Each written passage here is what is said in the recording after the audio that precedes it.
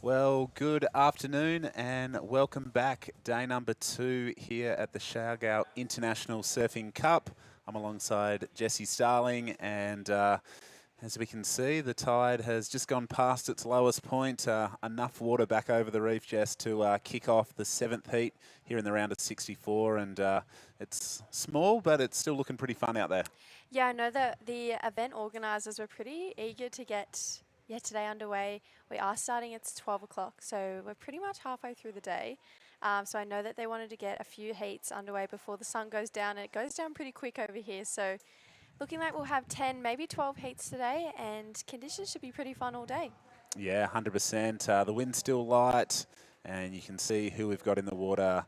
We've got Tenchi Iwami from Japan. We've got Toby Eswanjon from the Philippines, Nyoman Fremanto from Indonesia, and Clarence Savadre.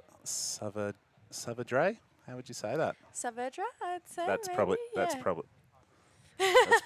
probably way better.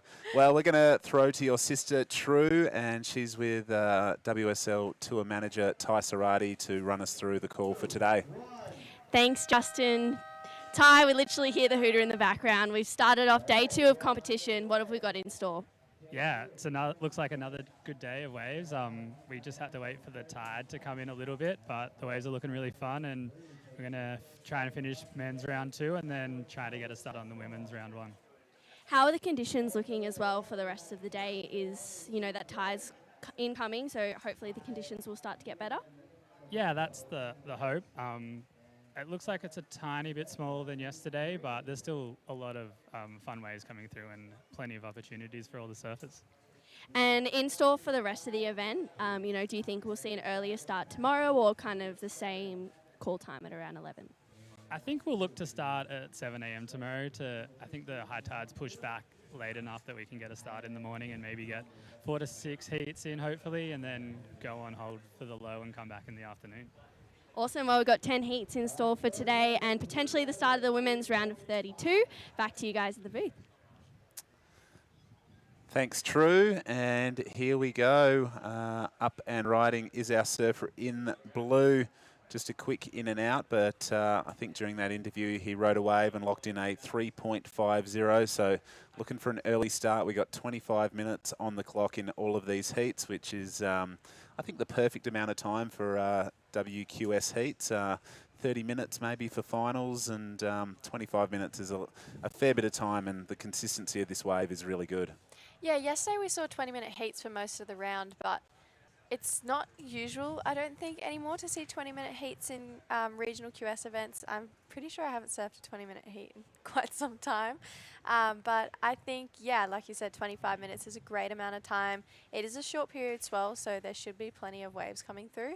And I think with it being just off low tide, we might see some people play the waiting game to wait for those bigger ones that have a little bit more water off the reef, maybe the second wave of the set, or then the other approach, which is Toby. We've seen him turn 3 waves in 2.5 minutes. So we'll see what pays off in this round. Yeah, well, 2 quick turns here for our surfer in blue. Finishes with a 3rd, so he likes obviously to apply a little bit of scoreboard pressure early, and not a bad way, I think, to just settle the nerves, ease the tension, and just have any numbers on the board is better than nothing. So he's locked in a 3.5 and a 3.0.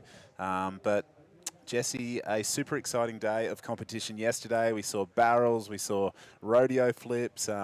It was all happening. The last heat of the day was a really exciting one. And look at this drone footage.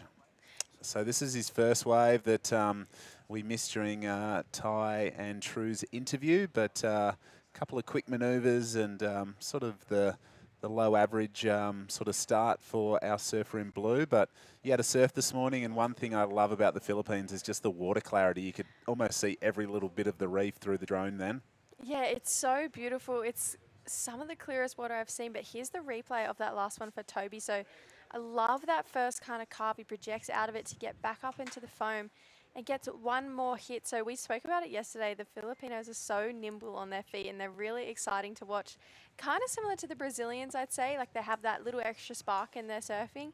And it's a different type of surfing we see in comparison to the Japanese. So I'd love to see where the judges go when they compare the two styles of surfing, maybe a more calm but stable approach to an upbeat and fast approach with the Filipinos. So it's going to be a good day. I think we'll learn a lot.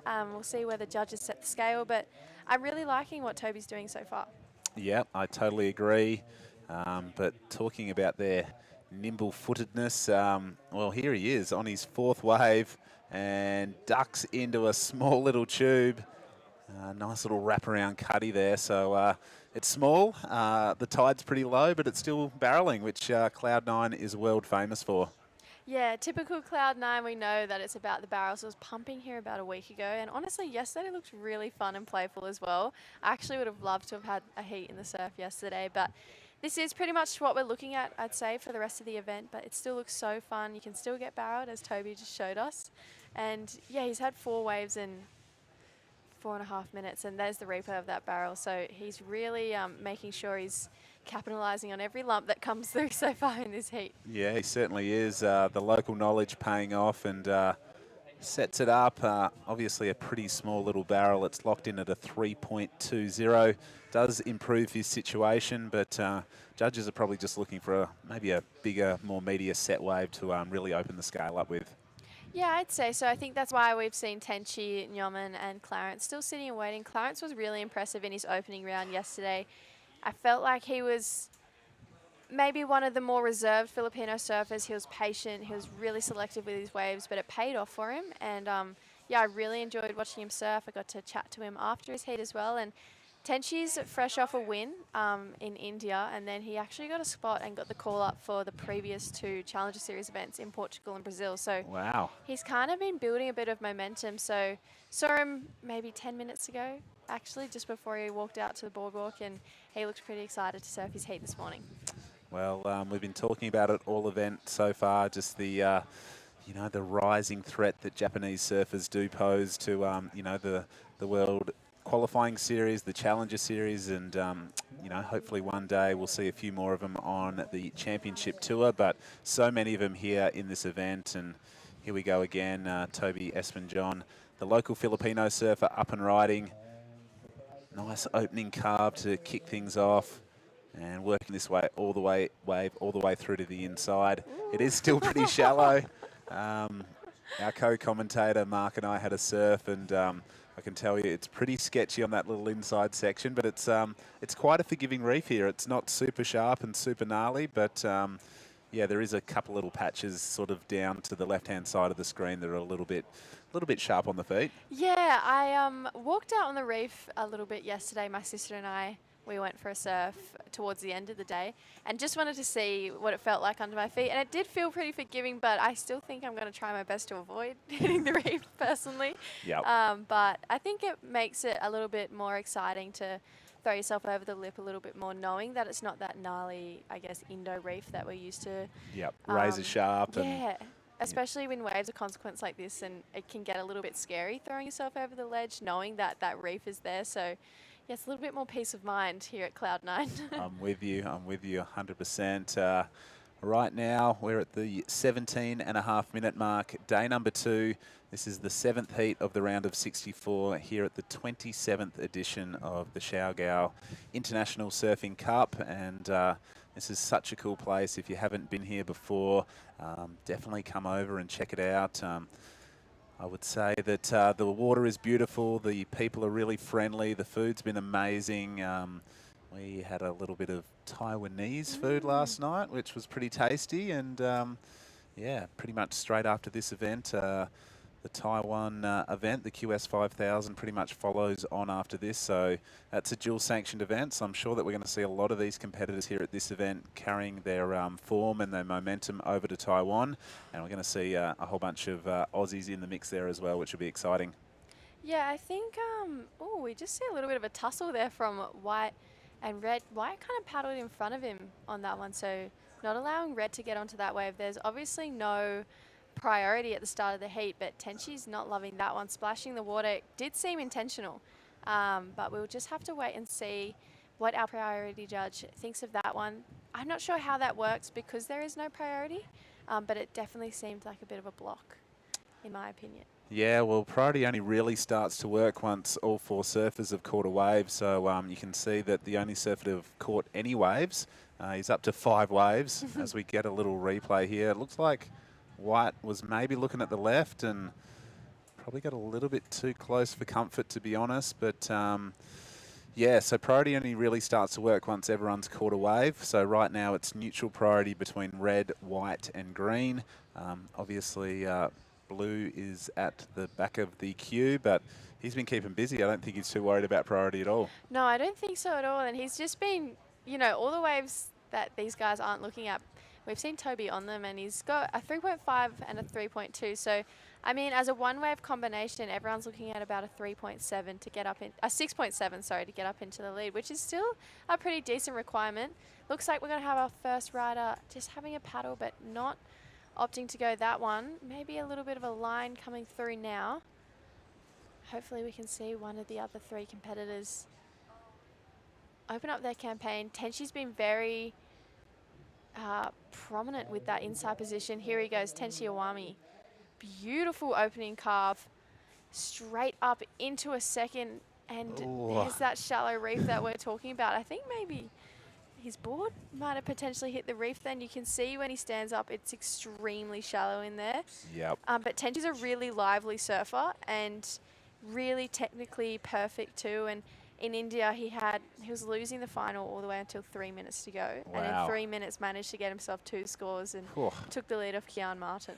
Yeah, I had a surf with Kian. He paddled out as Mark and I were paddling in, and yeah, met him a long, long time ago as a 10-year-old coming over to compete and yelling up at Taj's small fries, and his surfing has just exploded. He's a young man now. He's just absolutely ripped, and this guy rips as well. Look at this first manoeuvre, right in the pocket, nice and tight.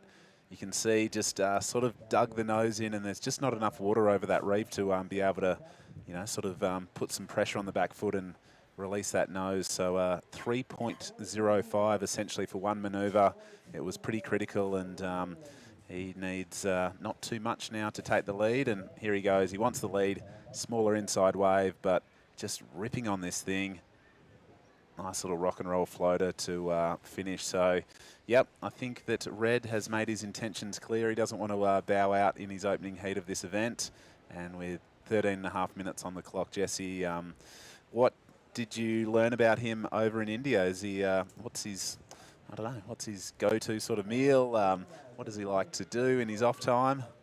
I will get back to that in a second, because right now that's the type of surfing I was talking about from Clarence. Really impressive. I'm not sure if he rode out of that second turn, but it still looks so shallow in there right now. So I feel like we're pretty much maybe an hour off low tide right now.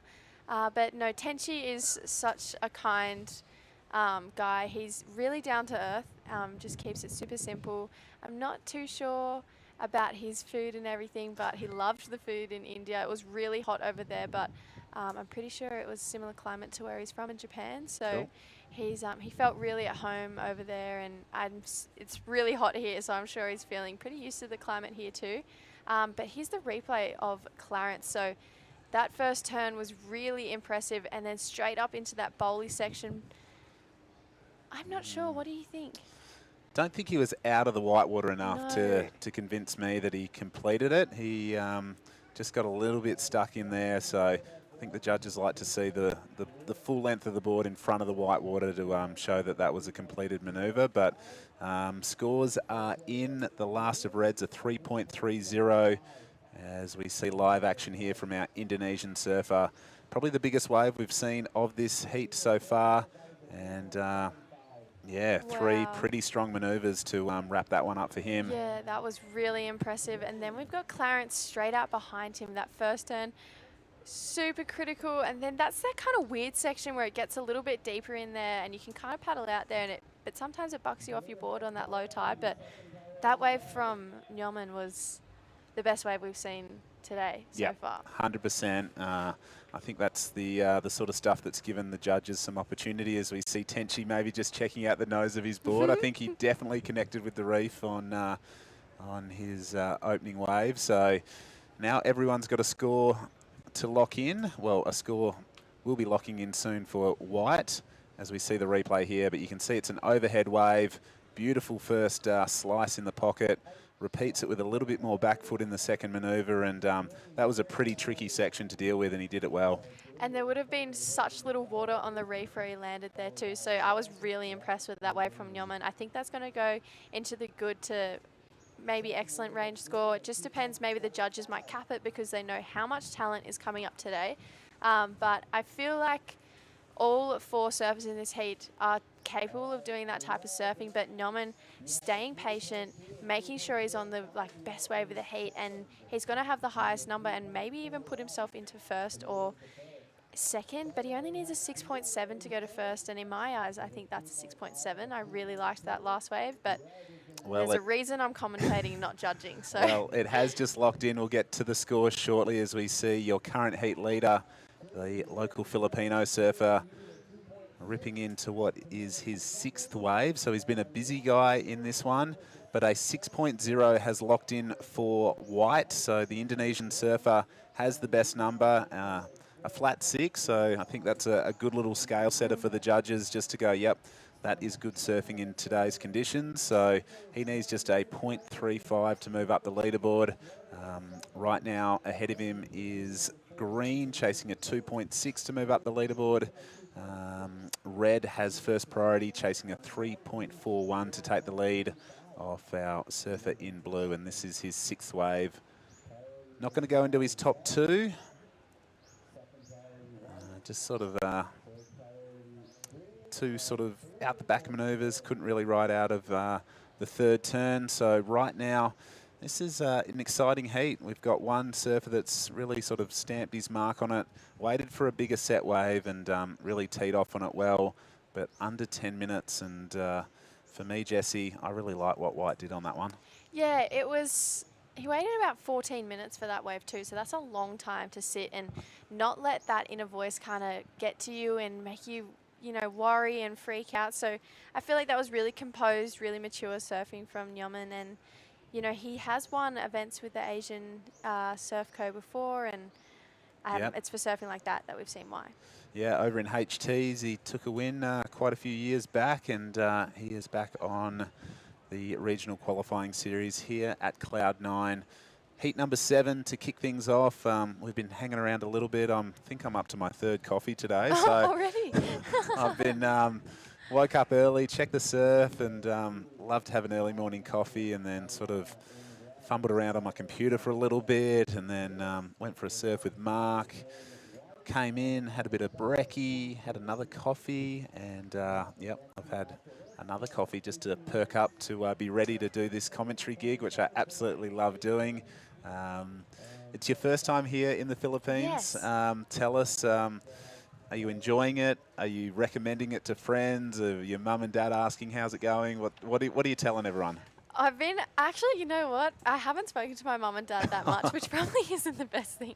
But we'll get back to that. Here we go. This is Nyoman. He's got the highest wave score of this heat so far, and that was so impressive. I love that he's just going for it. He's kind of got that momentum under his belt, but needing a... Oh, we got a 1 for that. So he's gone from 4th to 1st, just on the back of 1 wave. Tenchi now dropped down into 3rd, looking for a 3.41, and Clarence a 2.95. So it's a bit of a battle for 2nd right now. Certainly is. So I liked what White did. Just sort of saw it was a shorter wave, but obviously not too scared of the lowish tide conditions, and went for the big aerial manoeuvre. And goodness gracious me, my ankles were just sort of tweaking just thinking about landing that manoeuvre. But incomplete, but a 1-point ride, enough to see him move up into the lead. So you haven't spoken to your mum and dad? No, not too much. Via text a little bit, but Okay. not a phone call. I've honestly been speaking to my best friend Shay a little bit more. But this is Clarence. I just love that backhand, but he just can't seem to connect yet. But I've been recommending it to all of my friends. A lot of my friends have been like, where are you now? Because I've done a fair bit of traveling with commentary and competing this year. And like, oh my goodness, where are you now? I'm like, oh, I'm in the Philippines. And I just keep saying this is... has to be one of the most beautiful places. Oh, living my absolute dream. This is everything I've dreamed of since a little girl. So there's always a smile on my face. Always. I Always love a it. glass half full when I'm away commentating, competing, so, and at home too. Well, here goes the Indonesian surfer in white in the lead, and will replace that 1.0 we saw for the aerial attempt. So he looks like a really smart surfer. You know, he was patient, and now he's got a keeper score. He's just looking to, you know, add to what he's done in this heat already. A 3.15 gives a little bit of breathing space, I guess, between him and his fellow competitors. So he's almost hitting that double-digit mark, and doesn't need too much more to hit that spot. But this heat has flown by, just under 6 minutes remaining. Yeah, I feel like it was a really slow start, so now that there's been a bit more of a flurry of waves and you don't have that comfort to be able to sit and wait, we've seen all the competitors kind of turn and take that Toby Espejon approach in this last back end of the heat. Here's Tenchi. There's that first turn. This is that little bowly section we love of Cloud9. He's going to get a third one, kicks the fins out past the foam, definitely rides out of that. All I'm thinking is his fins on the reef as he's on that wave. That was super critical for a smaller wave. Really jammed 3 critical maneuvers into it, and yep, I think he is going to improve his situation. Currently in third spot, 5 minutes remaining, so the pressure builds as the time ticks down. I'm excited to see what the judges thought of that, because like all of the Japanese surfers we've seen in the event thus far, they're super technical, just really smooth, and they put their board in all the right places like he did on that one. Talk us through the replay. Yeah, I really like this wave from Tenchi. I just love the way he attacks that first section. Then he carves through, and this is where we see the wave stand up again for him to be able to kick the fins out on that third turn. And he makes sure he gets a clean ride out in front of the foam. Here we go. Here's Clarence. I love this guy's backhand. Beautiful first turn. And it was so close to holding on. This is the surfing I'm talking about from Clarence. So it's really springy and energetic, but he does it on the better looking waves. Unfortunately, it just hasn't paid off for him the last 2 that he's got. Oh, just finds a little hole on the reef there. But that board he's on, I've actually discovered, is a local shaper called Hayden Shapes. And the logo looks kind of similar to Pizel, but it is, don't be confused, it is actually Hayden Shapes. And yeah, he shapes a lot of the boards for the Filipino team over here. And Cool. I'm sure you'll see a few of them roaming around. Well, the thing that I've noticed about Cloud9 at this size, it's small, but it's super sort of bowly and punchy. And I think the thing about Clarence's surfing, being the lone goofy footer, you can sort of draw off the bottom and really hit that pocket nice and tight. And I didn't catch his heats yesterday, but I can definitely see what you liked about his surfing on that attempt. It doesn't look like it's going to go into his top 2. He's chasing a 4.06 as we see a quick in and out there from Tenchi. I like that he is running a little red spray on his board, red board shorts in the red rashi, so picking up on your little stylish vibe that you spoke about yesterday. Yeah, he did that all through India as well. He just was so consistent with his style and just making sure everything was in unison, and it seemed to pay off for him now. Maybe it's a bit of a superstition thing for him. Yep. I just do it just because I purely like that it all looks good together. But here we go. This is Nyoman. So really nice first turn in that critical part of the wave. Carves back. Then we see a little bit more from him. So looking a bit at that 3.15, but Tenchi's last wave, a 4.5, pushes him up into second. So now at 2.5 minutes, Toby has priority, looking for a 4.31. It's starting to heat up, get a little bit more tension out there. It was a very slow start, but it's been a very hot end to this heat. Well, we are on low tide conditions. You can see the world famous Cloud9 tower. These are the spectators just getting out of the sun a little bit, and yeah, by the end of the day, you won't see anyone sitting there apart for some fish and some crabs maybe. But yeah, you can see how much the tide does fluctuate, and we've gone past low, and it's still low enough for people to get some shade underneath the tower. Here goes the local boy now, using his priority, and this is a good little running wave, and connects. He likes it. Little fist pump there. Maybe trying to sell something to the judges. Gets a round of applause from the crowd. One thing I do really enjoy about the Philippines, it's just that nice sort of humid, tropical sort of stuff, but I've seen a lot of sunburnt people here, so... Oh, yeah. Yep. Walking out onto the boardwalk yesterday, there was just some very red backs and some very burnt heads as we see Tenchi here really get some good body torque onto that opening manoeuvre. Slaps it up there again. And yeah, that was a pretty nice looking wave for mine. So a couple of waves now to lock in. Yeah, it looked like Nyoman improved on his scoreline, so he looked in a 3.8 for that last wave. We've got scores to come in for Toby and Tenchi. Toby only looking for a 4.31 on that last wave. I quite liked it, but I do think Tenchi will improve his situation based on the back of that last wave, so that requirement's going to go up for blue. And I've got a bit of a soft spot for Clarence, so it's a real shame he hasn't been able to put one together, but here goes the current heat leader. This is Nyoman, has that 6 in the bag, wants to improve on that 3.8. He was definitely on his way. I loved that second turn. Well, he's definitely found the biggest waves of this opening heat. He looks like the biggest surfer out of everyone in the water. So, you know, the bigger you are, the better your turns can be. But he's really had a mind to be on those big set waves when they come through. So, interesting to see what's going on. Toby Espenjohn, a 3.50. He's still in third place, chasing that 4.31. It's all going to come down to this little exchange here.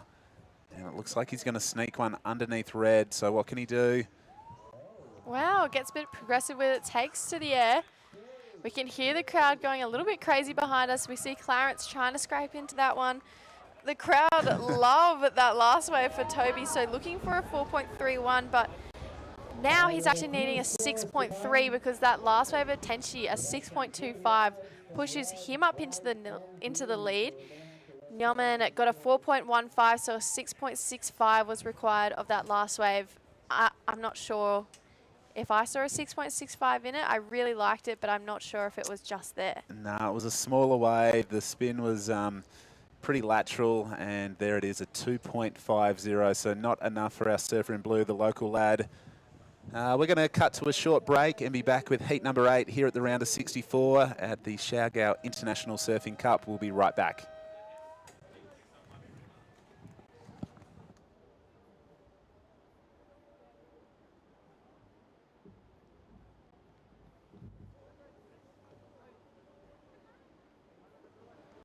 All right, so this is heat number 8.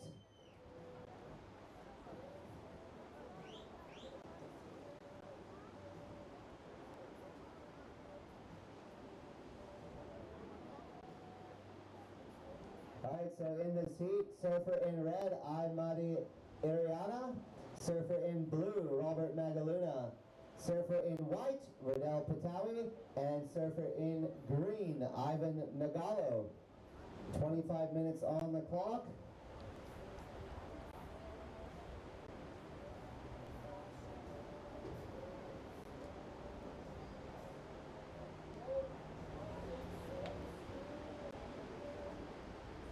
All right, so results from the last heat coming in first, red, Tenchi Iwami.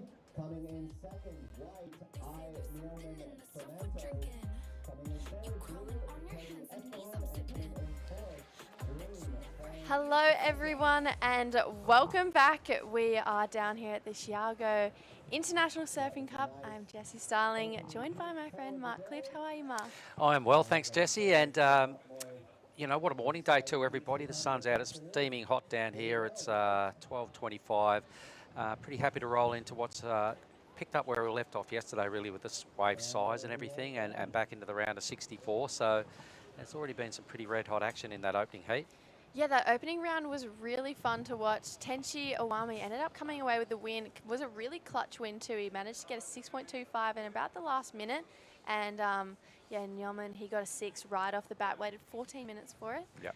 But it was really impressive surfing on that wave. And yeah, now we've already moved into the round of 64, heat number 8, heat number 2 of the day. So in the red is Made Ariana, in the blue, Robert Magaluna, who I believe is the local surfer from Cloud9. I believe he's from Cloud9. All right. Rodel Patawi, from the Philippines as well in the white, and Ivan Nogalo from the Philippines. So almost an all-Philippine heat. Great start, young man. And that was really impressive surfing. So that was Rodel. That was pretty good. Like 2 really strong hits, and that end move was fairly eye-catching. It could have been really quite easy to have not made that. There was a lot going on, so well done there, Rodell. His best wave by far. Here goes Robert Magaluna. Yeah, Robert's a super impressive surfer. I feel like he's always kind of on the scene, and we always see his name travel through the draws a little bit more than maybe his fellow Filipino competitors. Him and Marimar are good friends as well, but he was really impressive over in India and kind of managed to get 3 or 4 buzzer beaters over there. So it was really impressive surfing, but this Rodell is dialing Rodell. him up. I Yeah. think that's wave number 3. Yeah, we definitely have another score to lock in. It's saying he's already locked in at 2.5, but you'd think we'd have 2 more scores to lock in for Rodell because that first wave was really impressive. Yeah. So that'll be the best wave of the heat so far, the second wave for Rodell. He's got a couple of backup numbers there. That last wave included in potentially a backup score. But the other two, Made, really strong surfer, goofy footer out of Sarangan, I believe, on the east coast of Bali. First time I saw him this year. So a 3.25 locks in for Rodell's second wave. So the judges didn't get too carried away with his 2-turn effort. But I'm thinking that maybe they deemed the first wave as incomplete and it's come in at a 2.5 because there's no more scores to lock in for Rodell. So just not getting out in front of the foam enough. Here's the replay of that 3.25. Love that first carve from him. Straight up into the second. This is where it gets a little bit steeper and, yeah, kind of lays the rail into that one. Just a little bit too much. Unfortunately, can't ride out. But in that last heat, we saw the sole Filipino surfer, Toby. He caught about 6 waves in the first 5 minutes, I think. So we might see that same approach from Rodell. yeah, but I really love what Tenchi did in that last heat. I've seen him a lot through this year's Asian circuit. Full powerhouse. There's no messing around. Every manoeuvre is always just super strong. So a worthy winner. And Gus Fremantle, well, I've seen him compete over a lot of events throughout Indonesia. He actually won a big-time event the first time we went to HT's, Lancers up there in the Mentawais. He won that event. So a couple of polished campaigners there taking down Toby and Clarence in that very first heat of the morning, heat 7. Yeah, Clarence was really impressive too, and he was super impressive in his heat yesterday, but he just couldn't manage to ride out of some of his turns. Like, he was doing some of the best turns that we saw in the heat, but on these really steep sections, but just kept burying his nose coming down. So that low tide definitely still factoring into the steepness and just catching your nose a little bit when you come down on that vertical section. But yeah, it was Tenchi and Agus who managed to navigate those sections and progress through the heat. Well, they got the better waves, the easier waves to ride, so that was a good thing. Worked in their favour, and having a little free surf out here this morning. It is pretty shallow. It's quite a forgiving reef at the end of the day as far as reefs go. But you still don't want to be nose diving too often, especially at the end of the wave or even off the takeoff at this. It's only just above low tide.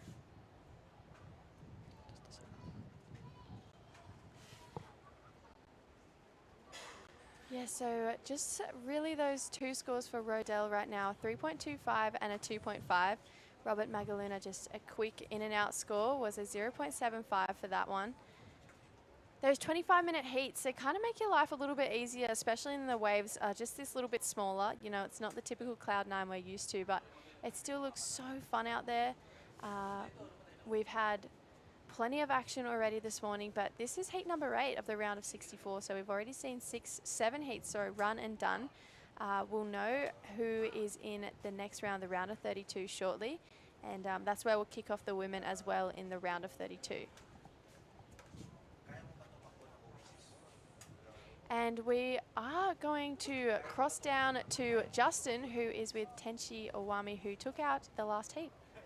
Yeah, thanks, True. I'm here with our first heat winner of the day, Tenchi. Congratulations. Did you feel nervous surfing in the first heat of the day? It's always a little bit nerve-wracking knowing what the judges are looking for. And yeah, how did you feel? My face so nervous, and that was super slow heat, and I didn't get good wave for few minutes, and then I'm looking for big and hollow wave, and then got 2 big time, and then I wait last 2 minutes, and I lucky so got a good waves. Yeah, and then I got a 6.25. My feel so good. Yeah. Yeah, 6.25, the best wave of the heat. Tell us, you won an event recently in India. Are you enjoying your time here in Cloud 9 and you're hoping to build on that momentum from India and bring it here to the Philippines? Yeah, I love Siargao is my love place. People is kind and food is good, very good. Like yeah, like India. I love India too, and yeah, keep going. Yeah. Would you like to say anything in Japanese to your friends and family who might be tuning in and watching? 応援してくれている方々ありがとうございました。結構危ないヒートだったので、ラウンド2からは、ぶっちぎっていきたいと思います。サーフィンの調子なので応援よろしくお願いします。Well, there we have it. Some words in Japanese from our first heat winner. We'll throw back to you guys at the booth. Awesome. Thank you so much, Justin, and thank you, Tenchi. I really enjoy Tenchi's surfing, and he's such a likable guy. He's so friendly and really impressive in the water, and even after he won India, he was so humble about it, and he actually won India in the last 3 to 5 minutes. All right, He well, was that's a good losing result. the whole way and ended up taking it back to Kian Martin in the last 3 to 5 minutes. So really impressive stuff from him, but yeah, just saying he loves it here in the Philippines, and so do I. It's my first time here, and I actually haven't had a bad experience yet, so I'm really enjoying it. I went out on a boat this morning, went for a surf, and just swum around in the crystal blue ocean that we have here in the It's Philippines. got to be the clearest water I think I've just about ever surfed in, especially that spot where you went this morning. It's pretty cool. So thanks to James and Marja for the hookups, but we do have a temporary little malfunction on our screen, but I can see a 525, a handy number for Made Ariana on his backhand. So at this stage, wave of the heat. Here we go. We're back live. Got some movement on our monitor. So Made Ariana, I didn't see the wave of 525. Maybe we can do a replay of Red's last wave. It'd be pretty handy because that is the wave of the heat, and temporarily in second has got a good look at the lead if he just gets a half a point right. Yeah, a 5.25 is definitely a score that we've seen most people progress through heats with. It's kind of that average score that has been enough to get you over the line. So he'd definitely be happy to have that 5.25. This is Robert Magaluna, really strong, goofy footer. There's another powerful backhand turn and up again for a third. Didn't look like he was going to fall once. He looked so stable on his feet then. Yep, up and down. Nice top to bottom approach there from Robert. So was languishing in fourth, only had one right. It was just below 1 point. So this is a pretty handy little scoop up. If it's a mid-range 4, he could go straight into second. Some pretty solid backhand belts going on there on his second ride for Robert. If you've just tuned in this morning, well, we were waiting for the tide to do its thing before we could kick off. So it was a 12 o'clock start here in Siargao in the Philippines. We're at Heat 8, which is effectively Heat 2 of the day. The format for everybody tuning in is we've got 16 of these heats to run, and we also have women's heats 1 and 2 of their opening round on standby. Here goes Red. Yeah, here we go. This is Made. So, wow, really strong backhand at surfing from him. Super impressive. He's used to surfing reef breaks like this, and wow, kicks the fins out for a third turn. Is that a ride out? I reckon, for sure. In these conditions, I mean, you've got to take into the fact that, you know, guys, you know, if you go much further than that, you're going to lose fins. So he did everything he probably really needed to do to show the judges had control. It's definitely got to be better than whatever Blue's number comes in. And Blue got a 4.51, by the way. And I believe Red's is going to top that. So Red will definitely go into the lead. He only needs a 0.5 to do that. So we'll have a new heat leader. Rodell and Robert now paddling around out the back, trying to make some sense of the lineup. Robert actually needed a 4.51 and got a 4.5. Yeah. So that's as close as you get well, it's actually for a draw Robert. for second spot. Yeah. Temporarily until Made's wave drops. Yeah, I believe Made's could even better that 5.25 depending on whether the judges deem it a ride out or not. It has to be really solid I think his 2 turns were good enough and convincing enough to get extract a pretty substantial number. I think he has the second best score of the heat now as well. Yeah. I reckon he has the 2 best scores. I definitely agree with you on that one. I think Rodell is probably in a little bit of a tricky situation right now because it feels like Robert is starting to build his groove. Here we go. This is Ivan. We saw him in that opening round, goes to the air, knows he has to do something special. Rodell paddling out the back, tucks into this one, but just running off, and it looks like he travelled all the way to the end on that one, so that was Maybe not. really, oh, There he maybe is. not, he's up there. That was Like, just the inside curl, just making it look like there was a human in there. yeah, it definitely looked like I saw a white Rashi, but that was really impressive from Rodell nonetheless. But there we go, there's that score for Made, a 5-point ride, so not quite capping the 5.25, but put him straight up into the lead, 10.25 total. So he's already beat the total of second place in that last heat. So And that's fair enough. Yeah. I really reckon that was every bit of a 5. So he does have the 2 best scores there, Jess. And regardless of whether it was a ride out or not, we'll never know what the judges talked about there. But convincingly into the lead, 2 best numbers. He's got to be happy with that. Now immediate form for Made is to now improve on that 5. Everyone else, look, even Rodell now needs a 7, but those 2 numbers in his column, they're pretty below par for what's been going on in the round of 64. So he's going to have to ramp it up to hold on to second, because Robert's looking pretty strong. And if Ivan can get his air game going, I reckon he'll be a real contender as well. Yeah, Robert Magaluna only leading a 1.25 and Ivan a 2.1. So really close for second right now. I feel like we've seen a bit of a pattern in all of these heats. It's been someone who's really dominated and then been a bit of a battle for second. I feel like there might be 3 or 4 kind of good to excellent range waves, and it's whether or not the surfer can negotiate the low tide and the suckiness of the wave, if it barrels or not. And then we see the rest kind of float around on those smaller ones, but I definitely think it's the 2 surfers who capitalise on those bigger, suckier sections that have been progressing through all the heats. Here we go. Look like we've got a paddle from our second place getter. This is Rodell. Tucking into this one. That's what we're used to seeing at Cloud 9. Really impressive. Takes to the sky. Unfortunately, kind of slipping off the board a little bit there. So, I don't know. It's pretty impressive stuff, and I definitely think he's going to drop that 2.5 or that 3.25. Definitely a good tube. I haven't seen a tube for a while, and it was a clean tube. It was a small wave, so it probably wasn't a high degree of difficulty, etc. But you know, a tube's a tube. In this sort of round, with the scores as they are, I think it's going to come in as potentially Rodell's better wave. Without getting too carried away, I think he creeps. He consolidates on second spot is what I'm trying to say. And it is a 3.45, his best score. So he does just that. Yeah, so blue and green requirements just edging that little bit higher, a 2.2, a 3.05 for green. 9 minutes 30 to go, plenty of time, very achievable scores for both of those surfers. I feel like if Rodell wants to stay into second position, he needs to do more of that and even get deeper and get on bigger waves. But yeah, if I was Made, I'd be pretty happy with where I am right now. He's strong, man. I saw him, really caught my attention at the Korea event this year, and I likened his surfing to Mega Artana, who's really strong, goofy footer, and Made was chuffed that that comparison got thrown out there. So this is probably the first time I've really seen him have a really good lash at his backhand, and it's looking pretty strong, good enough for the lead at this stage. He's got second priority at 9 minutes to try and chip away at deleting that 5, and I reckon he's fully every chance of doing that. I actually believe it will happen. Rodell needs 6.8. Has he got a 6.8 in him? Or improve on one of his 2 scores there. Here goes green now, Ivan. Yeah, really nice first turn, but just a bit too straight-legged. Kind of gets bent off that one, I'd say a little bit, but he'll get back out. There's a super short paddle back out, but what can you tell us about Made? Just a strong, likeable lad. He's one of the new Groms on the scene, and you know, goofy footer, power-based, really fast and flashy when I've seen him on his forehand.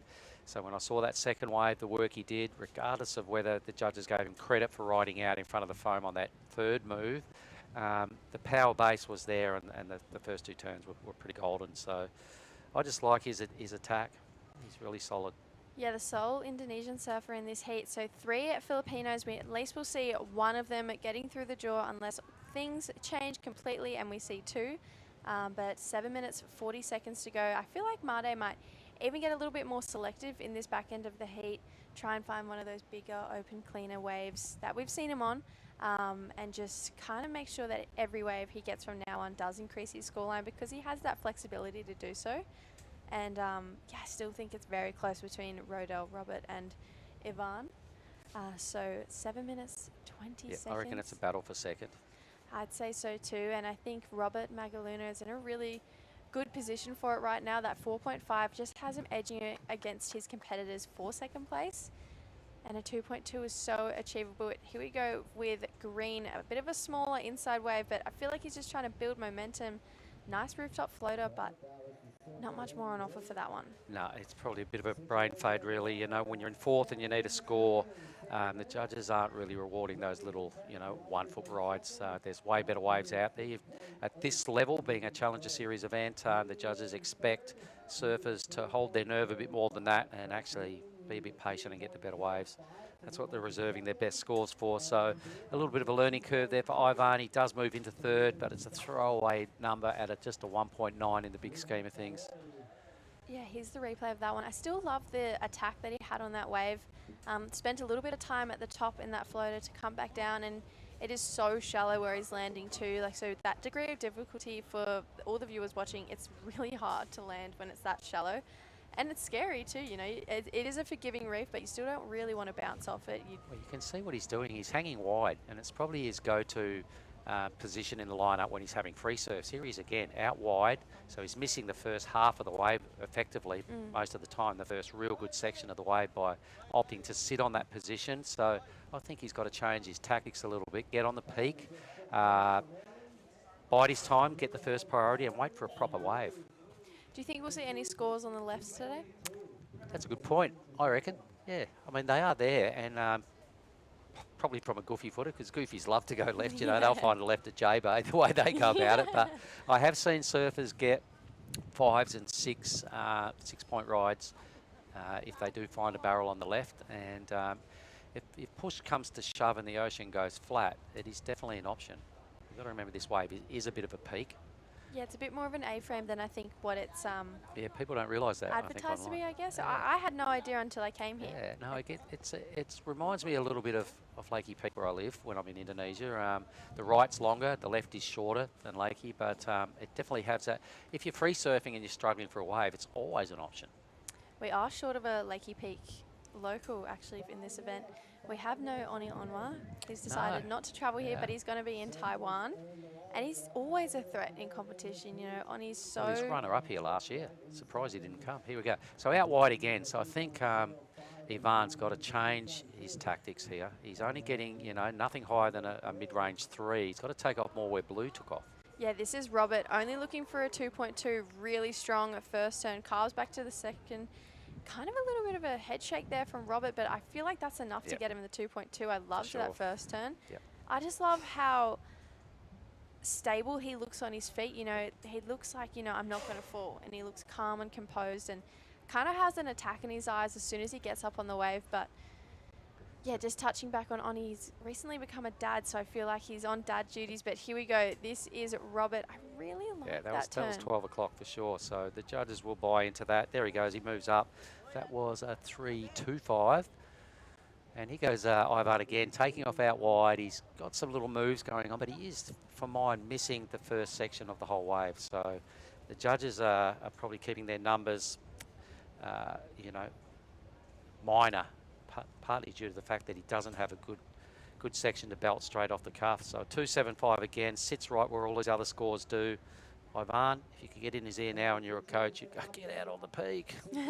That tactic works good if you're having a free surf. You get a lot of waves, you get to ride lots and do lots of stuff, but it's all about quality, not quantity when you got the rash vest on. So I think Ivan, probably just a little tactical blunder. Maybe just a little bit of inexperience. Yeah, especially it is tricky. You're in fourth position, only needing a 4.11. It's such an achievable score for all of these competitors, and it can get stressful being out there. Like, I just need to get a 4. That's all I need, and you end up turning on horrible waves and just trying to manufacture something that isn't there. So I definitely think maybe sitting and waiting would work for him, but then again, there's 2 minutes 40 seconds, so you just roll the dice on any opportunity that comes. Or do you go left? Or do you go left? That is a great. You are a goofy footer, so do whatever works. But here we go. This is Robert. He's in second. Whoa. That's better from Robert. Really nice first turn. Bit of a bobble and up again. So He's rapid fire. such an impressive surfer. He is. He's really sharp and prepared to throw it up at the lip at every opportunity. I think this is going to drop in as a reasonable score for. He might have increased his hold on second. First turn was real spicy. Got a lot of the board above the lip, probably more than half the board, and then threw it up really, really quick to squeeze in that second move. Judges are debating this here for Robert, so this could be the winning move, the qualifying wave for Robert. Yeah, Here only comes looking the for score. a Yep. 5.75 for second. It's going to come in short of that, but it's definitely improved his situation, a 4.2. So now white, a 5.25 is required, and green, a 5.05 for. So their lives getting a little bit harder off the back of that last one of And Robert. see, that's what Ivan's not doing. He's not got that first section like Robert has. Here we go. He's rolling the dice again. Gets a little bit progressive with it. I like the approach. You know, he's realized, you know, what I've done isn't working because he was sitting wider and, like you said, missing that first section. But he's trying everything, and I love that, you know, he's not given up. Yeah, he hasn't stopped trying. I think it just was just the tactics of his positioning in the lineup that might have proved a bit of a fatal move in Heat 8 here for Ivan. He's a good surfer when we free surf. You know, he does get a lot of waves, and you see him out there, and he always looks pretty fast and flashy. But this is a whole different ball game. Competing with the Ration is about as far different as it can be to having a free surf, and probably that's where you got to adjust your mindset inside a minor format of 25 minutes. So he's caught 8 waves, and his best score is only a 3.65. Yeah, and that was earlier on in the heat too, where he probably was sitting on the peak. Looking like Robert's going to have another crack at this one. Needs a 5.75 to first. Really strong at first turn. This one's bowling up nicely for him. There's a second. Boom. Gets Well another done. one. Sick. Maybe this is the score to challenge first place for Robert. And think here it we could go. wave, Ivan. wave number 9 for Ivan's. Lots of hand jive going on there and body language, but once again, just on the wrong sort of wave, Ivan. I really like Robert's wave. I reckon for sure this could take him into the lead. It's going to be right there. Needed a 5.75. That last wave got a 4.2, but he got 2 more turns done. And I feel like the sections were more critical They on were, that one yeah, too. no, So good segue. finally, I think he's got a real shot at the lead here. I'd say so too. This one's coming down to an end. So that is all she wrote for Rodeo and Ivan. So really impressive surfing. That last wave, a 4.7 for Robert. So not enough to put into the first. So congratulations to Made and Robert getting through. We'll roll into round of 64, heat number 9, right after this short break.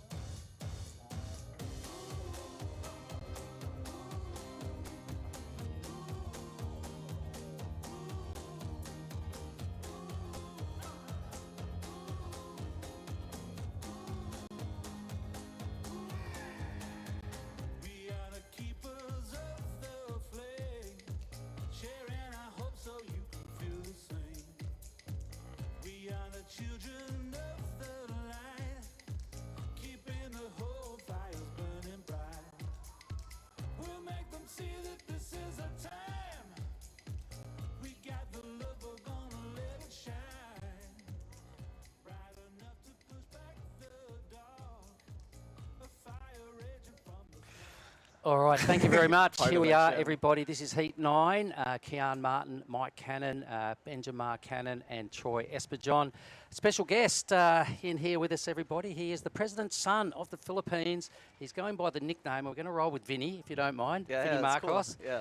Thanks for coming in and doing this with us. We'll help you out and we'll go through a whole of the surfing terminology, but I believe you are a surfer. John Carby, nice to see you too, John. Good to see you again, Mark. And John's going to help us out with some local flavour questions, if you don't mind, Vinny. But thanks for sparing your time and having a chat with us. Cool, yeah, thanks for having me, man. How you feeling?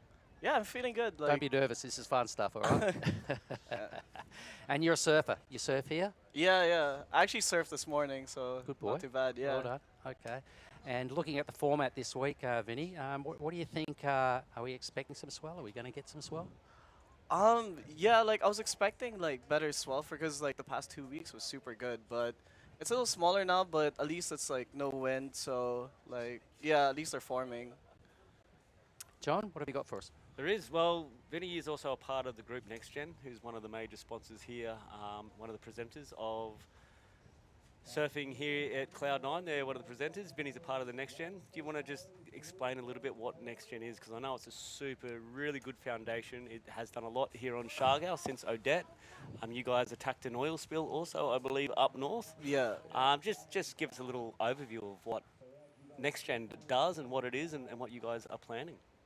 Next Gen is just a group of kind of like-minded people of the next generation of the Philippines. So it's just people that just want to help out, and you know, whenever there's a problem or something, we just help. So if there's a typhoon or calamity, we'll help. Or you know, if there's an athlete that needs support, we'll give it to them. Yeah. It's just whatever needs help in the Philippines, you know? Nice. Well, everybody can do with a bit of help at some time. So here we go. This is Kian Martin, now wave number 2 for Kian. Open with the 375 out of Indonesia. He is on the Challenger Series already, and he's trying to get back there and stay there via this QS Series. On his back end there, Benjamin Cannon. So you're suggesting helping some local surfers, Vinny. Have you got any team riders or team members in this event? Yeah, the last heat was Rodel Patawi, Pangoy, yeah. Like, He just went out too. As we left the tower, he was in second position as we made our way down here to Kessa in the live broadcast. It changed. He changed Yeah. down to third, so we just heard like a big cheer and we're just like, oh, that's probably it. Like, so he was topped by one of the local boys, Raymar Magaluna. So yeah.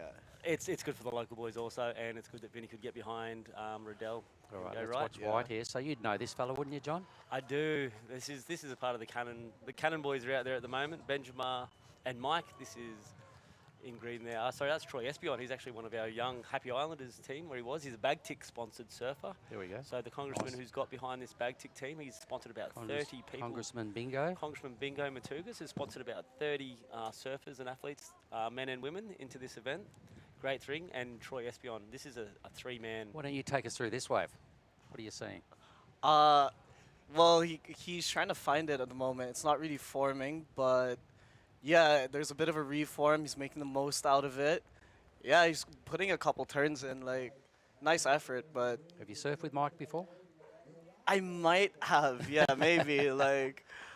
Kian Martin getting busy again. He has got a nice bit of flow and flair, Kian Martin. You can see that Challenger Series, Kian sort of stepping up into that next bracket where the experience that he's taken through that is just sort of taking him into that mature level of surfing. We saw that yesterday with Katura Gus as well. Remember that wave Katura Gus got a 7.25 by memory just off pure rail work, and that Challenger Series definitely does drag up surfers, drag their whole act up. Yeah, that first heat right of the round of 64, and he just set that level to that next to that next standard. Quick question for you then, Vinny. You guys go out on a limb and help people that need help. I imagine there was a lot of people needing help after Super Typhoon Odette. Oh yeah, that was a bit rough for everyone. Yeah. Right. Yeah, it was a bit rough for everyone. I mean, it was pretty bare essentials that were missing for everyone. So at least in that regard, like, it was pretty easy to know what people needed. So yeah. Next Gen actually helped me with first satellite phone to make first contact with my family, down with Mike Concho and the boys in Lamari, and you guys brought a satellite phone to the island. Super helpful. Okay, well, while a little break on the action, we're going to hear from the winner of the last heat. I think Jesse Starling is down there. Jesse, over to you. Here with Made. Made, you look so strong from start to finish in that heat. You must be feeling pretty good about yourself. Yeah, feeling so good. It's my first time on Cloud9. Yeah, feels so good. And you're from Indonesia. It's hot here. You're on a reef break. Do you see any similarities between here and home? This wave, like little bit like my home break. Yeah, I'm from Serangan, like same like reef. Yeah. And you're moving into the round of 32. It's going to be harder heats and higher stakes. How are you going to prepare moving into that round? For next round, I just do my best. Yeah. And is there anything you want to say in Indonesian back home? Untuk semuanya yang ada di rumah, terus dukung saya dan semoga di next round saya menang. Yeah. Awesome. Thanks so much, guys. This is Made, and back to you. Nice words there. Thanks very much, Made. The live action, we just saw Benjamin Cannon again going upside down on his backhand, but Kian Martin has an early lead with a 4.50 and a 3.75. Okay. Right, so he's in the lead. So how this works, Vinny, is Mike Cannon is in second. There his two numbers. He's chasing a 4.95 to get into the lead. That was him right there. So if this is a 4.95 or better, he moves up a space and overtakes Kian into first. Troy Espejon, your man, his best wave is a 4.15. He's in third, needing just a 1.7 to go up into second spot. So the 1.7 is to get into qualifying second. And Benjamin there, he's got a score to come, which is dropping right about now. It wasn't enough. He needed a 4-something. He got a 3.25. And he's now still in fourth, and he needs a 2.61. There goes Troy up again. Busy. Troy is one of those guys out there on any free surf. He's going to catch about 1,000 waves, and he's got a really dangerous backhand attack. He comes from thoroughbred surfing of the community. His dad, Dodo Espion, Toby Espion, he's his older brother, and they're just a pack of wonderful surfers. Dodo sort of set the standard out here about 10, 15 years ago. The big days, he had a similar attack to what Troy has. All right, so a bit of a maniac. And is getting to that level where he can put a score together now. So Troy Espion, as all these boys can. The Cannon boys, they're all goofy footers, which is one of those strange family traits that they have. Mark Cannon, Benjamin Cannon, and cannons everywhere. Mike Cannons everywhere. Cannons everywhere. A break full of cannons. So what about this, Vinny? Are you a natural footer or a goofy footer? Goofy, yeah. All right, so do you go left out here, or do you prefer it on your backhand? Or So the thing is, in the Philippines, there it's mainly rights. Okay. So I really way prefer rights. But having said that, I surfed the left this morning. That was really, really nice. So I'm a bit on the fence now. Okay, Yeah. all right, good stuff. And how long have you been surfing? Like about a year and a half. Wow, Yeah. okay, and you're already out at Cloud9, so you're going all right. Well, I've been out there once, and it was only like shoulder to head, but yeah, it was still pretty fun. Okay, so where do you live? Do you reside close to here, or? I live in Manila now. Okay. But I'm trying to live in Siargao, but I can yeah. see why. No waves in Manila, right? Exactly. All right, he goes some replays. Let's have a look at Mike Cannon's last effort. This got him into third spot. So on his backhand now, his best wave is a 3.3. There's the vertical attack of Troy. He just knows how to time it onto that lip really well. Wow. And whether it's 3 foot or 6 foot, he'll throw that turn almost 90 to 100% completion. Put it vertical, let the judges sort it out. Okay, so quick question back to you, Vinny. Are you going to be here for the whole event? No, I have to leave today. Oh, damn. Yeah. What time? Like 4 p.m. Okay. Yeah. Okay, you got other duties happening? Is other? Yeah, I have to go back to Manila. Like, All right. I always just have to like fight between having to surf and like working. I'm sure there's a lot going on being the president's son. Yeah, you're probably fairly hectic schedule. Oh, you have no idea. I saw what you did on the opening ceremony, the amount of times and the amount of workload you had to put into the opening ceremony. I went, man, this guy's life is a whole lot different to mine. Are you the apprentice speaker of the house also? That's one of your current positions and roles? Yeah, I'm the special assistant. Special assistant? Yeah, so I just help Speaker with whatever he needs and kind of goes wherever he goes. Yep, Yeah. Speaker Amaldez is also another great fan of surfing and what's happening here in the Philippines through surfing like you are. He helped support J.R. Esquivel to get onto his campaign for the World Longboard titles. That's right. We haven't talked about him much at all this this event so far, but you guys do have Marimar on the Challenger Series, John Mark Tokong, the defending champion here at Cloud 9 on the Challenger Series, and also a famous longboarder on the world stage, and he's qualified into the top 10, I believe, already, John. He made it to the final series in Malibu, which just recently finished, and I believe he came in 8th in the world as Blue is up and riding. Again, that backhand attack. Not too much there. He's looking Oh, hang on. He's claimed a big time. Yeah. He's looking for a 4.85. It was a pretty critical floater. I'm sure we're going to see a replay of that. He really liked it. I think he's claiming a 4, but I'm not sure whether that's allowed. But he did. He liked it. He's trying to sell the judges a number here. He liked it, and the judges don't get fooled too easily by little shenanigans. Here we go. I like that shenanigans. Exactly what it was. You watch this. And here comes the shenanigan. Boom! Yeah. Yo, I'd add a point for the claim, though. he was feeling it. Add a point or take one off. You'd add a point. The judges would tend to take one off if you get too claimy on a 4. Sometimes it's just pure emotion that sort of comes out of him. He would have felt that. He came out of the air. It was a pretty critical drop. So I'm sure he's happy. Will it get to where he needs to? I don't think so. I don't think so. The number is yet to be decided, but he does need a high 4, close to 5 points. I can't see that in the scheme of things, being that it's probably got to be the best wave of the heat to get through, and I can't see it being the best ride so far. As that drops in, back to JR, you were there in Melbourne to watch him at Bells Beach. Have a put something together. Yeah, that was really sick. Cause we surfed there as well. It's just really cold, so like I can't believe that you could compete at that level there. Like it's so wild. You got to be good at everything to be a pro surfer, Vinny. Yeah. So, keep practicing, my man. Looks like some numbers dropping in now, Mark. Yep. So your boy Benjamin didn't get what he needed. It was only a mid-3. He needed a high 4. So he did move up a space. Mike Cannon drops into 4th spot. Mike now needs almost 5 points. Benjamin needs still almost 5 points. So the Cannon boys are on the ropes in 3rd and 4th. But we have a situation there with Troy's last one, those 2 vertical attacks. He has jumped himself up into 1st place, putting Kian Martin down into 2nd. At the moment, looks like Kian's holding priority. Looks like a good set rolling in now. He's looking for a 5-4-1. Stay with us, John. Go for it. All right, so Kian is going to swing, and this guy does know how to get points and isn't afraid to sort of put everything on the line. We'll see if this one wraps down the reef, because it was a bit of a manufactured tail blowout there. Still pretty sick. I think his 375 will disappear. His 375 will disappear. Will he get into the 5-4-1 range? I'm not sure, but it will make it harder for the other boys, I think. Yeah, for sure. Quick up and down there for Benjamin. So 10 minutes remaining. Have you been impressed with the level of surfing you've seen so far, Vinny, at this event? I think in the Philippines in general. So like I don't just surf in Siargao. I surf in La Union, where like JR is from. And yeah, it's just like even when I went to Australia, like the leveling of surfing in the Philippines is so good. I agree.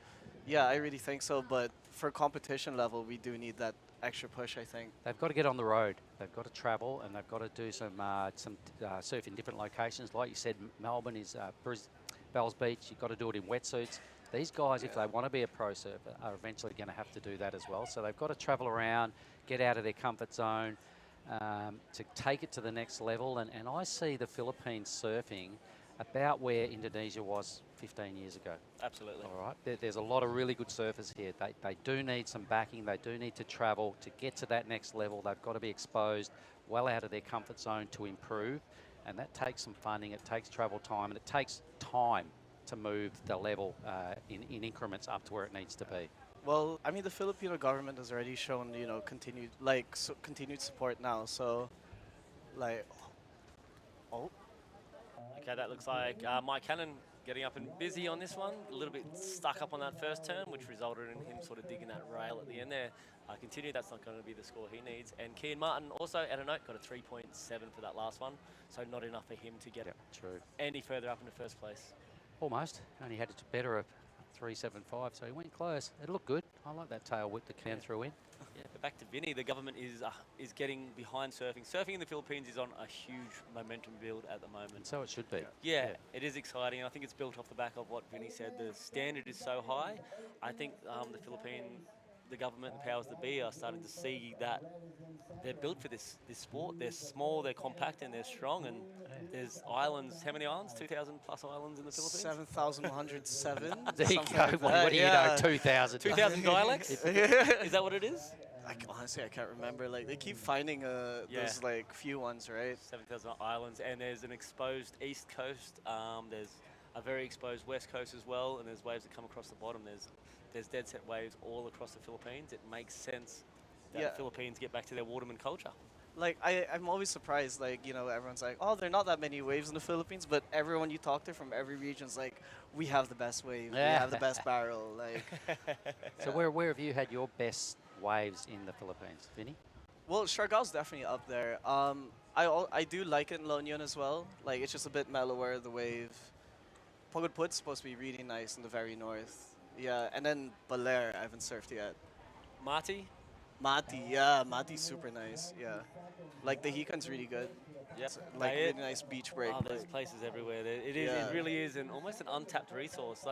The spirit of adventure for surfers that we have, come to the Philippines and just get exploring. Get on a motorbike, go ride around, or a boat, or putt around, go check all the other little nooks and crannies, because there's got to be some untapped spots, surely. Yeah, like, I mean, when I went to Australia, like, I felt so bad because the beaches are so crowded, right? They're like 30 people, and like, it's so hard to get a surf in, like. Man, lucky you didn't go to the Gold Coast. You could add a 0 to that 30, trust me, trust me.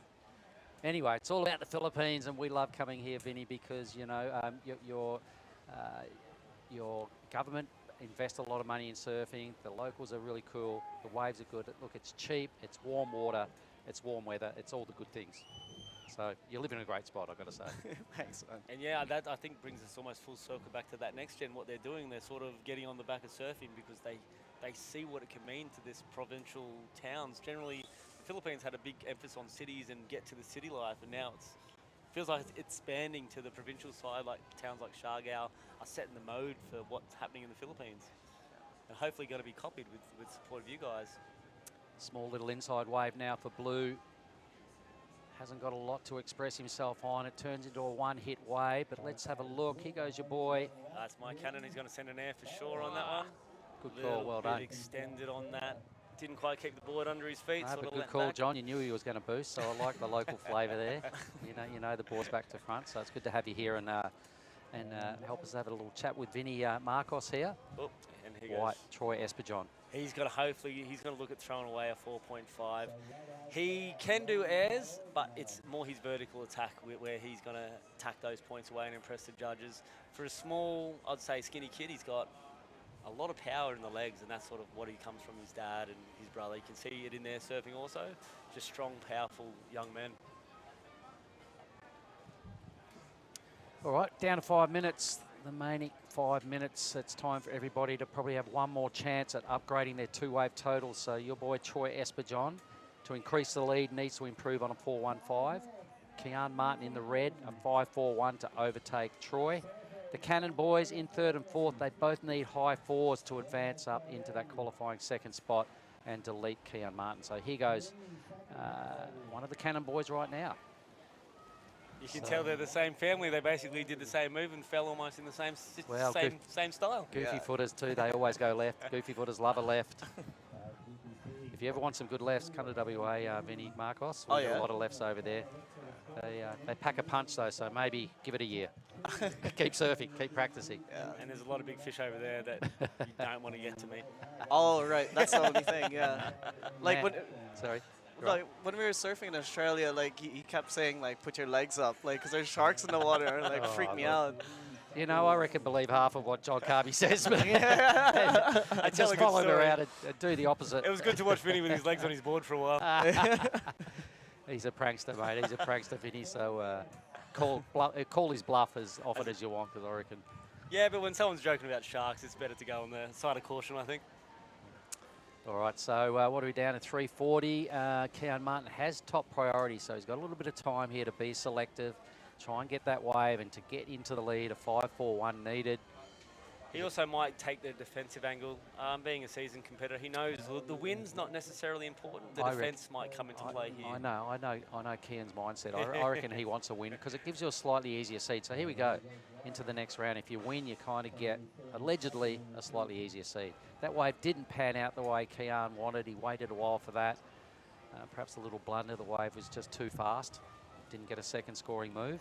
But he is also the type of guy that can attack a section like that and make it look like it was nothing. Right out, bend over backwards, stand back up, and look like he's done it 1,000 times. I reckon he's still got time for another wave. So, Vinny, you know, we really love the fact that you've taken time to step in here and help us out and stoke out the whole Philippines. I reckon there's a lot of people watching here today. So for the people in the Philippines that are watching, would you like to say something down the camera to them and just some words from the president's son? Well, to the entire Philippines, like, you know, surfing's good for you. Like, you know, it's good for the community, and yeah, you should try it out. And to the local surfers, I'm sorry if there are more people gonna come to the spots. Like, I'm after this WSL, I'm hoping more foreigners. So I'm really sorry, pasensya na po. Like.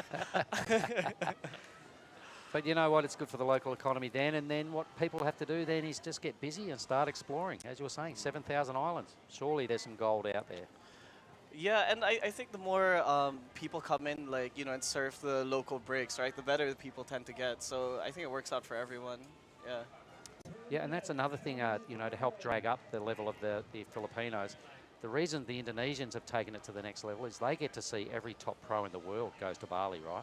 Or the Mentawais, or wherever, and make their clips and surf their waves. And they get to see them on a regular basis.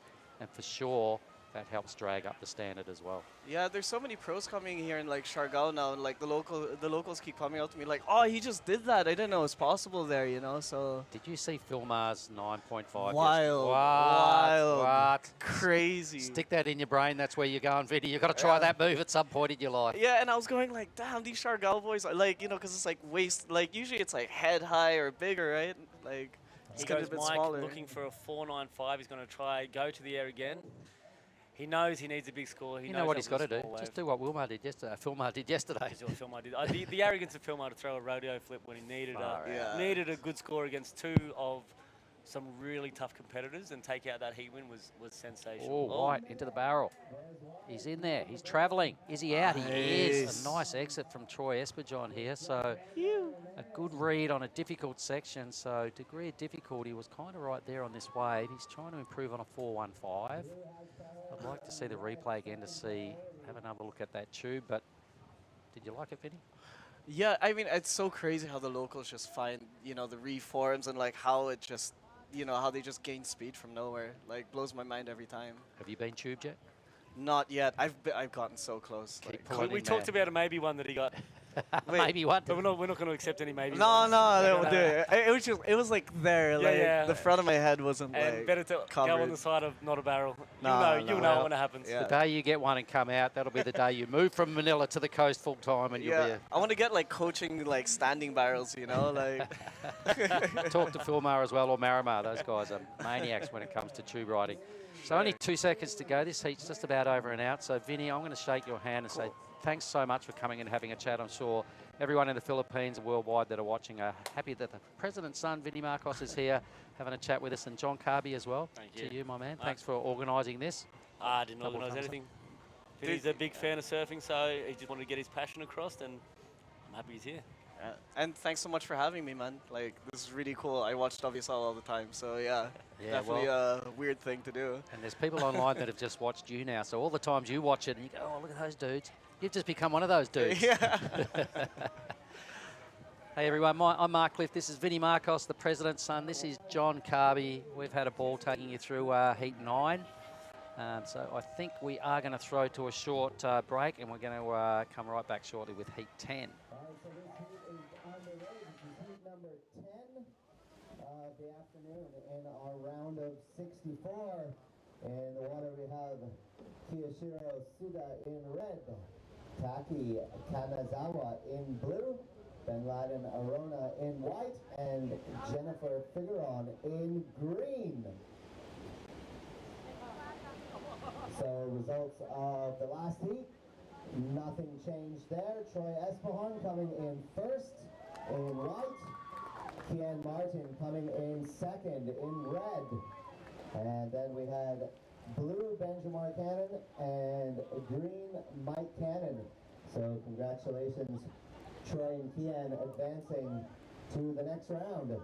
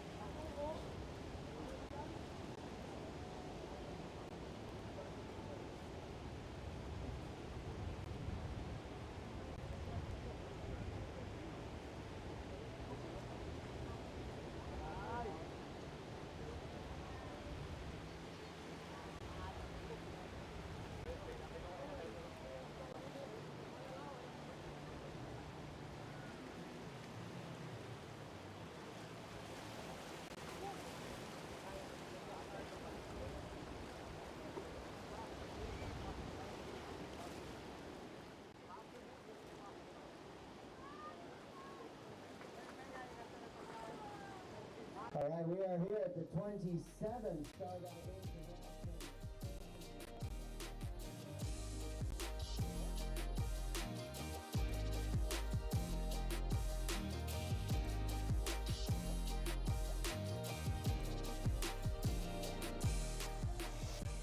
And welcome back to the Siargao International Surfing Cup. I'm True Starling, and I'm joined in the booth with Justin Majex, and we've had a beautiful morning this morning. We Justin. have cruised, and yeah, this has been our first heat together. I know. It's been a day and a half of action, and finally get to join you on the hot seat. Yeah. So, yeah, stoked to be here. Beautiful day. It's actually quite steamy, isn't it? Yeah, it is. It's pretty warm. It's a bit muggy as well. We've got this little fan just circulating the warm air around, but it is a bit of a saving grace, I must say, because if you do a walk out to the boardwalk, out to the tower, you get back and it's like, oh, where's the cold water? Where's the aircon? Seriously. I'm sweating. Yeah, I've got a water before, and they were like, "Oh, here you go." I was like, "No, please, freezing cold." As cold as you can get. But out there in the water, we have Heat 10 for the round of 64 for the men. In the red, we have Kayashiro Suda from Japan. Taki Kanazawa, also from Japan, is out there. Ben Laden Jonah from the Philippines, and then Jennifer Figueron, who is also from the Philippines as well. We saw him in the round of 80 yesterday. We certainly did. Kicked off competition yesterday. We had to wait around a little bit this morning, unfortunately, because the tide was a little bit low. And but I think the swellers hung in there just enough to see some pretty competitive heat still. And right now we can see two surfers up and riding. Blue pulled in, red kicked out, so we'll expect to see a couple of numbers filter through right now. Pretty small scores on the screen. The best of it, a 2.5 to our surfer in blue. They're 25-minute heats all day long, and we're definitely going to wrap up the men's round of 64. For you, any highlights from yesterday you want to touch on, True, or what's been that real moment of like, wow, that was amazing surfing? Yeah, well, I missed the 9.5, the rodeo yesterday, but I'll come back to that. Live action, Taki Kanazawa, brother of Roy Kanazawa, who yesterday was actually surfing so well. He's super smooth, just pretty much glides on the waves there. So Taki just following in his brother's footsteps in a way. But I was a huge fan of the 8 from Ken Solosso, that super deep barrel.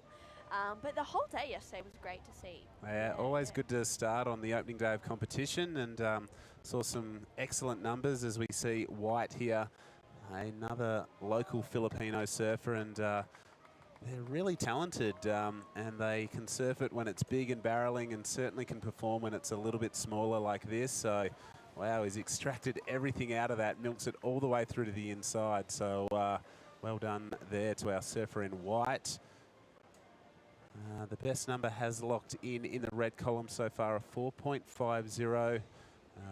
However, the combined total for Taki in the blue puts him up into the lead. You can see maybe a board caddy there, and our water photographer Tim Hain, he'll be getting some amazing angles. I was saying to your sister before just how amazing the water clarity here in the Philippines is. It's not cloudy. You can see every little sort of colour on the reef, and I've loved it.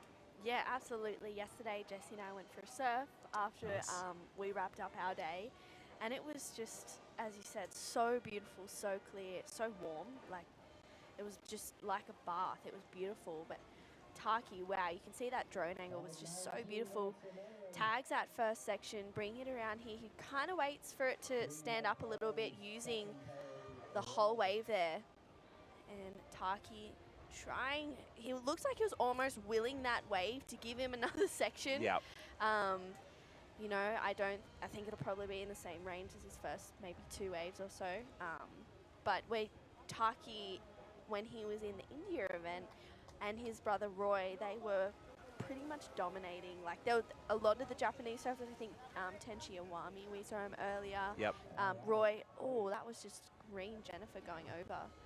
But Roy and Taki, the brothers, they were just putting on an absolute show. It was so beautiful to watch. I was like, wow, they are just, you know, really lighting it up. We've been talking about it all event long, and there is a heavy presence of Japanese surfers on both the men's and women's side of the draw, but I feel like they're going to be a surfing nation to take very seriously very, very soon. Obviously, we know the likes of Kanoa Igarashi, Conor O'Leary now flying the Japanese flag, but this Asian regional tour is absolutely littered with Japanese surfers, and they're all really, really good. I know, yeah, and they're exciting to watch. You know, you never know what you're going to get from them, whether you're going to see some solid rail surfing or if they're going to take to the sky. So it's awesome. They keep you on your toes.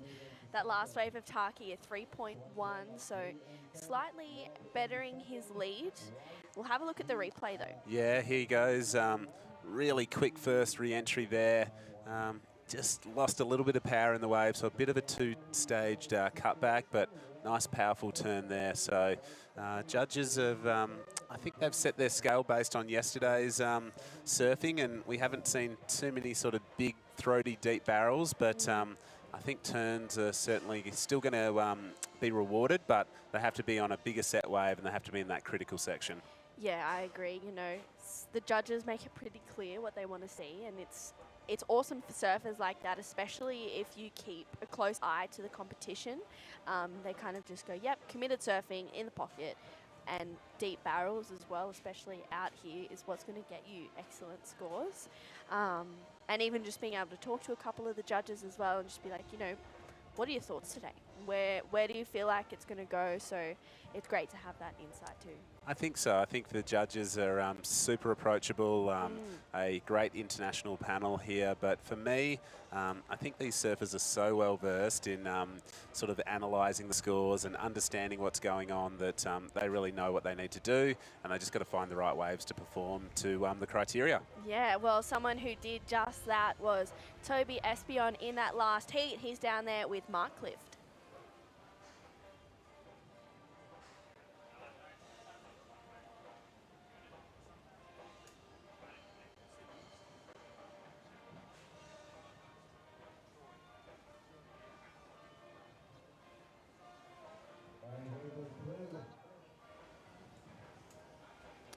Okay, here we are down at the boardwalk with winner of the last heat, Troy Espejon. Troy, you look like a young fella. How old are you? 16. 16. Have you been in the event before? Yeah. All right. And what has been your best result in the Siargao Cup? This one, round 3. The round. So getting through a heat is your best result into the round of 32? Yeah. Who's your favourite surfer? Because this was a good response when you were asked you before. Who's your favourite surfer? My dad. The old man. Dad's a favourite surfer. Okay, so what about, did you see Philmar's crazy backflip yesterday for a 9.5? Yeah, I see. You reckon you can do one of those for us? How about just keep practicing? But Troy, I really liked your style then.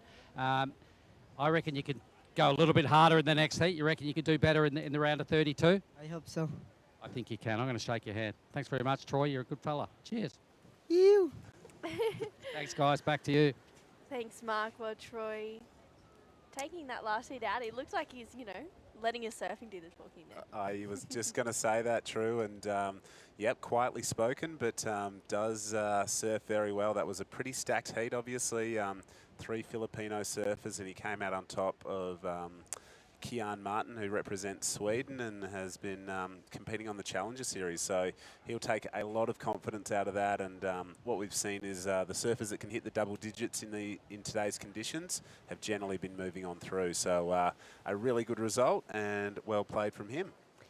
Yeah, absolutely. Kian had a pretty decent run on the Challenger Series this year, and he's doing pretty well in the Asia Series rankings, as you said, representing Sweden, but he's chosen Asia to be his, I guess, region to compete in because he lives in Bali, so he's able to do that and get the points for this region, which is great for Kiana's many events in Indonesia. We had Kurui and Nias a little bit earlier this year, but this is Kayoshiro Suda. Wow, nice first backside maneuver, and again for a second one, finding, wow, some solid link-ups there for Kayoshiro. That was a nice wave. That was a really nice wave. He opened with a 4.50, but what I've really liked about the backhanders is how they can just really draw hard off the bottom and really put their board into that sweet spot of the bowly sort of size that we've got on offer today. 3 critical manoeuvres, and I dare say we're going to see the best number of this heat drop in. He was out there in the free surf that Mark and I were having, and he asked me if I'd hit the reef yet, and I said no, not yet, and I hope not to. But yeah, it was pretty low when we came in, and he was still out there absolutely throwing that backhand display around like it was no tomorrow. So he's repeated the dose. He's had a low tide free surf, and it looks like it's going to equate to some pretty good numbers based on what we just saw then, True. Yeah, I agree. A lot of the Japanese competitors specifically as well, they spend a lot of time out in the ocean. They're always out there for the earlies. They're always out there for the afternoon surfs as well. Quite often you will see like the standard few crew who literally are always there. You know, sometimes you get all of them, sometimes you get half of them, but you will have maybe solidified 5 or 6 that are always out there. And Kayoshiro, looks like it's paying off for him. A 7.75 for that last wave for Kayoshiro. So he goes to the lead, and then this is Ben Laden, just has to get out of that one. But yeah, I agree. Best wave of the heat. Yep, best wave of the day, I'm pretty sure. A 7.75. We haven't seen anything better than that last of Red, so I'm sure we'll tee up a replay shortly. But just no bog, just absolute precision. You just know when you've got a good wave, and you can just feel that flow. Yeah, Red's last just flowed rail to rail, really good top to bottom surfing through 3 critical manoeuvres, and a couple of judges throwing 8s. Here's the replay of it. So hard off the bottom, and you can just see just perfectly placed, perfectly timed, ditches the fins up and over the coping rail there, and I think a really worthy score for today's conditions. Yeah, I agree. You know, Kayoshiro, he looks comfortable out there in the sense that he's happy to just go top to bottom surfing. Sometimes you can see people who maybe are a little bit like hit it just outside of that critical section. Yep. But Kayoshiro was just, you know, straight up and into it. And I guess that is the beauty of sometimes surfing on your backhand. You can just line it up perfectly in that steeper section. And Kayoshiro is just looking really spicy. I love that surfing, and he's hit the double digits, so it's a pretty good bet to see that he'll move through to the round of 32. Still a lot of time remaining in this heat, just under 11 minutes remaining, and yeah, the Japanese surfers, as we've been saying all event, a real force to be reckoned with, but as are the local Filipino surfers. Don't count them out of this one just yet. Green's had a little bit of a slow start, but he's chasing just a 4.30 to move out of 4th position and into a qualifying one, and our surfer in white right now chasing a 2.30. So, yep, a lot of time on the clock and some pretty achievable numbers there for our 2 Filipino surfers. But talk us through this one, True. Yeah, I was just about to say, Taki Kanazawa's been a little bit slow in this heat. That one, unfortunately, he was a bit deep on it. So Taki not really getting the opportunity that he was looking. He actually did use priority on that wave as well. So a little bit of a mistake? Yeah, I think so. You know, it looked like it might have done something there, but unfortunately it just seemed like it ran a little bit too fast on the reef. But, you know, for Taki, just regroup third and fourth don't really have anything. Yep. I feel like at this stage, you know, he just needs to focus on bettering second position. 100% right. Just gone under 9 minutes. This is your heat leader. The guy that doesn't really need a wave has found another good one. Whoa. Throws a really progressive manoeuvre in there. Backs it up with some traditional power surfing. And this guy, for me, is looking super comfortable here in these conditions. So I'm going to say goodbye 4.5 and hello another good number. So Suda in the red is really liking these waves on offer here on day number 2 of the Siargao International Surfing Cup. Yeah, I agree. That progressive first maneuver gets a reverse. You know, he just seemed like he's having fun, you know, wanting to build that house. But I liked how Taki was like, you know what, I'm not going to go and wait out there for priority. I just want to better that 2.8 and kind of, you know, set down the foundations of the house, you know, and build from there. So I think it was a smart call for Taki. Yeah, I agree. You know, scoreboard pressure in these sort of conditions can make a big difference. But here's the replay. The last of Reds just whipped that around, just like spun it like a record and just chucked buckets on that second manoeuvre. And yeah, I think he is feeling some pretty good rhythm and some pretty good flow. He's replaced a 4.5 with a 6.0, so a 13.75. I'm pretty sure that's the highest two-wave combined total of day number 2. And we're in heat 10, just a touch over 8 minutes. And our Japanese surfer, love what he's going to be, you know, bringing to this competition as his fellow countrymen here. Smaller wave, but he's, like you said, he's building the foundation. He's just trying to get better and better. He doesn't mind really the size of the wave. He just wants better scores, so he's doing that.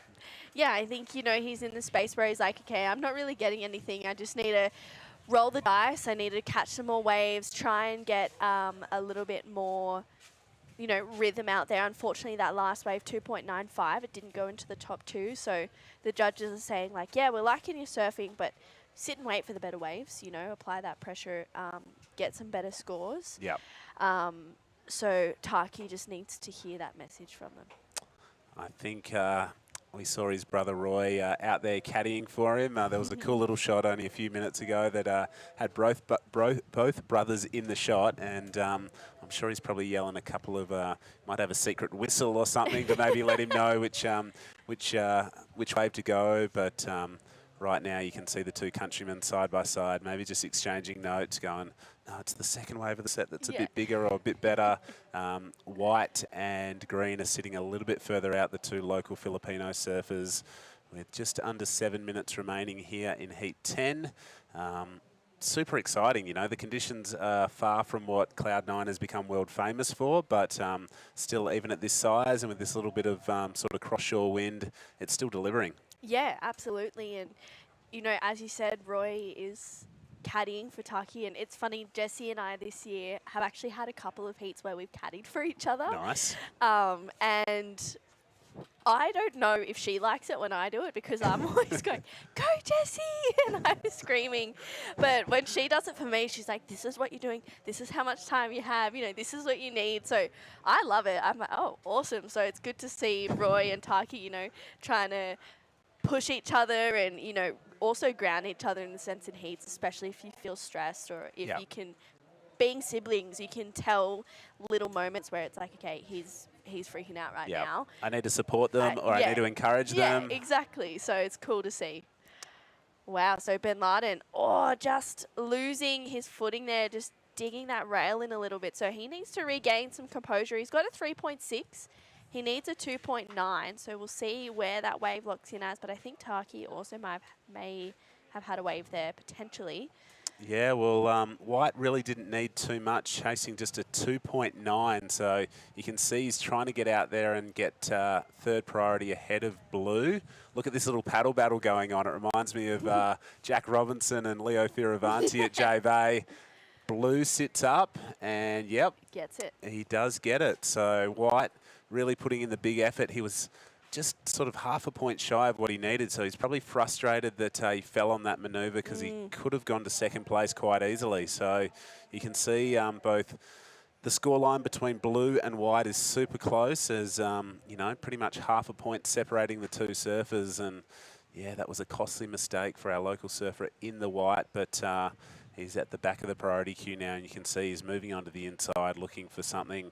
Blue's asking for the time, just under 5 minutes. Taki, if you can hear us, I know he can't, but we'll tell you anyway. yeah, we'll tell him. We'll tell all of the Japanese fans that are probably tuning in and the worldwide audience. This is day number 2 of the Cloud9 International Surfing Cup. I'm Justin Majex. I'm here with True Starling. True, you've got quite a competitive sort of career behind you. What's your best result, or what's something that stands out in your mind as far as you know, surfing results and competitions go? Yeah, I had a pretty fun year this year. Actually, I got second in the Gold Coast Open, but oh, Taki, that's a better looking wave. Just kind of let go of that one, I guess, towards the end. So he really needs to try and better that 3.1, because Ben Laden only needs a 2.9, and that requirement hasn't really shifted in the last few minutes. So he's left the door open, and as well for Jennifer, a 4.9 isn't huge. No, not at all. Very achievable scores for our 2 local surfers, and Taki's he's staying busy. You can see that he's really trying to apply, I guess, as much wave catching to it. He just hasn't connected with a really good one yet. So that was his 9th wave. Caught a bunch more waves than anyone else in this heat. So he's staying busy, but maybe he just needs to settle down just a little bit and wait for one good wave. Absolutely. He seems like he's trying to maybe force a situation as opposed to just kind of reading what the wave is, you know, is doing in that moment. But it's hard when you hear that you're getting a bunch of 3s and you're like, oh my gosh, I just want to get out of the 3 range, and then you try and force something, or you try and make something out of nothing to, you know, better that position. Sometimes you can actually psych yourself out. 100%. And it seems like maybe Taki's in that situation. I thought he might have crawled out a little bit, so hopefully he can just, you know, find himself in a calmer state and really unleash or like do the surfing that we're so used to seeing from Taki on a better looking wave. But 2.5 minutes, he's in 4th priority. He kind of has to rely on, you know, the ocean to go flat right now for Ben Laden and Jennifer, because he can't do anything. No. And that's such a thing with surfing that, you know, so much comes down to, I guess, you know, the ocean gods and, you know, the ocean being in your favour sometimes. I've never really been a competitive surfer, but I've certainly been in enough events to know that, you know, so much is out of your hands. You just got to have some good luck on your side sometimes as well. But with 2 minutes on the clock, I'm sure that we'll see at least one more set pop up. I'm hoping anyway. So the tide is pushing in. We're sort of, looking at my watch, we're sort of at the midpoint of the tide. So still a little bit more water to flow. We saw the shot from the drone before. There's still people underneath the tower, so the tide is still not super high. But how cool is this setup? This coastline here on Siargao is just amazing. You can see the next heat standing by, and this guy has his opportunity and goes down. Wow. I reckon it's almost harder needing a 2.9 than it is a bigger score, because it's such a small score and you're like, oh, okay, cool, I can get that. I can't fall. And as soon as you think I can't fall, or I have to make this wave, you just apply pressure to yourself. So for Ben Laden, you know, I don't know if he did anything before that wave. Doesn't look like he did. It looks like it came in at a 1, so he still needs a 2.9. So Taki can bring a sigh of relief ever so quickly, because Jennifer still has priority. He needs a 4.9, and it looks like there's a few waves coming. So we'll see if he gets anything here. Ben Laden almost had a look at that one. Yeah, it was sort of, I think the most critical section of the wave had already passed him. You can see that Taki's having a good close look at where his competitor in white is. There's 30 seconds remaining, so you're going to see blue really shadowing white for the next few minutes. Green does have priority, but it looks like a pretty flat ocean out there behind him through this shot. So I'm not too sure if we're going to see another wave ridden, but I think, or maybe 10 seconds, he's going to have to do something pretty impressive here, but he's got his opportunity, and that is not going to be the score, unfortunately. So, oh, wow. Looks like Jennifer had a paddle, but didn't get onto that last one as well. So Taki, very lucky to get through that heat. Didn't put on the display of surfing we're used to seeing. But Kayoshiro Suda had a great heat. That's He did. 7.75 and that's 6. Don't go anywhere. We'll be right back with heat 11 of the round of 64 right after this break.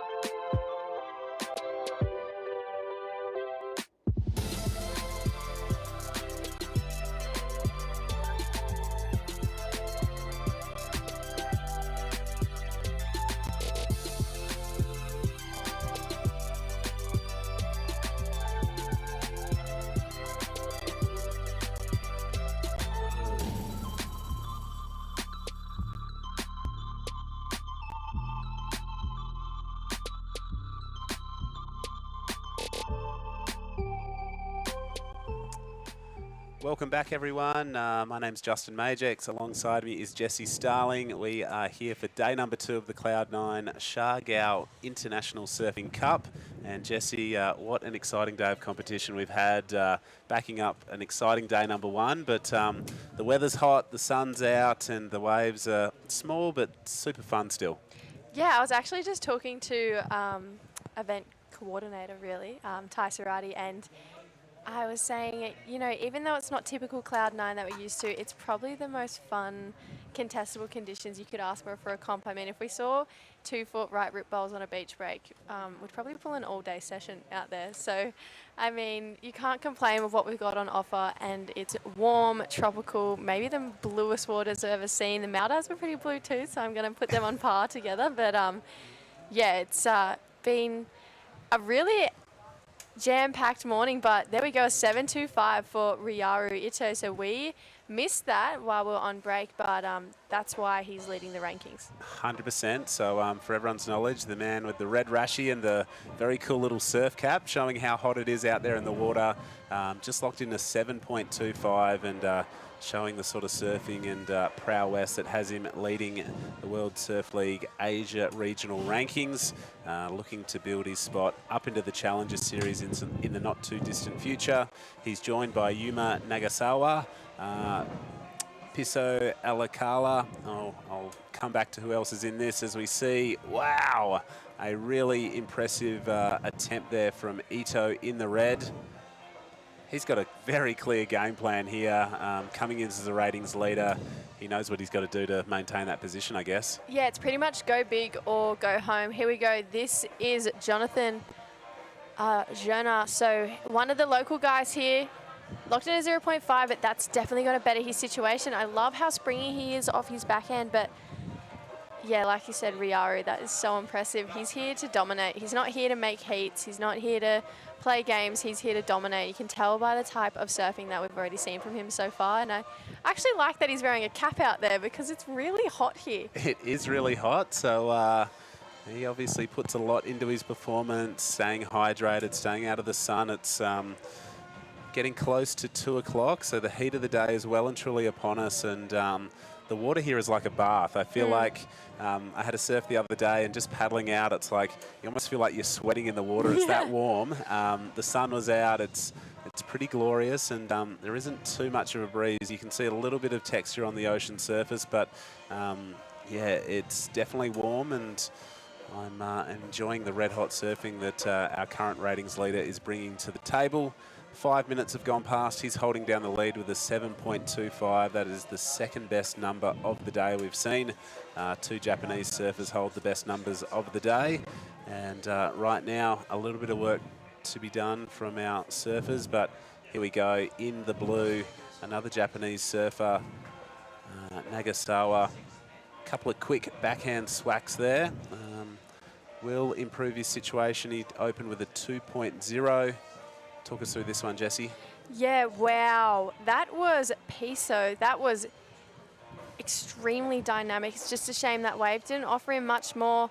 Maybe could have got a little carve in, but I think the damage was done off that one turn. So you'd have to think that that'll come in at a mid-range score just for that one turn. It was really impressive on a good-looking size wave. But yeah, I really liked Yuma Nagasawa's approach and attack on his wave as well. I think we touched on earlier being a goofy footer out here. Yep. And that wave bending back at you a little bit really allows you to get up there and kind of rip through that pocket and yeah, put more scores on the board. But I don't know, that 7.25 is really putting Ryaru with a little bit of separation from the rest of the field.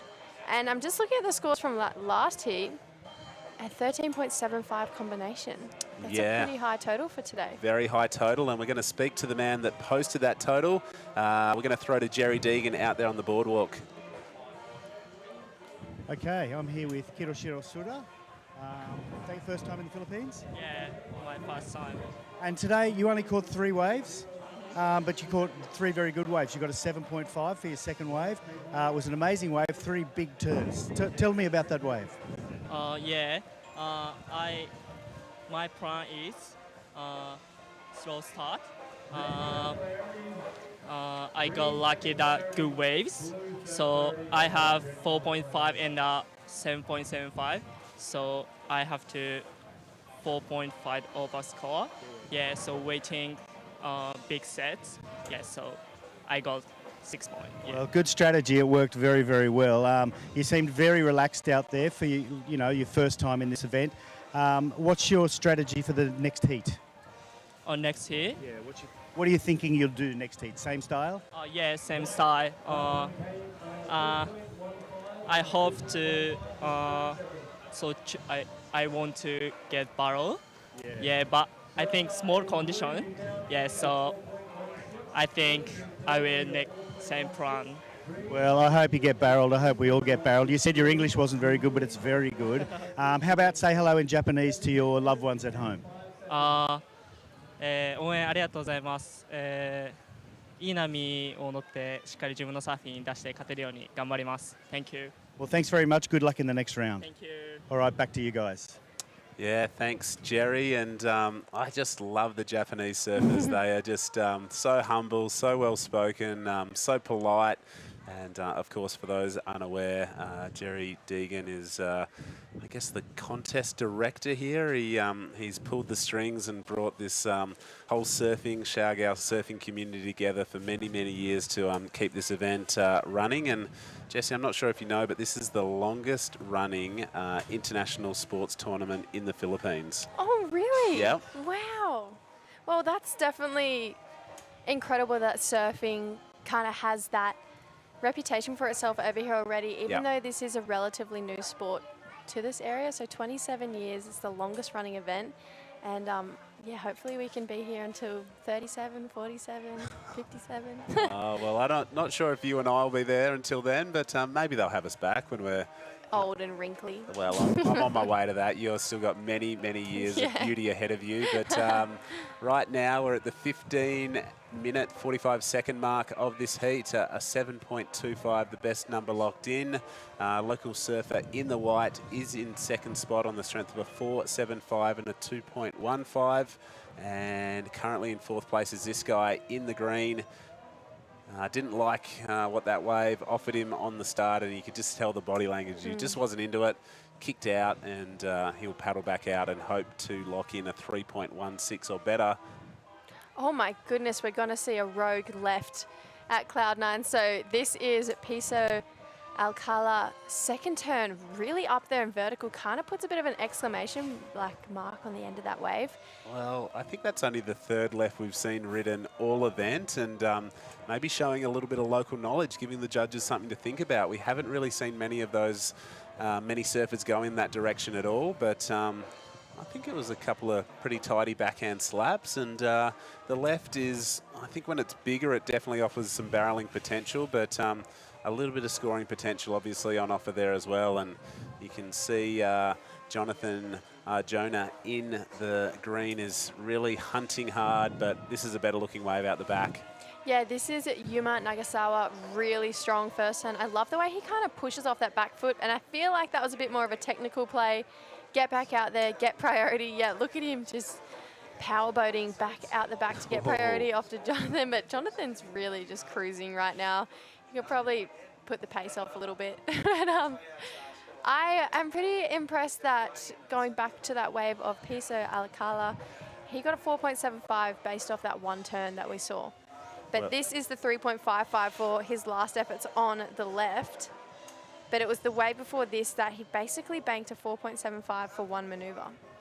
Yeah, here we go. This is the replay of Yuma's last, just a one maneuver wave, but you could see he kicked out in front of green, and he really powered back out. Unfortunately, priority was given to White ahead of him. So Nagasawa is in third place on the priority queue, and approaching the halfway stage of heat number 11 here in the round of 64.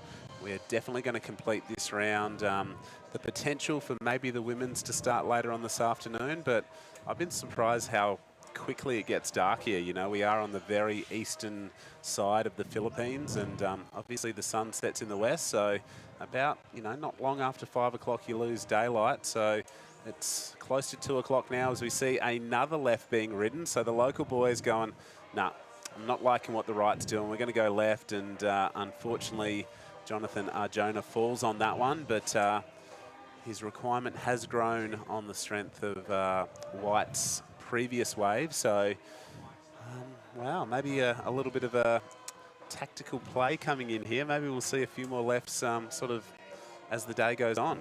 I feel like Jonathan may be trying to manufacture something that isn't there right now. He could probably let feeling and flow come into his game plan a little bit more right now. It looks a bit structured, which, I mean, works for so many people, but he looks like the type of surfer that works off movement and flow and momentum. So I feel like maybe take that pressure off himself a little bit more. We might see him open up and do that magical surfing that we saw him do yesterday. But here we go. This is Ryaru. We will catch back up with him. Here is the replay. So this is a 6.25 for Piso. Whoa. Wow. Really impressive surfing. So that was the right of this left that we saw of Jonathan. But Jonathan maybe should have taken the right, because a 6.25. That was impressive. Big tail high reverse. Just grabbed it, reversed it, and a very deserving score. It's put him up into the lead. So the local guy in the white, a 6.25 and a 4.75. He hits the double digits, which we've been saying all day long is a pretty crucial mark to progressing through to the round of 32.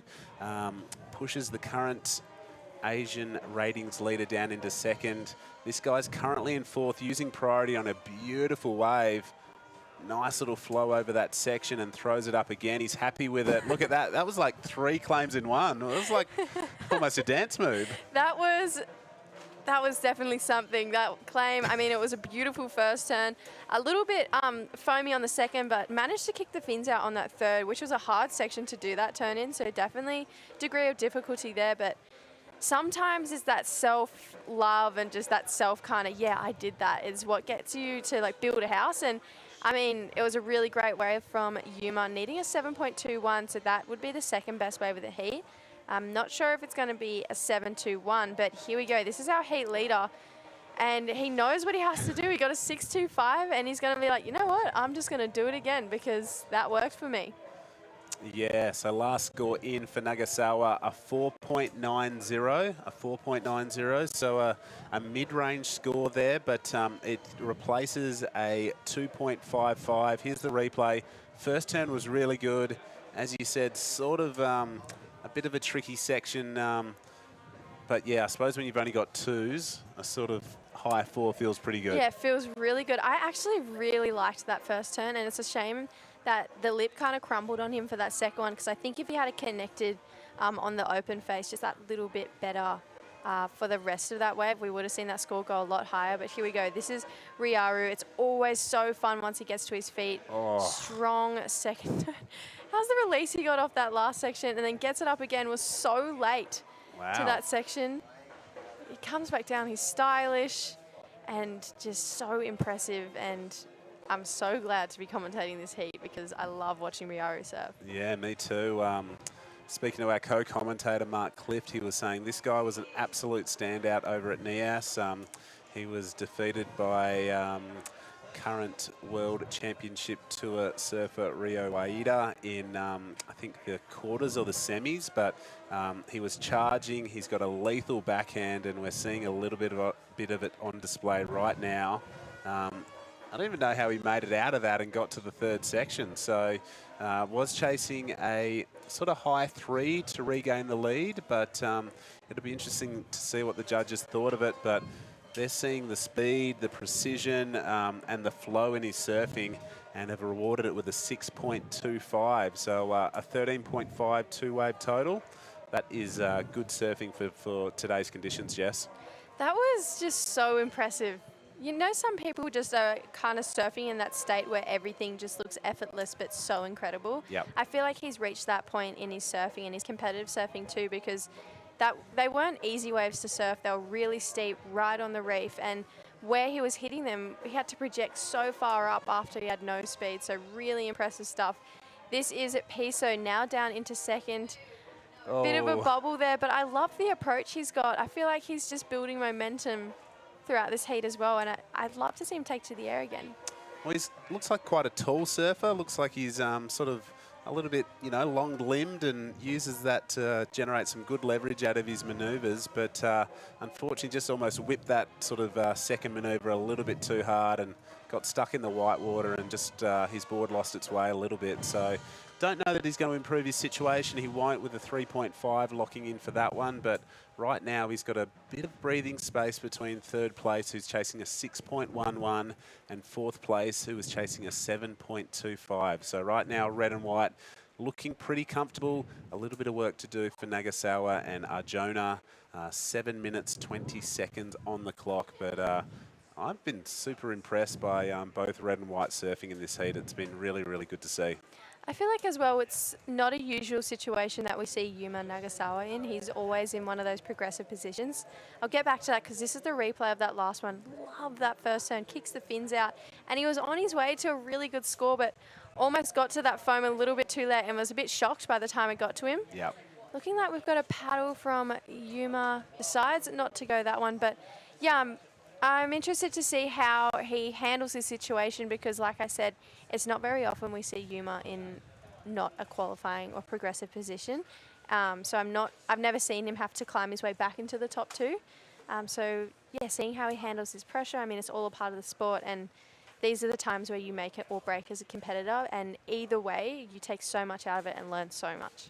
Yeah, well, I do believe Honda is one of our supporting sponsors, and I feel like they've taken his board and worked on in the local workshop and put a couple of superchargers on it because he is looking super sharp, as is his countryman here, chasing a big number, however, and body language says it all for me. He's not happy with that, and may improve on the 2.75, but I can guarantee it's not going to be the 6.11 he needs to move up into the top two. Time becoming a little bit of an issue now for both blue and green, just under 6 minutes remaining. But yeah, I cannot stop talking up the Japanese surfers. It's super, super cool to see. Here goes the local guy. I reckon he's going to try and take to the air. Jams a first turn, holds the rail through a second. I think he was looking for a section, but it just didn't come to him. Well, there it is, right on the end, but not quite enough push on that to get the rotation all the way around. So he looks a little bit bummed with himself, maybe. He didn't look absolutely stoked after that. He's still in a good position in this heat. And I know something about the Filipino surfers. They are really proud of their nation. They're very proud of their local break. And I think they just want to do well in front of their adoring fans and friends that are all on the boardwalk and on the reef. I don't know how many are still probably stuck under the tower at the moment, but exactly 5 minutes remaining. It is your current Asian Regional Qualifying Series leader, Riaru Itu, leading the heat. Currently in second is a local guy, Piso Alakala. Third is Blue, chasing a 6.1, and Jonathan Arjona chasing a 7.25. Jess, you went for a surf this morning. I did. Tell us, how did you enjoy it? Were you up early? Did you have brekkie before you went? Tell us a little bit about your morning, because we didn't start till midday, so we've almost all had half a day off. It was lovely, actually. Nice. I did get up early and got a boat out to a little secret spot that I will not name. No, on don't do that. broadcast. Don't do that. But it was really fun. It was probably the first surf I've had in the Philippines where I've had more of a bank to myself and been able to turn as many waves as I want, because I've been surfing Cloud 9 with all of my friends and competitors out there. But I'll get back to that, because this is second place and I love the approach. Yeah. I feel like the one thing you know about the Filipinos that we've learnt is that they don't give up. No. And so he will keep on trying that and keep trying to improve that 4.75 to make this guy's life a little bit harder. This is Jonathan looking really frustrated. I really feel like if he could just allow himself a little bit more breathing room in his mental game, then he would probably be having a lot more fun out there. It's in times like this in a heat where you have to go, you know what, take the pressure off and let's just give them a show for what I can do in this back end of the heat. Yeah, well, that was his 6th scoring wave, chasing something up in the good range to progress out of this heat. Currently holding a 1.90. His best came, seems like about 20 minutes ago, the 3.75, but he needs something pretty much twice as good as that to make it out of this heat. There is the beautiful drone shot, looking back at the tower, the boardwalk that was absolutely destroyed only a few years ago. And just this beautiful coastal environment. There's palm trees everywhere. The devastation of that super typhoon cannot be understated, as we see two guys chasing numbers, blue and green split a peak. Blue's going to have to go big here. What's he got? Big backhand reverse. Does stomp it, but was just a little bit, had a bit too much weight on the front of his board and just sunk it, unfortunately. This is what I was touching on earlier, that we haven't seen Yuma in this situation too many times before. It's honestly only when I've ever seen Yuma get knocked out is in two-man heats. So it's been interesting to see how he's handling the pressure. It's not a nice situation to be in when you're not in that top two and that clock is ticking down.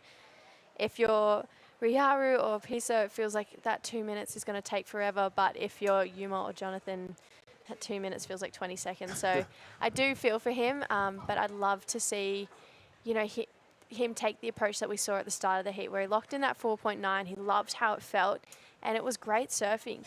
He just needs to find that wave, but yeah, the clock is against him right now.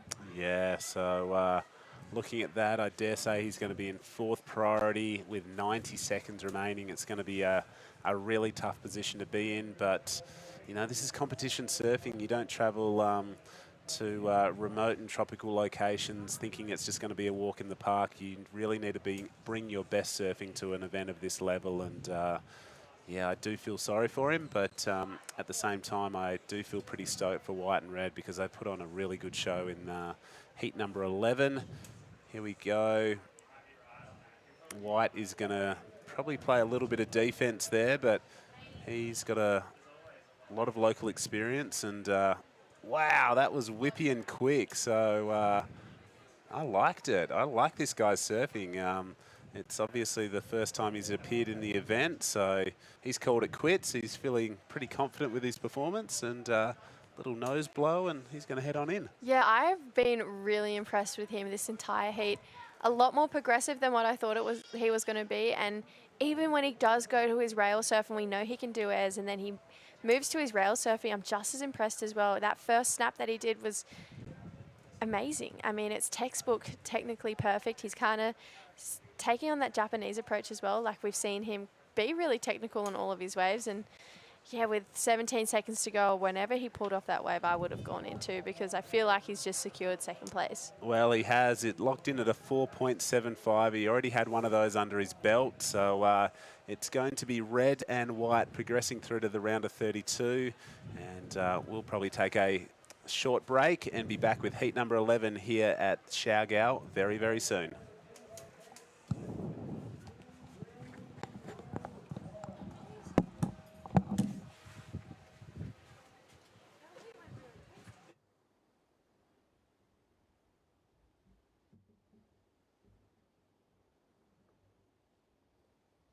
Smart Super Value Deals. Enjoy PowerAll's 8 GB for all apps, plus only TikTok.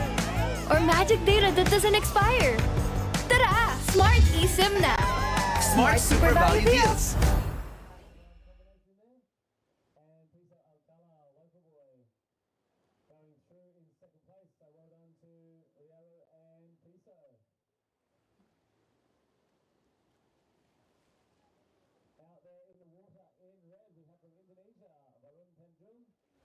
In blue, Glenn Figueron from the Philippines. Also from the Philippines, Eduardo El Ciso and PJ Alipeo. Rounding out the heat in green.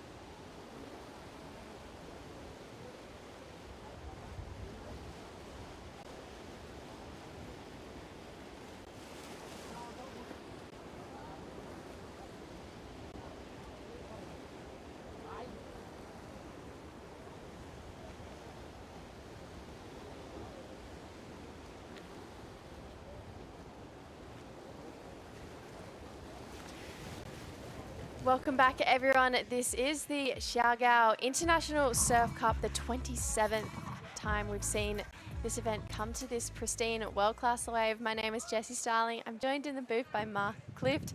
That last heat was super exciting. Yeah, I was watching on the other screen over there, and geez, a lot of good waves caught and a lot of flaring up. A worthy result by Riaru. You can see why he's leading the rankings. The guy absolutely shreds, and a really solid effort by the local fella there, Piso. So 2 worthy inclusions into the round of 32.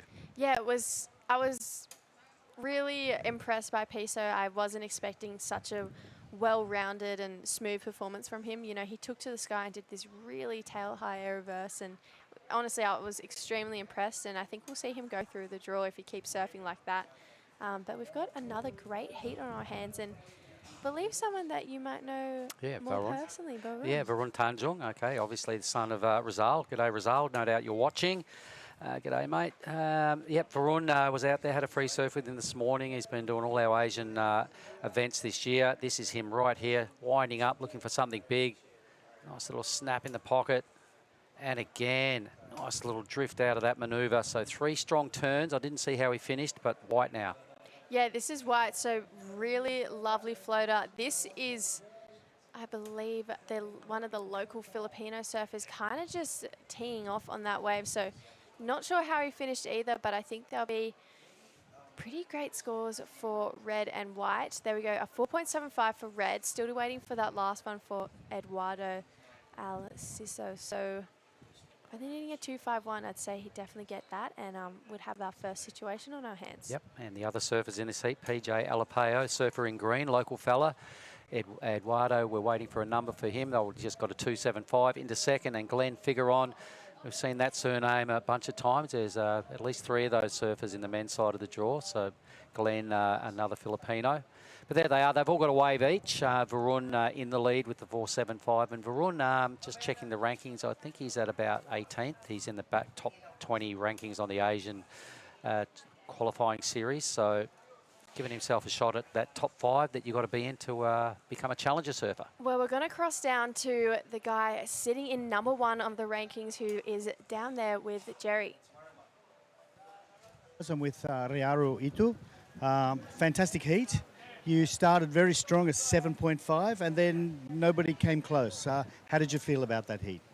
Yeah, my first wave, so lucky and sections.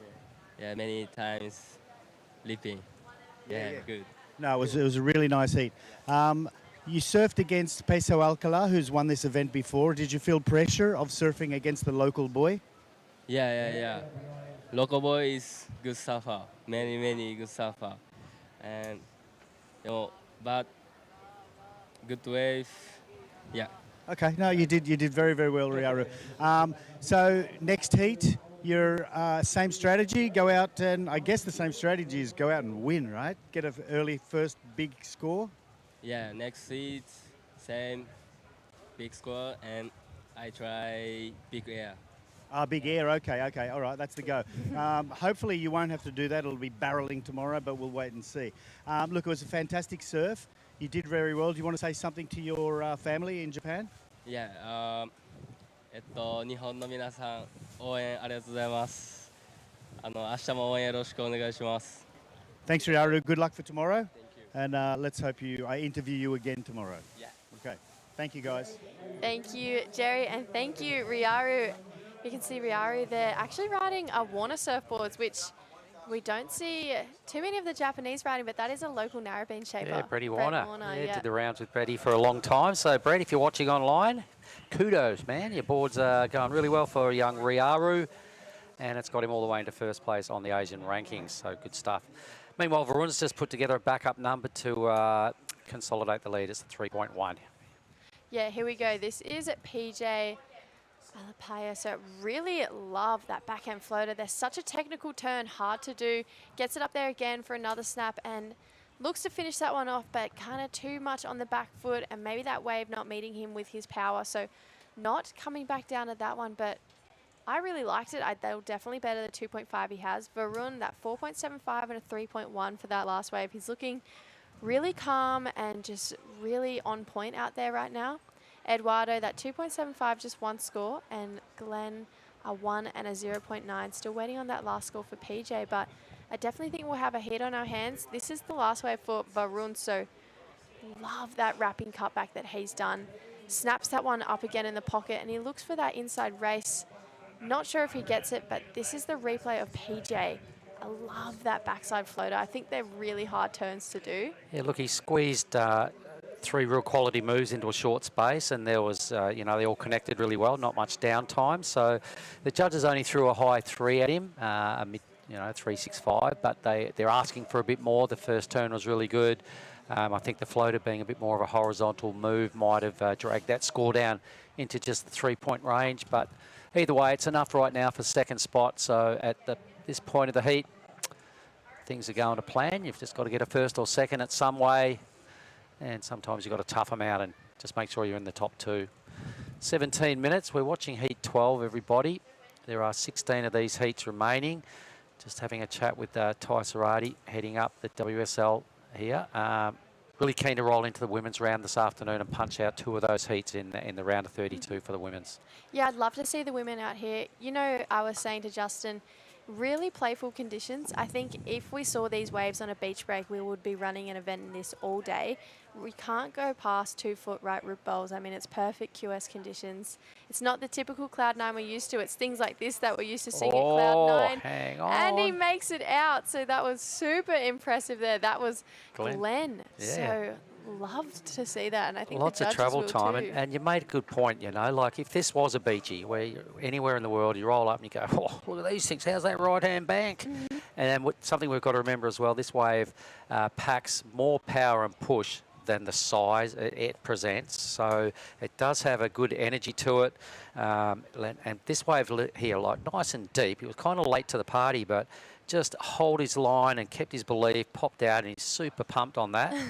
So Glenn Figueron, really good read on this. He was so deep, and I love how he just got up, got straight into it. So much travel time, like you said. I love the Filipinos. They just claim it whenever they feel good, and a 4.90 for his effort. So I thought that was pretty excellent surfing from Glenn. And, yeah, that's what we're used to seeing from the wave here at Cloud9. Yeah, probably won't be an excellent score. In fact, it's in at a 4.9, but good enough to feature as the best wave of the heat. And I agree with that because it was a pretty eye-catching manoeuvre. Well done, buddy. A 4.9. Really punched his way through a lot of shampoo to find the exit. Not easy to do. So big, strong fella. And I applaud you. That was well done. Here he goes again. Yeah, he's taking off again. So just trying to keep that momentum flowing. But unfortunately, that one just a little bit too fast on the reef there. So it's a really quick paddle out. He'll get back out there nice and easy. But in second, looking for a 1.25, very achievable score.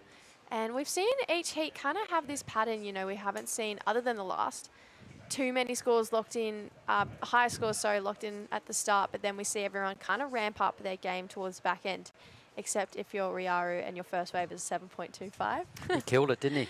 Yeah, he was really impressive. Surfing with his hat on, feeling relaxed. His interview was really good. He's like, yep, I'm just going to do it again next heat. I'm going to start strong, and then I'm probably going to do some airs. So yeah. He's giving us his secrets for the next round. I hope I'm commentating that heat then, because I'd love to see his air game. We saw him try and attempt one, and it was next level. So I can't wait to see him do it a little bit more. I think we're going to be seeing a lot more of Riaru throughout our Challenger Series events, because I'm certain he's going to qualify looking at just the quality of the surfer he is. And let's have a little look at Glenn here again. So Glenn's wave number 5. He's got the best wave of the heat. He's feeling pretty good after his tube. Just turns into a one-hit wave. But he's only needing a 1.25, so I dare say that that's the 1.25. He's going to move up into second. So that's going to feel good and hopefully gives him a little bit more of a pep in his step for the rest of the wave. There it is, a 2-point right. So he's in second. Maybe a bit of a confidence boost for him, and we might see a little bit more progression and excitement in the rest of his surfing. And look, he's within sight of the lead. He only needs 3 and he'll go to first. And white now, Eduardo, he's chipping away. It's only his second score now. I really liked that second turn. He's kind of loose in the juice, isn't he? Yeah, Light-footed, good approach. Really impressed. I actually was like pointed at the TV. I was like, oh, I really liked that second turn. Kind of got a bit of release out of it. Gave him enough speed to get back up there and do another carving maneuver. So 4.16. Not sure what he did at the start. This is the replay of Glenn. So he kind of races down the line here. Gets a nice carve in. This is the 2-point ride that got him up into second. This one here, let's just have a look at this second move. Boom. So this is setting him up for this pocket turn right here. Crunch fin spin out the back, pretty nice. The judges would have noticed that. That's always a cue for a worthy manoeuvre, well timed and taking a risk by spinning the fins. So the judges won't get too carried away with either of those numbers, but it will definitely help Eduardo, who was languishing in 4th with only 1 score. Easily his better ride. I quite liked that last wave. Might even goes close to getting into second. Yeah, I quite like that last wave from Eduardo, only needing a 4.16. I'm going to go out there and say I think it's the score, but I've been wrong multiple times today. So it's going to be close. It's kind of just either side, I reckon. Yeah, I really liked that first turn. It was critical in the pocket, then gets a bit progressive with it, flares the fins out for the second, and gets a finishing carve in. You can see asking for the timeout there, some of our competitors. And the judges are having a good think about this number as well. Right on the 12-minute remaining mark. Heat 12, 4 of these to go before potentially crossing over to the women's round. Yeah, like I said earlier, I can't wait to see the women out there and kind of get an idea for the scale as well. Here we go. This is Eduardo again. Still waiting for that last score. Gets progressive. Unfortunately, can't bring those fins round for the full spin. But there we go. That last wave, a 5-point ride. And I really liked it, and I think it's a well-deserved score for Eduardo. Yep, good call into second, so worthy effort. So he'll be pumped now hearing that, and only having a low backup number could easily improve on his 2-wave total. So we've got 3 scores that are very similar in our top 3 surfers' best waves. So there's not a lot in it. It's going to become a little bit of a battle. It's who can put together the best second number. Yeah, Got there's 11 minutes to only do it. Reed has priority, young Varun. 1.7 separating first from fourth. Yeah, it's pretty close heat. So extremely close between all four surfers. It's anyone's game still. Yep, If that'll you're be feeling, Varun, that'll be feeling pretty nervous here. Yeah, yeah. If you're Varun, you wouldn't be feeling safe right now, even though he's been leading the last 15 minutes. It's never a time to feel confident when, you know, fourth place is only 1.7 behind you. So he's got first priority. He definitely knows the type of wave he's looking for, and we know if he gets the size, he's going to be so capable of delivering something, you know, excellent if he can. So it's now at that stage of the heat where they've all, you know, frenzied a little at the start to get some sort of base going. They've all got some respectable numbers. There's 10 minutes remaining, so it's probably time now to curb the froth and go, okay, this is exactly what I need. I know the wave I'm looking for. Time to bide your time and be a little bit more wave selective. But White's busted out of that theory. Eduardo's just surfing away here. He knows he'll break better than us, so he saw something in this little wave. A couple little mini snaps. He's got a little inside track. He's going to boost, and he does. Needs to ride out of that. Does not get credit for the finishing move. He's been close. That's his second attempt that he can't just ride out of, but he's so close. He's right there, and I love his approach into the surfing too. Like, that's what he has to do to put himself up in that first position. But He doesn't need much. Yeah, Point one better than his backup number, and he'll go to first. yeah, it wasn't the number he was looking for. Maybe if he didn't get hung up on that first turn, it might have gone to the 2.85 range, but you don't really want to be getting through heats with 2.85 as your backup. You don't want to be hanging on to that. Not with 9 minutes to go. That's not enough. And he'll know it. So once again, everybody will realise they've got an opportunity, at least one opportunity to track down the numbers required. The beach announcer would have no doubt given everybody their requirements, so they all understand the situation. It's now time to perform under a little bit of pressure, because I reckon everyone in this heat's under pressure. Yeah, no one's safe. Like I touched on before, no one is safe right now. But we can see Varun being really patient, but also PJ as well. Like, first priority is definitely the one you want, but second priority, you don't want to pull the trigger on something bad when you're so close to having that first priority. So we can see that both red and green just being really selective about the next wave that they pull the trigger on. Because it might be the last time they have top priority in the heat. Yeah, exactly. 8.5 minutes to go. We're not sure what's going to come through. I mean, that's why we love our sport. It's so unpredictable, and there's no reliable variance really, other than the time. we don't have lines like a tennis court or a hole like a golf course. It's just, it's random. It's so Anything could random. happen. Yeah, we have no idea what's around the corner, if a wave's going to come, if 10 waves are going to come. So that's why I think all of us are pretty addicted to the sport, and we just keep coming back for more, because you I never heard know a really what's good thing the around. other day too. Another sports announcer was suggesting something about surfing, going, well, surfing, I love it. You know, people go to the beach and stare at the ocean for like 6 hours at a time. People that play tennis don't go to a tennis court and stare at a tennis court for 6 hours, do you know what I mean? Like, our sport is kind of really unique. Yeah, I don't think there's a sport like it in the world. No, I don't reckon really either. don't. I don't think anything comes close to it, not with the variant of Mother Nature that we have. Looking like red Varun having a really good look at this one, using first priority, getting stuck behind on that first section. Whoops. And takes to the air, but maybe didn't have enough speed coming into that. So a bit of a mistake there from Varun. Sat for a long time waiting for that wave, and saw something in it he liked. I know he surfs a lot with Bronson. I wonder if you're watching online, Bronson. Well, g'day if you are. Yeah, Bronson's an air master, so Varun will be no doubt well versed in trying to punt. He goes white now as well, so Eduardo. Yeah, looking for a 2.85. It's not a massive score, but keeps getting hung up on those calves, so the judge is probably not loving that. And he's hoping to just get the finishing touches to make sure he gets that 2.85, moves up into first, where he has a little bit more breathing space, but it's just so close between first, second, third, and fourth. Yep, no one can find that blockbuster section, really. All the No. waves are very similar. They're mini. There's not a lot of room to move. There hasn't been an absolute A-grade set roll through in this heat. So they're making the most of the limited opportunities, and somebody's going to find a gem in a moment. You know, like the fact that there hasn't been that A-grade set, you've got to be thinking it's just around the corner. Yeah, you have to think it's not far from hitting where our surfers are right now. I still think that last wave, yeah, wasn't going to be enough for White. So it came in at a 2.7, needed a 2.85, so just short, but it wasn't anything special, and it felt like maybe he was forcing it a little bit. Just more of the same, really, wasn't it? Yeah, but if I was Varun or any of these surfers, the gate is wide open right now, and you can't sit there and like feel safe. And I'm sorry for Dad watching if I'm making your heart rate go up that little bit more, but well, he'll know. He'll understand the situation, Rizal.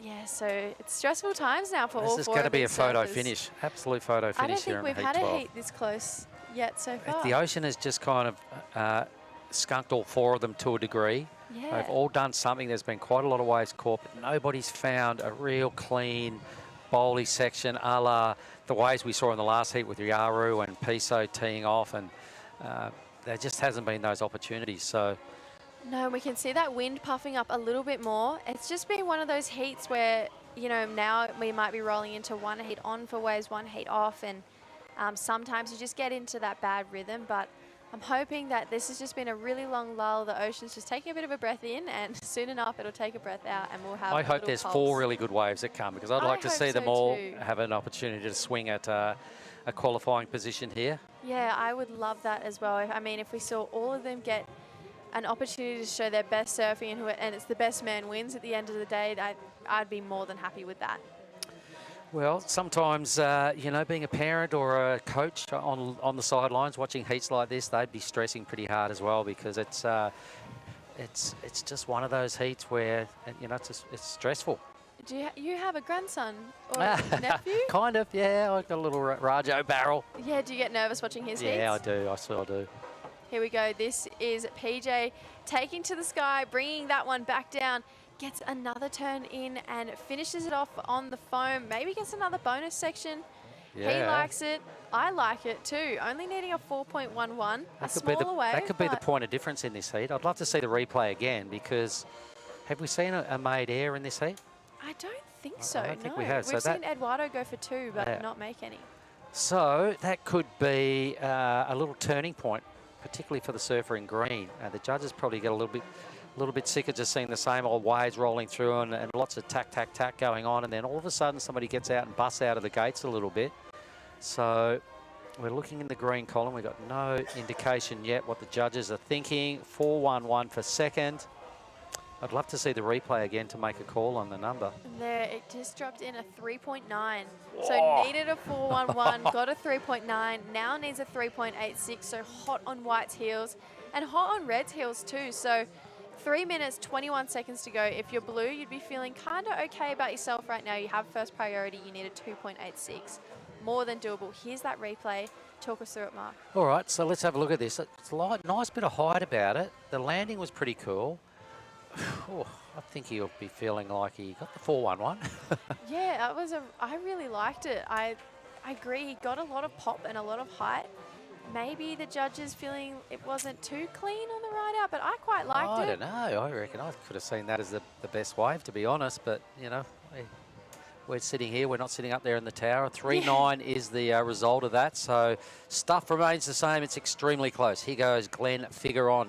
He now needs a high 2. I'll go out on a limb and say that's not it. Oh, no. You'd be feeling super frustrated now if you blew. Here we go. Varun, knowing he needs something big to improve, takes to the sky. I love the approach he has in that. He knows what he has to do to give himself an edge on the competitors. But 2 minutes, 20 seconds, we've just seen another opportunity slip through Red and Blue's hands. That kind of could have been the opportunity for both of them to just kind of nail the heat on the head, say, yes, this is mine. But 2 minutes to go, it's still wide open. I think if I was any of these competitors, I would be so nervous right now. I wouldn't be happy at all. Run and Eduardo just want the clock to wind down here, because this is a gnarly heat. Everybody's had some sort of opportunities. There's been a lot of fall-offs going on.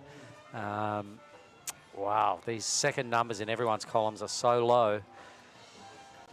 And here goes Varun again. So wave number 5. He needs to improve on a 3.1. I don't think he's there yet. He's just kind of looking a little nervous, and he knows it. Meanwhile, green. Yeah, only needing a 3.86. I love that these guys are just trying to get it done. There's 1 minute, 30 seconds to go. It's kind of getting stressful out there now. Pressure is building. I feel like we're going to see a lot of waves turned in a short amount of time right now. All four surfers want this so bad. Varun, I love his approach. He's just turning waves, trying to better that 3.1. It's not a very high score. His highest score is one of the lowest in the heat, a 4.75. So we, blue and white both have scores higher than that, so they don't need much to take first off of Varun. 57 seconds to go. Oh, there's 0.3 separating first, second and third right now. Oh my goodness. And less than a point separating all of them. That is as close as it gets. Less than a point separating first from fourth. So stressful times right now if you're any of these surfers. 40 seconds. If you're Varun or Eduardo, you're just going, please. Man, look at that. 0.3 between first, second and third. That's the closest we've seen it across three placings in any heat we've seen across yesterday and today. So still no idea who gets through this. Here we go. Go for it, Jess. Here we go. This is Eduardo looking for a 2.85 to secure a spot. No, another mishap from one of the surfers. So 15 seconds to go. Blue's up and riding, needing a 3.86. Gets a first turn, kind of almost rides out over his competitor there. Desperation stuff. I don't think that's a 3.86 he needs. 5 seconds. Is there going to be another wave? No, there's not. So very lucky times for red and white, but we'll have to see what scores come in right after this short break. Don't go anywhere to see what happened at the end of this heat.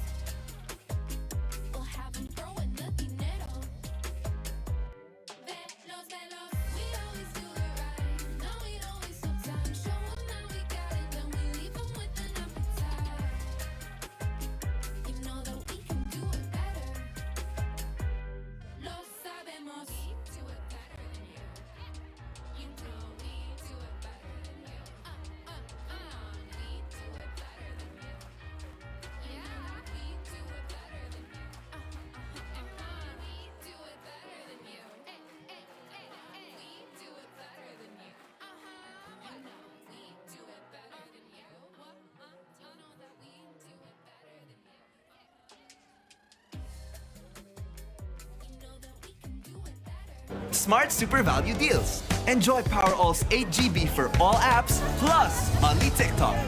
Or magic data that doesn't expire. Tara! Smart eSIM na! Smart Super Value Deals.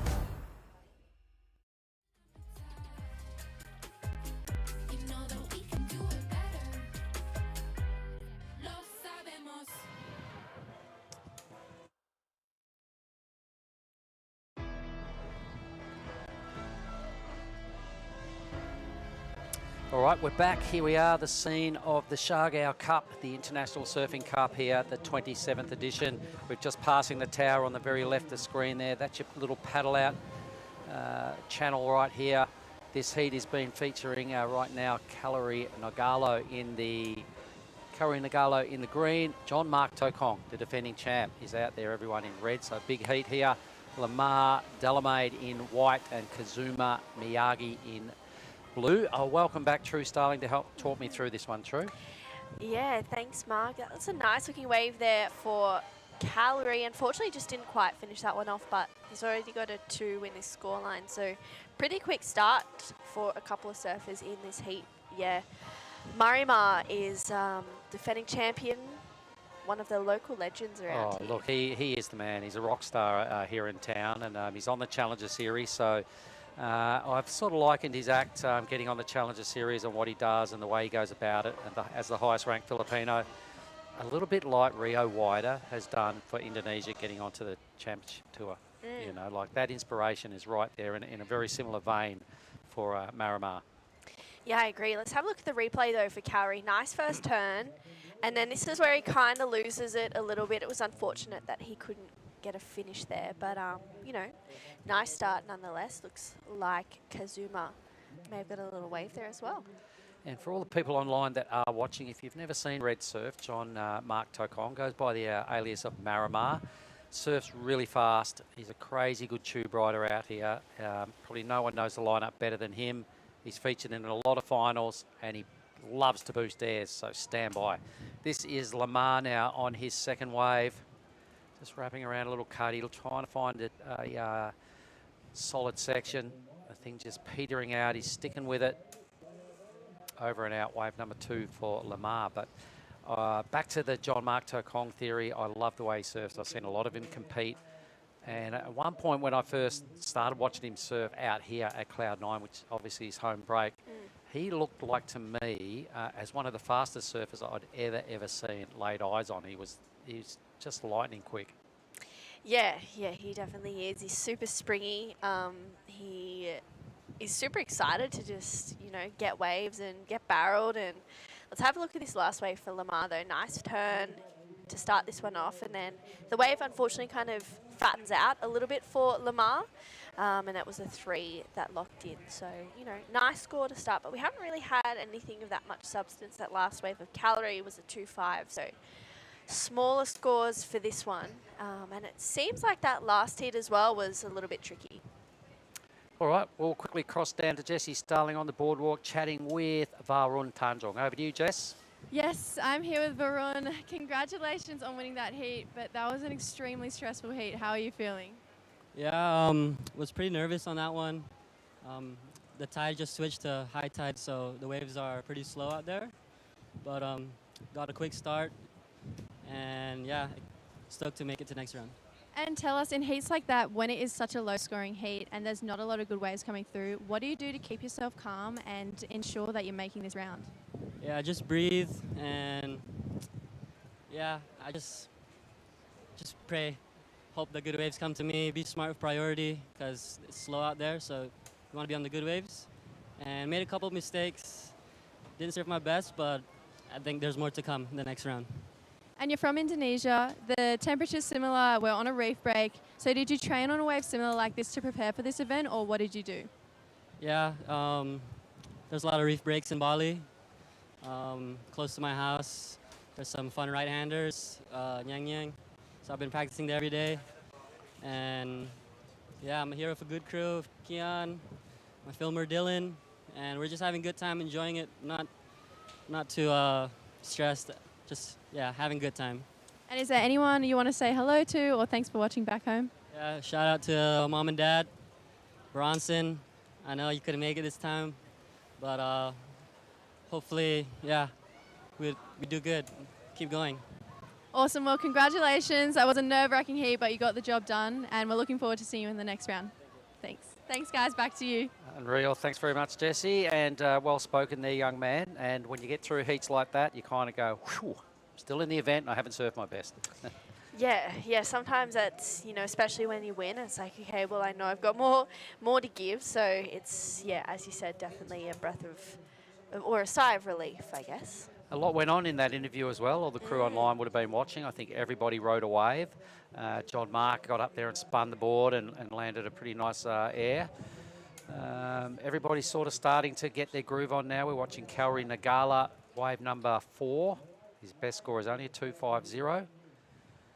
So he got through yesterday's rounds to put himself in this position. And here goes the man of the moment. Yeah, Marimar getting a couple of nice combinations and then just unfortunately doesn't quite get a finish there. But as you said, really fast surfer, super whippy.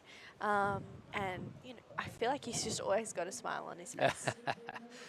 Yeah, I love the way this guy goes about it. Out here on Cloud 9, I think I've been to this event maybe 5 times now, and I think he's probably made the final about 4 of those times I've been here, and got really close on the other time as well. So I've seen him win events. He won an event we went to in Thailand last year.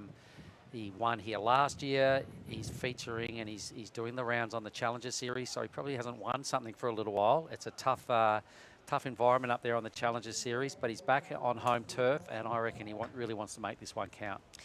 Yeah, I agree. Sometimes competing on home turf can be, it can go one of 2 ways. It can either go your way and you can really play into the cards of that and thrive, or it can add a little bit of pressure, and some people can buckle. So for Marimar, you know, the first indications of this heat, he looks really good on his feet, so I'm looking forward to seeing what the next 17 minutes brings. And I've seen it happen so many times where he's had thousands of people out there screaming at him during heats, and he seems to absorb it. He loves it. Absolutely. Yeah, so Yeah. I don't think it is a negative for him. I reckon home soil here, he knows exactly this lineup.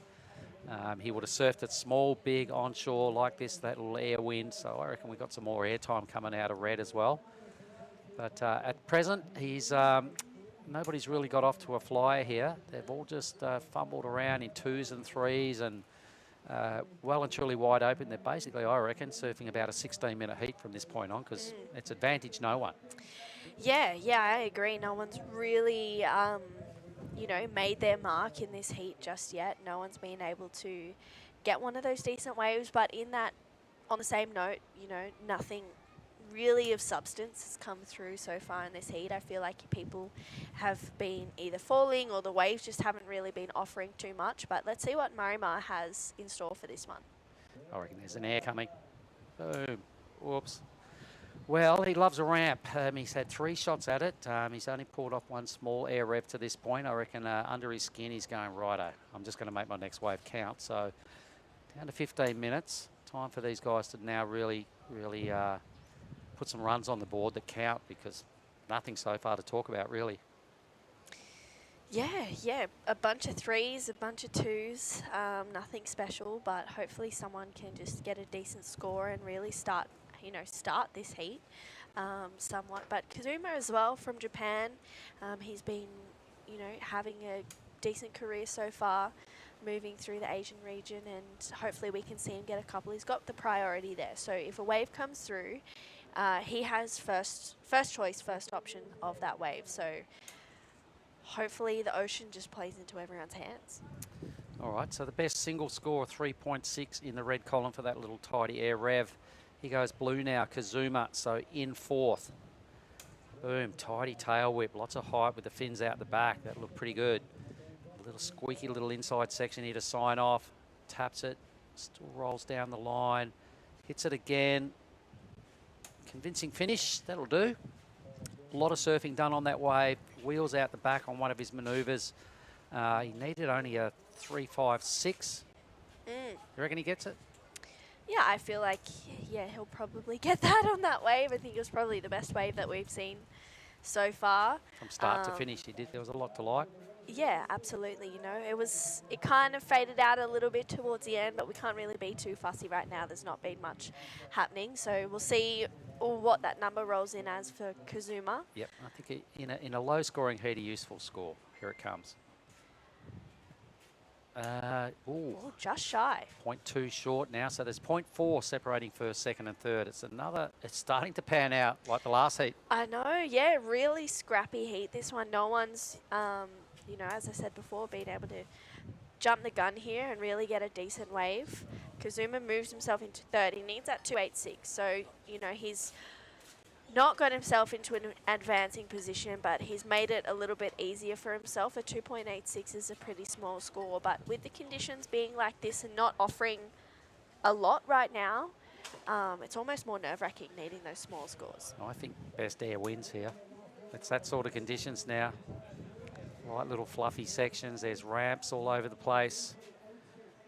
Can't see anybody getting barreled at this stage, but hope someone makes a liar out of me. He goes white. Yeah, so this is Lamar. Nice turn to start this one off. Brings it around for another one. That board looking nice under his feet. Unfortunately, he just digs a bit of rail there, and then out behind him, Calry. So not much scoring opportunity there for poor old Calry. In 4th spot, he's going to stay there because that'll be a throwaway number. So once again, it's really starting to look like a mirror image of the last heat.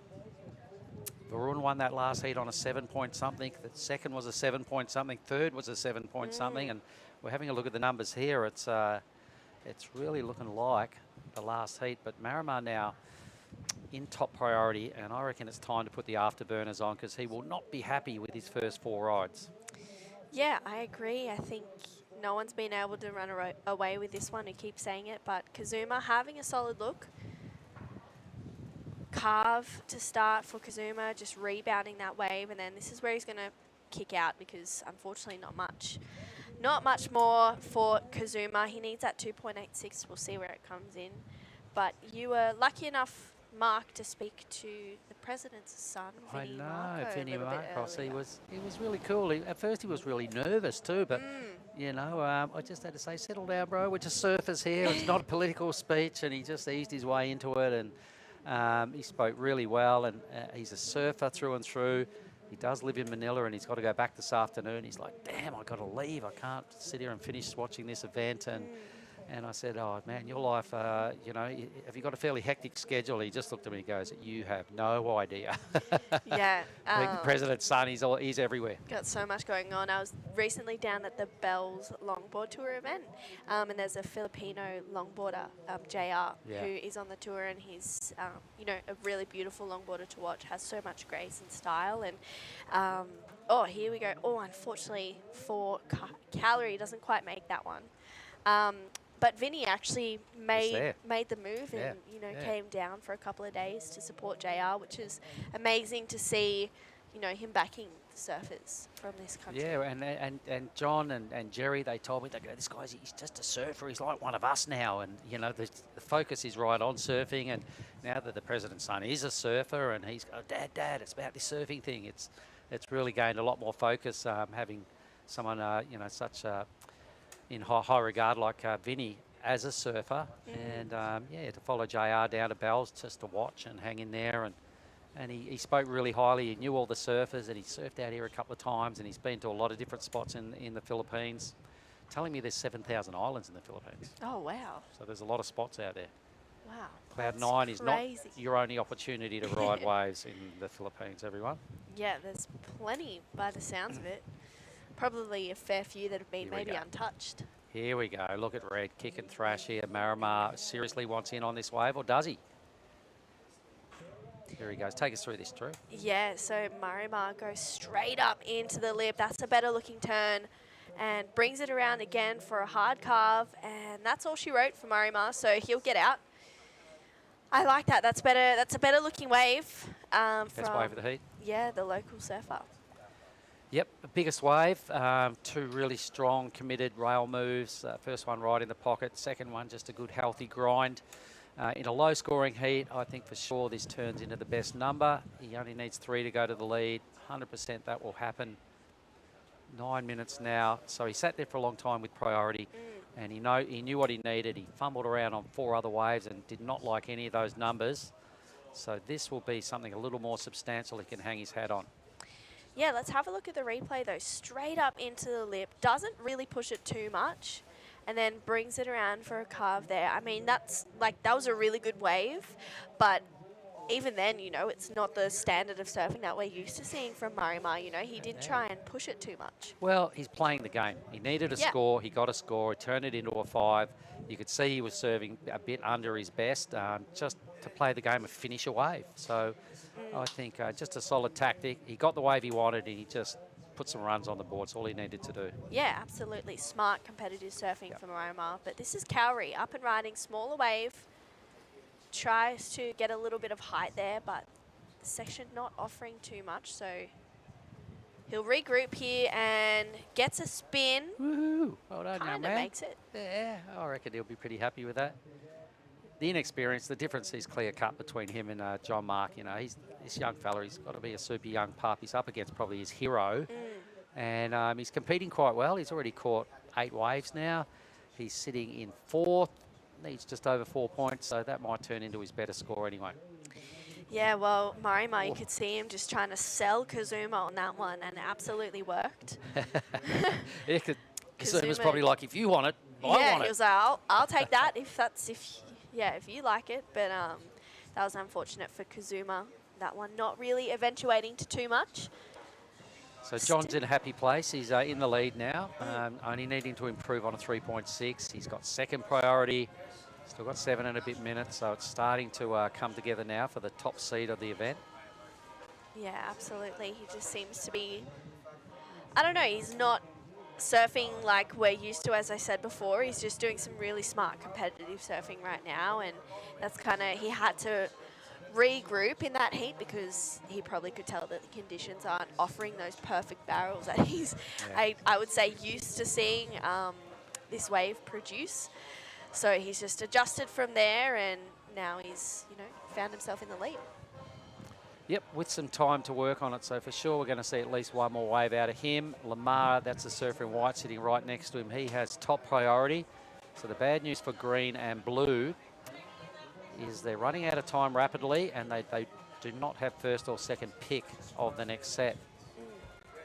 The requirements, though, are quite there. Kazuma, we know that Team Japan, really solid, generally good tactics, sharp surfers, and he's only a 3.26, so that is the biggest threat to Lamar. I reckon Kazuma can still be sitting comfortable going, all right, 3.26, do this all the time. Just hold it together, nail your next wave, boom. Yeah. He's got the maturity in his surfing to just hold a solid belief here. 3.26 for him is a low number. Although it seems like in this heat, except for that 5, it is somewhat of a high number as well. Everyone's got those pair of 3s, you know, they look tricky to get, but Marimar takes to the sky, he makes that one, and he'll kick out, so getting the rotation there. So that's got to be better than his 3.6 other air reverse. I think this one had more height to it. So let's just see if the judges help him improve on his lead. Something better than a 3.6 right there. Will it do that? But here goes white, so Lamar.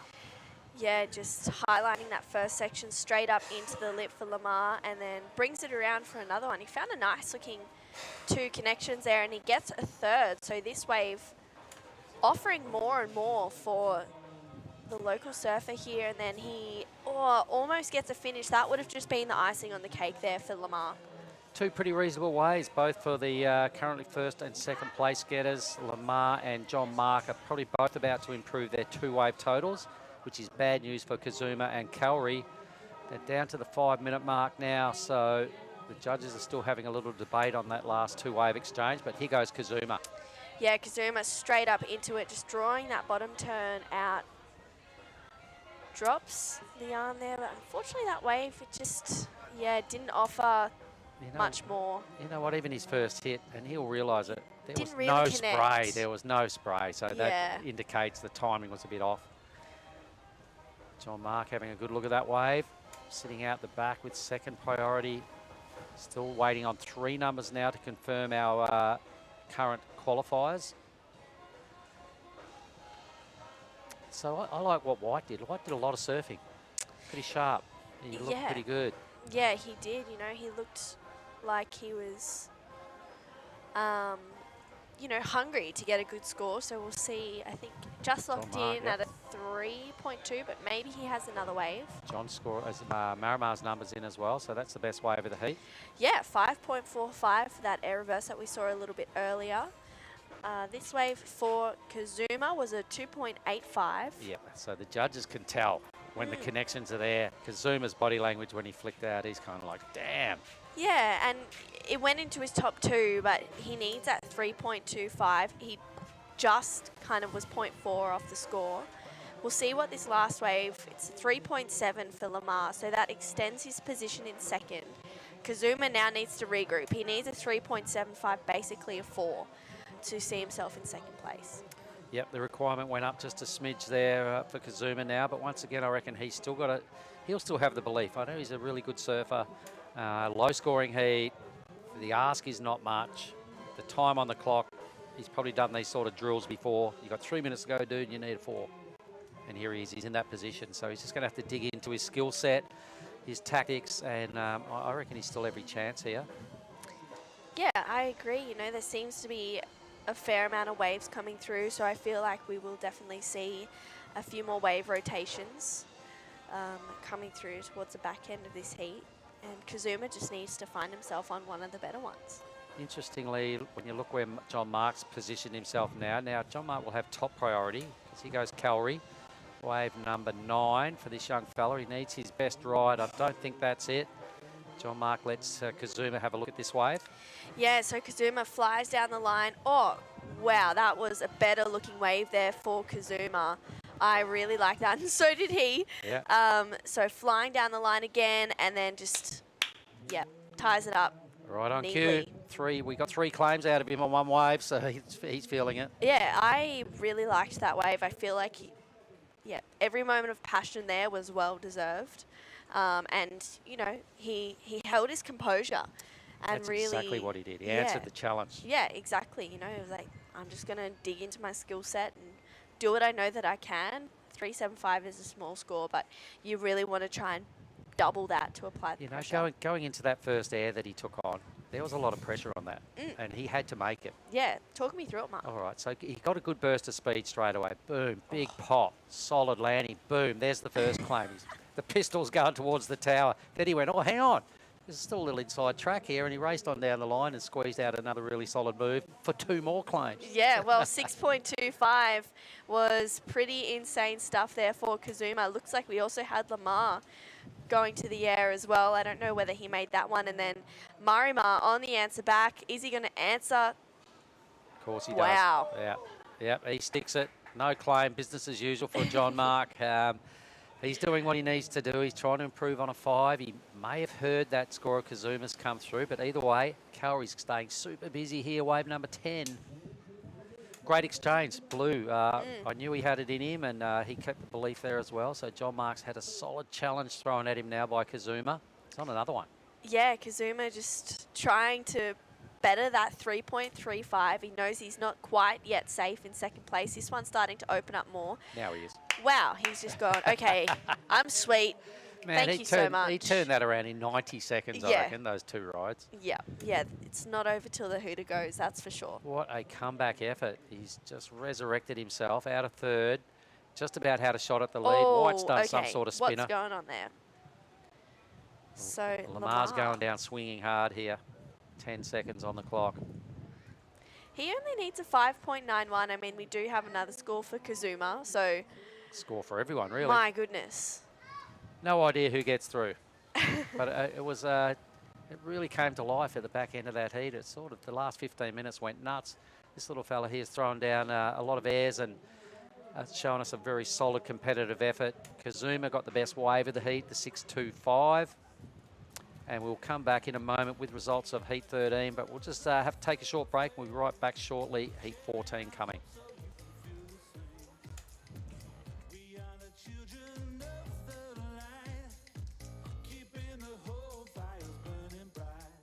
Smart Super Value Deals. Enjoy Powerall's 8 GB for all apps, plus only TikTok.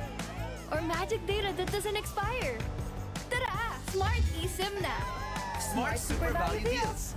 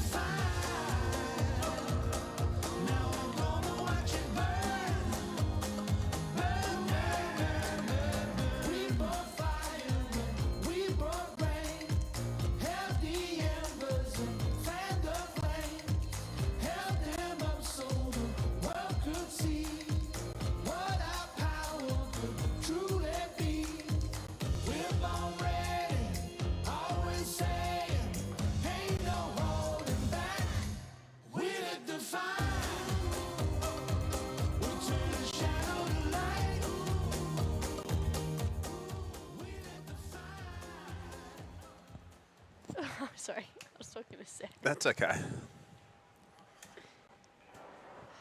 Welcome back to the Siargao International Surfing Cup. We have heat number 14, round of 64 in the water and some surfers up. This is Wimar Benono in the green there, but we actually did have a little bit of a shake-up in that last heat, heat 13. Marimar, John Mark Kong did take that heat out and got a 7.25 towards the end. Kazuma bettering his position, a 4.25. Lamar came in 3rd and Cowrie in 4th, but it was such an incredible last heat. To be honest, it actually just ramped up in the last 2 minutes. I'm True Styling joined in the booth with Justin Majex, and yeah, that was an incredible last hit. I don't know if you caught any of the action. I but did. I went for a little walk and got myself a little smoothie bowl and sort of interacted. And obviously the whole beach is just packed to watch Marimar's heat, and it was a bit of an aerial shootout, which is always great to see. And in these sort of conditions, seeing the surfers take to the sky is really impressive. And I just love seeing aerial surfing at a wave that I guess is probably more renowned for its barrels, but at this size and with this little air wind on it, it's super sick to see the variety and the innovation that you know, these QS level surfers can bring down. yeah, I 100% agree. I feel like with Marimar, everyone was expecting that. He loves going to the air. It's pretty much something that he does in his sleep. But Shohei Kato has locked in a 6 with some solid rail surfing. Another nice jam for Shohei, and he's looking really solid. And then Noah Arkfield. Wow, 6.25 for that air reverse as well. Well, he's pretty much taken off where the last heat left off, and there's the results again from the last heat, but some good numbers in the early stage. We've seen some heats that have sort of struggled with the conditions, but great to see surfers taking to the air, and I love this innovative part of you know, professional surfing. Airs are a big part of it now, and it's so cool to see surfers taken to the sky. Yeah, it's almost like if you don't have airs in your back pocket or airs in your arsenal, sometimes you can find yourself left behind. But I love nothing more than some good rail surfing as well. 100%. Rail surfing is, you know, the foundations of where our sport started, and this is just now the innovative part that just keeps it moving forward and pushing ahead. But yeah, 21 and a touch minutes on the clock, up and riding here is our surfer in green. He's got the big top knot on, and he is leading into a couple of turns, ends up riding out on his bottom on that one, but looks like Red's asking for a situation with priority, but a couple of good scores in for both blue and red in the early parts of this heat. I'll take this opportunity. It's Friday afternoon, West Australian time, so to all my colleagues back at Surfing WA, if you're tuning in, g'day gang. It's probably about the time we sort of resort to a certain part of our office and debrief on the week with a cold, refreshing ale. So hopefully they're doing that. We're probably a few heats away from doing that ourselves, True, but you can see blue and red on the screen waving, asking for situation. They want to know time, they want to know numbers, and they probably want to know a little bit more about the priority. But on our screen, it shows that Noah Arkfeld has the highest score, a 6.25, and he also has first priority. Yeah, well, looks like Mark Clift is down there with the last heat winner, John Mark Tacong. Well, I certainly am, and I've got the pride of the Philippines with me right here. John Mark, that heat didn't really go to plan at the start. You were pretty nervous? I was very nervous, yeah. That heat, my plan was like getting two good waves, which is like not throwing ear, which is like those thorns. But I got the first wave. I tried to do ear. I was like, no, that's not good. All right. And then the second waves again, tried to do ear, and then didn't made it through. And I was like, oh man, okay, relax. Wait for the good waves, and just try to do a thorns or just save some score, at least like 3 or 4. And I got sets coming, so I just tried to do thorns, like 2 thorns. So I got 5 for that. So I was like feeling more comfortable for that kind of score, but still like feeling nervous because all our score is so close together. And yeah, I was like feeling confident, and then I was like trying to find some air section. So I was like, okay, just gonna try to do some ears again and make sure it doesn't fall down. Let's talk about this. You've been all around the world this year on the Challenger Series. You've surfed in a lot of different countries. You're back at home. It must be good to sleep in your own bed on contest nights. To be honest, like, really, I'm so happy or so stoked to be at home right now, and it's so great. I'm so grateful to be like on and get qualified for a Challenger Series this year, and yeah, like what you said, I've been away for like for a long time. I've been like traveling around the world too, and it was my first time. But yeah, grateful to had experience. I think the best result get round 2, but you know, there's no losing in there. There's like experience, there's learning and how you can improve. And if it's not me, might be the next generation here in Siargao or here in the Philippines. You know, like all my experience, I really want to share to all the next generation that really want to go surfing. Well, that was going to be one of my questions, so let's go there.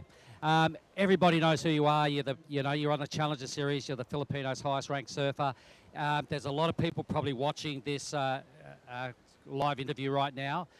So, if you had one sentence of advice to all the young groms out there that want to be you, what would it be?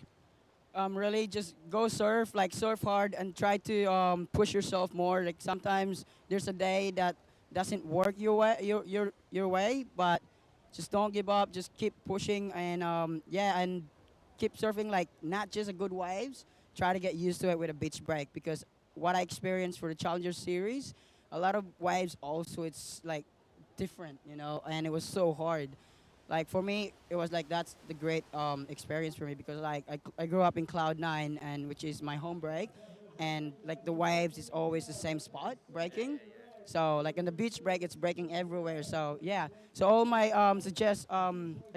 for all the next generation, just surf as much as you can and everything that you want to push on, like doing airs, didn't make it. Just keep trying until you make it through. So yeah. Unreal, ladies and gentlemen. This is the defending champion of the Siargao International Surfing Cup. I'm going to shake your hand, Marimar. Let's hope we have more interviews. Thank you guys so much, and thanks for watching. See you guys. Woohoo! Thanks. Back to you guys. Thank you, Mark and Marimar. Yeah, that was, wow, I really just thrive off Marimar's energy. He's obviously pretty much the face of surfing here in the Philippines, and to make it to the Challenger Series is an amazing effort in itself, but I really love the way he just spoke about, you know, learning from each experience. He hasn't made it past the second round in any of those events, but he's still smiling. He's here on his home break, but during that interview, we saw some more amazing surfing from Noah Arkfeld. He has locked in another keeper score, a 6.20 to back up his 6.25. And yeah, this is definitely the aerial show this afternoon here at the Cloud 9 Siargao International Surfing Cup. We're into heat number 14. Alongside me is True Starling. And True, I've just been impressed by the level of surfing. No matter the country, no matter the nationalities, everyone's bringing their A game here today. Yeah, they are, and I feel like, you know, it's really important to be doing that in the round of 64 as well. Noah Arkfeld is, you know, the next surfer underneath, I guess, Marimar, in the sense that he just he's doing really well in the rankings at the moment, and he seems to be, you know, really comfortable out there as well. So those pair of sixes are sitting pretty in his scoreline. 100%. And we've just had official confirmation through from Ty Sarati, the WSL Tour Manager, that women's round 1, heats 1 and 2 will be run today at the completion of this round. So, True, what heat are you in? Heat 7. Okay. What about your sister? What heat's she in? She's heat 6. Okay, yep. Sweet. So you girls don't have to worry. You can stick on commentary duties all day long. But ladies in heat number 1 and number 2, if you're watching, probably time to get down the beach, suit up, and start getting your head around this lineup. Yeah, I mean, it looks really fun out there as well. I'd be pretty stoked to be having a heat. But that is Waymar. Looks like he tried to tuck in there, and oh wow, almost Busted through the doggy door there. Almost did it. Looks like his top knot almost got ripped out there in the process, so he might have to paddle out the back and get that back retied. But right now, 13 minutes, 50 seconds on the clock. It is our Filipino surfer in the blue leading with 2 6-point plus rides. And we've said it all day long, if you get into the double digits, you're generally sitting pretty.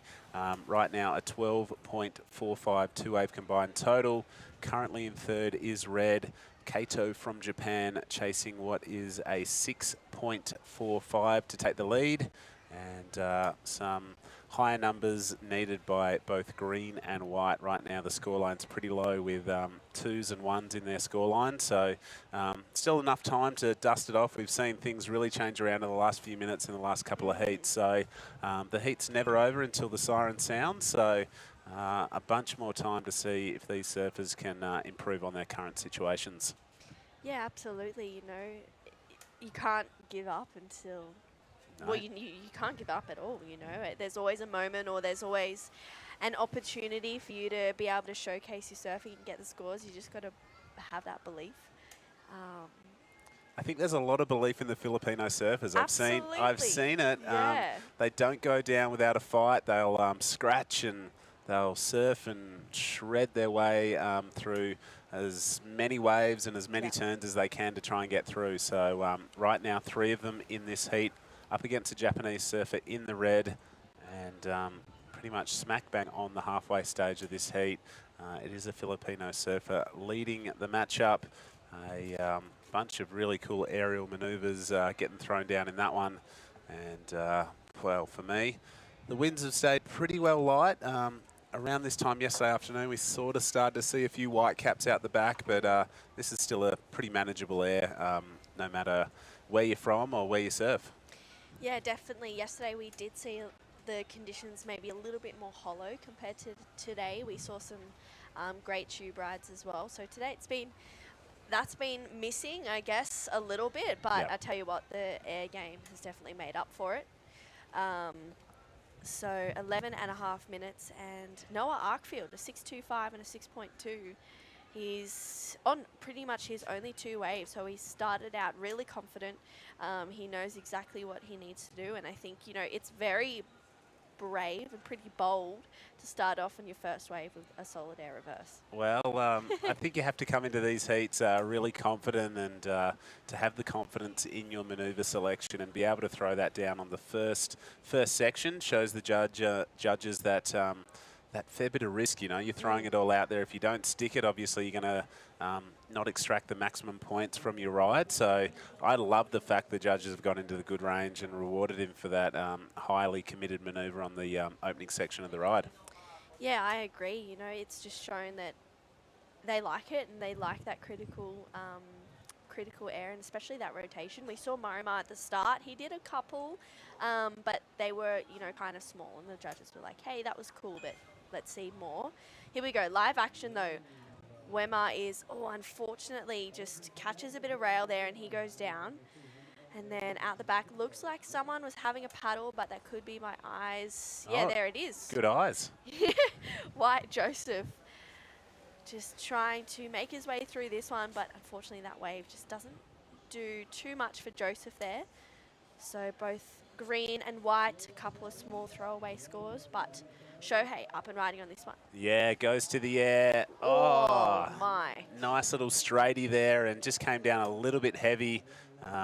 Unable to ride out of that one, but some clear signs from the judges, and they're being, I guess, answered by the response to our surfers is go for the airs and get some good numbers. So it's good to see. I really enjoy this part of professional surfing, and for me, he had clear intent to take to the sky. He's not going to improve on his 3.75. He'll remain in second spot, but for me, take to the sky, get a good number, and hopefully improve his situation. So good attempt, but unable to ride out. Yeah, I liked it though, you know. As you said, it was a great attempt. I wonder where the score would have gone if he had have ridden out, because he got pretty high as well, you know. But for Shohei, he's having another look at this one. Going to see if he can better that 3.75. Nice carve, gets a little bit of a slide there, brings it around again for another one. Doesn't go too far outside the pocket or that power source of the wave. Couple more carves for Shohei, so he'll get out of there. He wants to better a 3.75, so we'll see if he does that. He's looking for a 6.45 to go to first, Justin. Yeah, I'm not too sure if it's going to be the 6.45, but they were a series of really critical turns, and the score's locked in at a 3.50, so a smaller inside wave as we see Waymar here in the green rash vest, up and riding. He's maybe lost his hair lacquey because the locks are flowing freely, just as his surfing is on this one. You can pretty much just sense from the Filipino surfers that energy. He almost was smiling through that entire wave. So I love to see that. And yeah, looking to improve on a low score, and he's done that at 2.80. Does improve his scoreline, still chasing something up in the good range to move into a qualifying position. So 8 minutes remaining, 8 minutes, and yeah, he's going to have to do a little bit better than that if he's going to make it out of this round of 64. Yeah, I agree. You know, I really like the surfing on that wave, but that first turn maybe a little bit uncontrolled, which is why the judges, you know, kept it in that 3 range. So they've just gone, hey, mate, that was like, you know, love it, but let's see a little bit more control, a little bit more precision, and then we can reward those high scores like that 685 that he's requiring. But, you know, Shohei can well and truly better that 3.75, which could really make that requirement grow a fair bit for Waymar and Joseph. But 7 minutes, you know, as we said, that last heat in the last 2 minutes or so pretty much ramped up. Let's have another look, though. This first turn, he kind of just almost didn't ride out of it, but you can see, you know, he's smiling. He's having the best time. He throws a lot of water, though. And yeah, just smiling through that wave pretty much. You got to be happy to be a surfer, no matter where you're from or, you know, the scores that you're getting. To be in the ocean and have that connection is a really, really cool thing. And here we go, our Japanese surfer. He did, I'd say, 3/4 of that maneuver, but unable to ride out. So Kato still in second spot, still requires the 6.45. The 3.50 for me was it was really good surfing. Like, I'd be stoked if I could come in and throw down 4 maneuvers like that. But I think the judges have made it very clear with what we're chasing and what they like to see from these surfers in these conditions. Yeah, I agree. And Shohei just maybe needs to settle down a little bit. He's the last 2 waves, he's tried some airs. 3.75 isn't a big number to better. So if he can just, you know, get a couple of turns down, if the wave allows that, then that's when he can really start to go into that air side of things. But, you know, Waymar and Joseph, a 6.85 for Waymar and 8.35 for Joseph. It's a pretty solid requirement. It will have to be the best wave of the day so far. So he's going to have to do something pretty special to get that. Well, we'll see what happens, but I love that last drone shot. You can see the tide has pushed in a fair bit, and the surf school operators are busy pushing tourists and just getting the absolute stoke of surfing into a bunch of keen and enthusiastic learners. So as we said, it's a pretty mellow reef, but once the tide fills in, a bunch of opportunities to get the big softboards that are positioned behind us here out in the water. And I think I've never seen this little patch as busy as I have when it's high tide and there's waves everywhere. Yeah, even yesterday, for the last couple of heats of the day, Jesse and I went for a surf, and there were still people just sitting out there in the water, just watching, you know, and it was awesome to see that they were just so happy to be around watching the surf, whether it's in the water or on the boardwalk. But Noah Arkfield comes back into play. He has them on lock. He's got a good strike rate and a good completion rate, so yeah, it'd be cool to sort of have a look at that one again and compare it to his other couple of waves. But wow, a really good strike rate and a really good completion rate from our Filipino surfer. He knows what he's doing out there. His board looks good. His maneuver selection looks even better. So I think you must just feel super confident to be able to know you've got that trick in your bag and you can pull it out whenever you need. Yeah, and he just seems as well, you know, listening to Marimar before, he said, you know, the wave out here breaks in the same spot every time. This is Joseph up and riding, though. I'll come back to that. Will he get another option? No, unfortunately. And then Waymar out behind him just comes to the party with a little bit of an air game. Waymar just trying to get over this section, which he'll do it, and then just loses it for that second turn. But as I said before, Marimar was saying that, you know, this wave breaks at the same spot, and I feel like if you're here a lot, you live here, you surf here every day, and for someone like Noah, he probably even looks at the wave and he's like, I know exactly the perfect timing to hit this section 100%. and the rotation I need to do to make it that last wave of 5. It didn't go into his top 2. But you know, he just seems to have everything on lock, as he said, his board, his airs, his positioning, his timing. He looks like a solid threat. I think so. I can say I don't know much about him. Never seen him in a QS 3000 event before, but I'm sure that surfers in the round of 32 will certainly be fearing him based on his performance thus far. So a couple of scores still to lock in. A 2.85 has locked in for Green. This guy is a lightning fast surfer, currently in second spot. Chasing a 6.45, but gets the fringe out of the hair. I don't think that's going to be the number, but we'll see what the judges thought of it. 2.5 minutes on the clock. A 6-point ride has been the difference for him. It's given him enough of a breathing space to be able to just, you know, catch enough waves and maybe just prepare for the round of 32. I'm sure he's a little bit mindful of both Joseph and Waymar because they're locals. And as Marimar said, they get to surf out here all the time and know the wave really well. So he's probably got that in the back of his mind. But a 3.75 matches his second scoring wave. So his last effort's going to be a throwaway. 2 minutes on the clock. True Starling, what are your plans for later? Are you going to hang around? And obviously we'll have a couple of ladies' heats, but we're going to go get some dinner later, or what are we going to do? Absolutely. I am a big foodie. Big foodie? So, yeah, we'll be getting some dinner, 100%. We'll get the whole crew out there.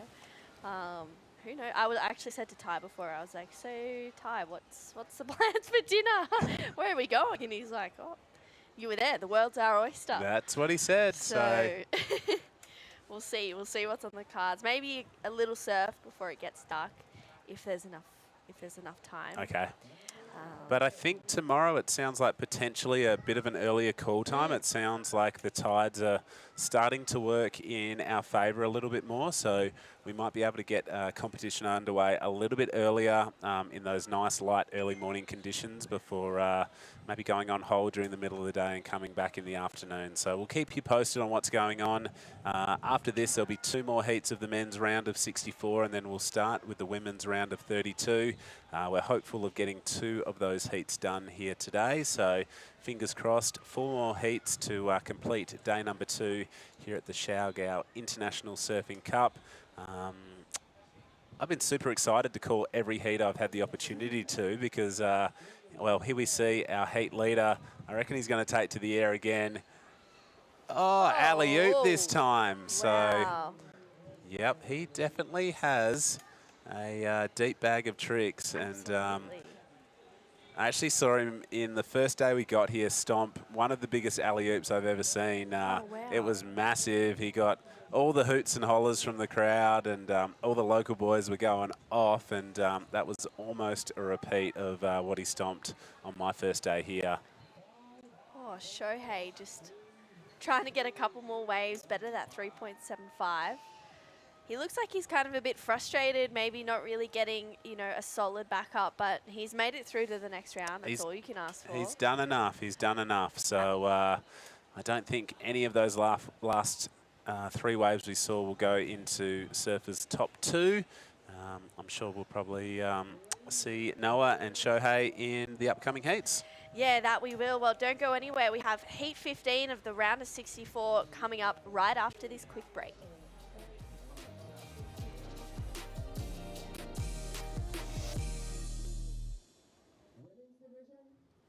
Smart Super Value Deals. Enjoy Powerall's 8 GB for all apps, plus only TikTok. Or magic data that doesn't expire. Tara! Smart eSIM na! Smart Super Value Deals. I value this the most. Sulitin natin. You guys ready? Powerall 99, please. All access data and only TikTok for only 99 pesos. Magic data for me. Data that doesn't expire, also 99 pesos. Smart Super Value Deals coming right up. Get the most out of your 99 pesos. With Powerall's 8 GB for all apps, plus only TikTok. Or magic data that doesn't expire. Switching? Simple with Smart eSIM. Smart Super Value Deals.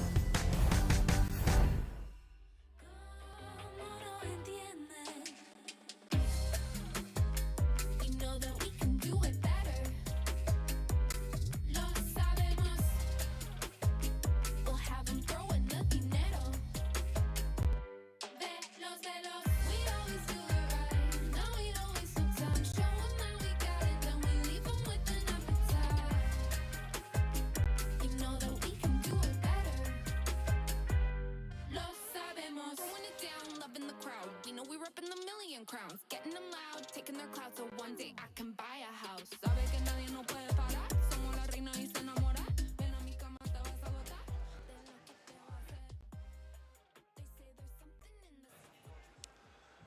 Welcome back, everyone.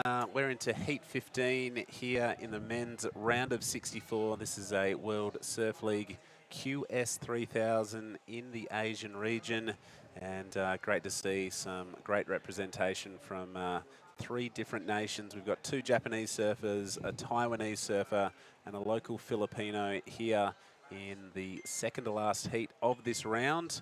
And I am sitting alongside Jesse Starling, and we've got the Taiwanese surfer ripping into the first wave of this heat. And I was lucky enough to go to Taiwan last year, Jesse.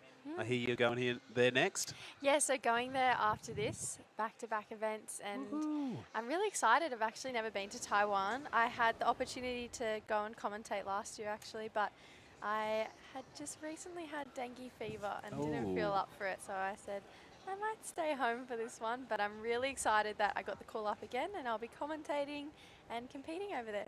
Well done. A beautiful place. I was there last year, and yeah, some, well, like pretty much a three-peat of events here in the Asian region as we see Rinta Ootu just slicing his way through a little inside wave, just getting some wax between the toes, and his countryman answering back behind him.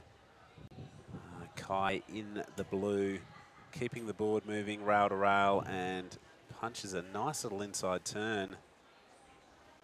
I feel like this is about the time on the tide where we see maybe the wave's not as steep, but they definitely get longer. Yep. With that higher tide. But someone I'm really excited to be commentating their heat again is Kent, the sole Filipino, but he locked in an 8-point ride yesterday for an exceptional barrel. But not only that, he backed it up with a 6, I believe, with really great rail surfing. So he's definitely a powerhouse, riding a local Hayden Shapes board. So shout out to that local shaper. Your boards look incredible, and I definitely want to have a look at one while I'm here, just see what his shaping skills are like. I'm lucky enough to work alongside Darren a fair bit, so I'd love to have a look at different boards around the world for sure. Well, one board that works really well was the board of Noah Arkfield. We're going to throw to John Carby out there on the boardwalk and have a chat with the last heat winner. All right, thank you guys there on the tower. Congratulations, Noah Arkfeld. How did that feel? Thank you. That felt really good. Waves are fun, and wind is like really good for airs. So that was just my plan, just to go for the airs. I didn't think you were going to fall off. You went for that alley-oop on, I think, one of your third major scoring waves. You were about inches off pulling that one. How'd that one feel? Oh yeah, I really wanted to make that. I thought I had it, but my back foot fell off, slipped off. Nice. I noticed that you're pretty well in shape now. You're working out. What are you doing in the sidelines to get fit and ready for an event like this? For 2 years, I think now, I've been going to CrossFit, training with the Philippine team and with Coach Mike, all of them. Yeah, they've been helping me out a lot, and I'm feeling really good now. All right, and I also know you're a part of the bag tick crew also. The Colin getting behind you and helping you out around the country and around the world to events. Can you tell us a little bit about what he's done for you? Yeah, Bag Tick Surfers, they are my main sponsor, which is also Kong Bingo Matugas. And yeah, since last year, they've been sponsoring me to like all the events that I've been going through here in the Philippines and all around the world also. So I'm really grateful for Bag Tick Surfers and Kong Bingo Matugas and Sir Neil. Thank you very much, everyone. And also the Bag Tick coaches. All right, it's been great to see you sort of grow and develop over the few years. Looking forward to your next heat. Are we going to more of the same, do you think, or what are you hoping for? I'm hoping for barrels, because last 2 weeks ago, Cloud9's been perfect, and we've been catching some really good waves, but these are also fun waves, good for airs. Nice. Just lastly, is there anyone else you'd like to thank? I can see 2 parents looking at me right now. Yeah, I'd like to thank my mom and dad. They've been supporting me ever since day one, and Thank you very much, Mom and Dad. And also, thank you, Coach, for all the advice. And also, I'd like to thank my caddy, Tar Calipayo. And happy birthday sa ako pinakagwapa na barkada, si Alicia. Perfect. All right, back to you guys in the studio, and well done, Noah. Look forward to seeing you in the next one. Yeah, thanks, Johnny, and well done, Noah. Jess, I took the opportunity to just find what the definition of bag tick is. I'll come back to it as we see Blue lining up, and that was fast, it was innovative, and it was impressive from our Japanese surfer. As we see Kent here, he's a bigger sort of bodied surfer, probably would hope for another 1 or 2 feet on the afternoon conditions, but bag teak essentially means requiring great physical or mental effort to accomplish or comprehend or endure. So I love that. yeah, so the bag tick surfers are obviously committed and hardworking, and yeah, I sort of like that as their little, you know, obviously supported by a local congressman who I think he's backing in about 41 local surfers to chase their dreams and get some amazing things happening in the water and out of the water as well. Yeah, I really enjoy the community spirit here in the Philippines. It just seems like everyone's supporting everyone, and no one wants to take, you know, like there's a lot of drama in the world right now, but to come here and to see how much love and support there is for each other, and even after, you know, they had that super typhoon, how the community came together, it's something really special, and one of the main reasons I'll definitely be coming back. Well, on screen here, a replay. That was a really quick whip, a 3.60. So most surfers at your local beach break will, you know, come in after doing a maneuver like that, just absolutely wrapped. But here on the professional levels, that only earns you a 3.6, enough to give Kai the lead. And this guy was impressive yesterday. Let's see what he can do. Love the little sort of colour combo on his board. The bright fluoro yellow and the maroon on top helps him whip it around. So was in 3rd place prior to that, looking to improve on a 1.50. I'm pretty sure he's done that, but you can see it's as the tide continues to reach its fullest point. The waves are running longer, so an opportunity to do more turns. Maybe not quite as punchy as we saw earlier today, but still looking pretty fun. Yeah, it looks extremely fun, and I touched on it earlier, you know, if we pulled up to a beach break like this, we'd be surfing this all day, you know. 100%. So we got to keep using what we've got in front of us. I know it's not typical Cloud9, but just like Rinta is doing right now, he's making the most of it and making it look so fun. This wave, wow. Liu, our Taiwanese surfer, we pan to him and he's definitely delivering. I love the rail surfing this guy's displaying. So kind of in front of Rinta as well. Gets a finish, so that's a great looking wave there for Liu from Taiwan. Getting a couple heats under his belt before we head back to his home country. Yeah, well, I actually saw him out in the free surf and he looked familiar, but I couldn't quite pick it. And now I see that he's from Taiwan. I reckon I remember his face from about 12 months ago, so it all makes sense now. We'll wait for that last little exchange to lock in and see where it puts our 4 surfers out there in the water on the leaderboard. Right now, it is Blue with first priority and the lead. A couple more scores to lock in for white and for red. Jessie, you excited to see the women's heat hit the water later on this afternoon? I am. I'm excited to see how the women take on the conditions we have right now. As we're just looking at a bit of a replay, maybe potentially. But yeah, no, I think the women will pretty much light it up out there. The boys are having so much fun, so it's probably hyping the girls up. This is the replay we were hoping for of Kent, but we'll come back to that. That one came in at a 3-point ride, so the judge is kind of capping the scores. Nothing really too above the lip right now. That last one for Rinta, a 4.35. I really liked that last wave.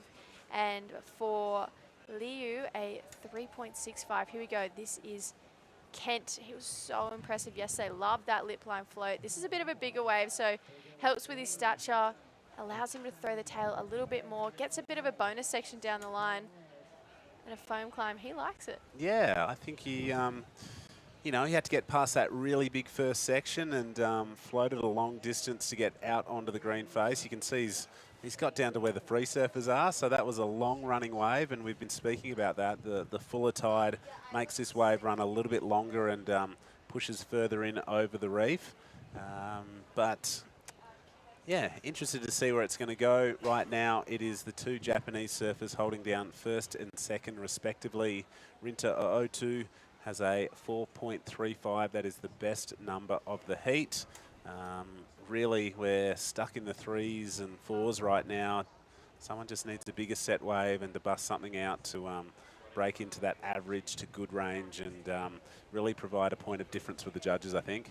Yeah, so only a 3 for that last wave of Kent. I thought maybe with the projection on the bigger lip that maybe it would have gone a little bit higher, but the judges saying, no, we want to see above the lip or vertical, which is fair enough. You know, this is QS 3000. We're not here to play games. We're here to see excellent surfing. And even though the conditions aren't usual cloud 9, it still looks so fun out there. And like I just said before, if we pulled up to a beach break, there's no way in the world we wouldn't run a comp in these conditions, and we would probably run a full day because it looks so fun out there. 100%. So right now, after this heat, just one heat to go in the round of 64. The draw will be whittled down to 32 men, and that's really when I think things get a little bit more serious. Obviously, everyone takes every heat very seriously at this level, but the round of 32, I'm pretty sure we'll probably start to see some prize money being delivered in that. And the further you go, the more points you accumulate. Maximum of 3,000 points for our eventual winner here. But this is all working towards, you know, being in the top 5 on the Asian Regional Qualifying Series. From there, those 5 surfers will next year join the Challenger Series, and one wildcard is given out on the men's side. So here's your heat leader. Oh, put the mockers on him. Oh no, just a little bit of a buried rail there. I feel like maybe the body went before the head did, so he wasn't too sure where he was looking, and that's why his rail buried in. I only know that because I used to make that mistake all the time. Look at this, some free coaching from Jesse Starling. Yes, so actually all you Daniel surfers. Starling. Oh, okay, thanking Dad for that. I'm sure your dad's tuning in and listening. What bit of advice would you give the ladies coming up in a couple of heats' time? Obviously, you've watched and analysed the conditions. We'll come back to that question as we see Rinta here absolutely rinsing this wave. He's got a lot of speed, great bottom turn, nice little bit of flare on that, and another one. So I think that is going to be the best wave of this heat. Yeah, that was definitely better for Rinta, and we see Leo finishing a really nice wave, and wow, Kent again behind him. So a bit of a flurry right now. 3 really nice bowly sets. Unfortunately, Kent just missed timing that end section, but Rinta, I feel like, kind of said, all right, you want to see above, like you want to see vertical, I'll give you vertical, and that was really impressive surfing from our surfer in red. But to get back to your question, if I was surfing a heat right now, I think I'd definitely wait for the sets like those last ones, and we're going to see some more coming as well. And I think when it's conditions like this, you can't really go wrong with catching some like more waves than what you normally would. I don't think sitting and waiting would work, but here we go. This is Kai just unfortunately not connecting the way he wanted. Yeah, I think positioning and wave selection is super important, but sitting and waiting for that 4-foot barrel is not going to get you anywhere today. So no, very few barrels on offer, and some good advice there from Jesse Starling, who is also competing in this event. So I've had the opportunity to talk some turkey with you, but I'll probably get to call you heat in I think you know, probably tomorrow. So I haven't learned enough about you to, you know, chuck any garbage at you. So I'll have to, you know, get my notebook out and hit your sister True up for a couple of little dirty secrets maybe. Oh, but goodness. nah, I'm only joking. We're always very polite here, talking up the amazing performances of our surfers. We are still awaiting a score from Rinta Ootu. I think the judges are having a good look at it because I think it was really good surfing. Maybe we can tee up a replay and really break it down. But What I love about the Japanese surfers, they're just so clinical in their approach. Their bottom turns, you know, they're not those double bump bottom turns. They're just hard, single maneuver bottom turns that really give them great release out of the top of the wave. And we saw that from Red. And I think the judges, you know, just watching their replay screens. And yeah, there we go. It is locked in at a 6.50, a deserving score.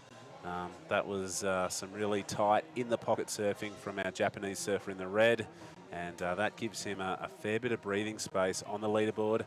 Again, Jesse, as I've said all day long, he's hit the double digits, so an important exchange there for him. Yeah, I think, you know, he was so patient off the bottom, and it allowed him to generate just that little bit extra spark off the top, which, I mean, the judges loved it, we loved it. That 6.5 was very well rewarded. I don't think anyone's connected quite as well as he has, but if you look at the scoreline, there's 0.9 between third, second and fourth. So it's as close as it gets right now. Yep. Between all of them. Here we go. We've got a bit of a fan contingency there, I believe, for the Filipino competitor, Kent Brain Soloso. So I love the community spirit. That's what we're talking about. You know, everyone getting behind each other and just, you know, making sure that they're pushing their surfers all the way as far as they can throughout the draw. 100%. So right now the requirements are super, super tight. Our surfer in white from Taiwan needs just a 3.6. He's got a 3.65, so he's very capable of getting that number. And the local in the green, maybe you can't quite see the priority board, but it looks like he's got first priority on our screen. Everyone's asking for scores and situations. They're not waving to the fans back at home. They want to know from the beach commentators what's going on. But Kent Bryan in the green is chasing just a 3.9. He's got a 3.35 as his best number. So right now it is red clearly out in the lead. Blue chasing a 7.2 to catch him. And the requirements for white and green are very achievable with just over 6 minutes remaining. Yeah, he was really impressive yesterday, so I know he's looking to do that again out there today. There we go. There's the local community making sure they're supporting their surfer out in the water right now. All smiles always from the Filipinos, and I just love the energy that they bring to every occasion. You know, we had the opening ceremony just 2 nights ago, and that was spectacular. If you ask me, I absolutely loved it. It was loud, there was fireworks and fire, and it was... There was a little bit of everything, wasn't there? Yeah, it was everything you've ever wanted for an opening ceremony, and so goodness. they're definitely bringing that energy through the draw as well. Well, let's see, a little bump here. Liu, our Taiwanese surfer, wraps a nice little carve, but unfortunately not too much on offer after that.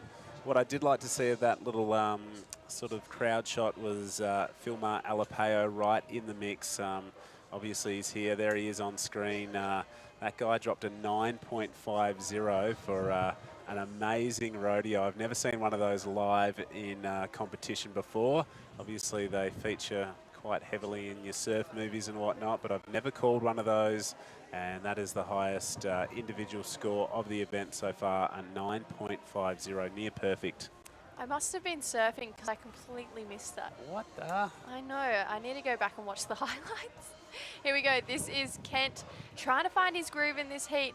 Gets a first turn a little bit late to the section, gets a carve. Now there's the third one, building momentum down the line. Hits that section there. That's more like it from Kent, the aggression that we're used to seeing. Looking for a 3.9. What are your thoughts? Oh, it's really, you know, if I compare it to Red's best, he seemed to be sort of in that foamier section, maybe didn't have clean water in front of him, so I feel like he manufactured a lot of his maneuvers rather than the wave really allowing him just to flow and fit them all in nicely. I think it's definitely going to be better than a 3, but I have been wrong on a couple of my calls today, so this guy, you know, he's just had great precision, floats up and over that section with ease, and see that nice clean water ahead of him just allows him to do maybe a few sharper maneuvers than what we saw from green. But I'm here to commentate, I'm not here to judge, so you know, maybe a slight improvement for our surfer in the green. And there we go, a 3.2 replaces a 3.0, so a slight improvement for him, chasing a 3.90 still to move up the leaderboard.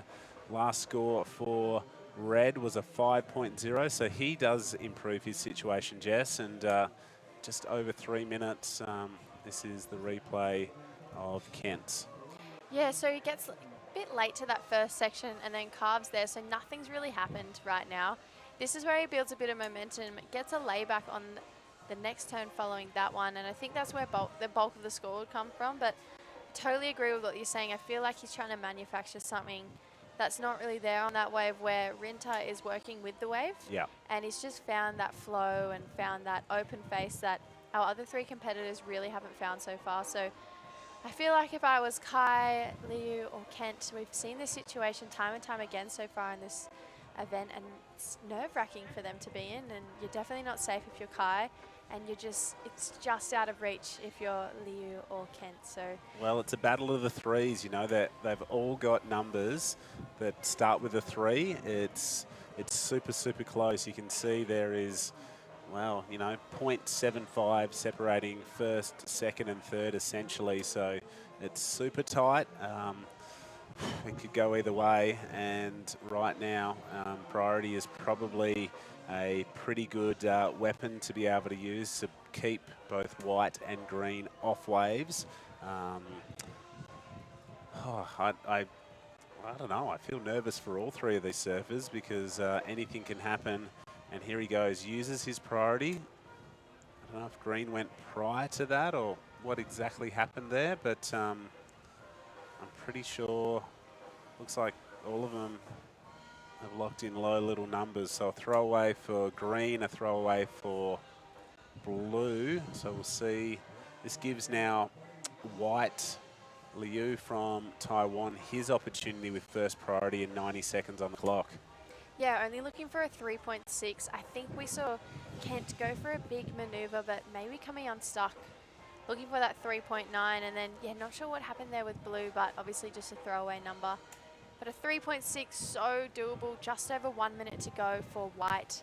Stressful times, and this is where do you just take an opportunity or do you sit and wait? There's 1 minute to go, you never know what card you're supposed to play, and it's all about luck, I feel like, in that last minute. I sort of agree, Jess. I think it's, I don't know. I'm just going to wait and watch and hope that, you know, these guys at least get one more opportunity to, you know, try their best at it. Here goes white, chasing the 3.6. Nice wrapping first maneuver. Maybe the wave selections let him down, but he's got an inside section, generating speed, but no steep section to connect with. And your heat leader, the guy that doesn't need a wave, somehow finds one. So yeah, it was kind of that question we just asked, do you take an opportunity or do you sit and wait? And he took an opportunity, did what he had to do, but it was the sitting and waiting that would have pulled off, and that's when you never know. So this heat is going to run out of time, and I feel like that's story over for Liu and Kent. Yep, 100%. That is heat 15. It's going to go in favour of our two Japanese surfers. We're going to take a short break and be right back with the last heat of the men's round of 64 here at Siargao.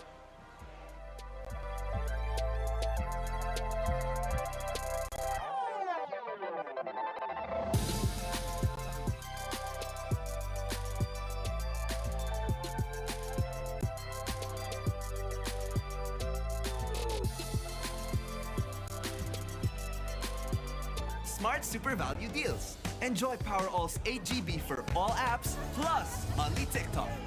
Or magic data that doesn't expire. Tara! Smart eSIM na! Smart Super Value Deals.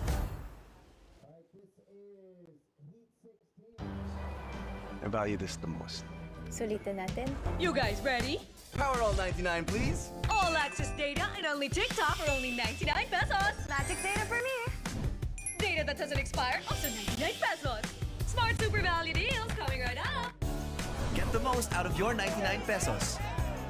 With Powerall's 8GB for all apps, plus only TikTok. Or magic data that doesn't expire. Switching? Simple with Smart eSIM. Smart Super Value Deals.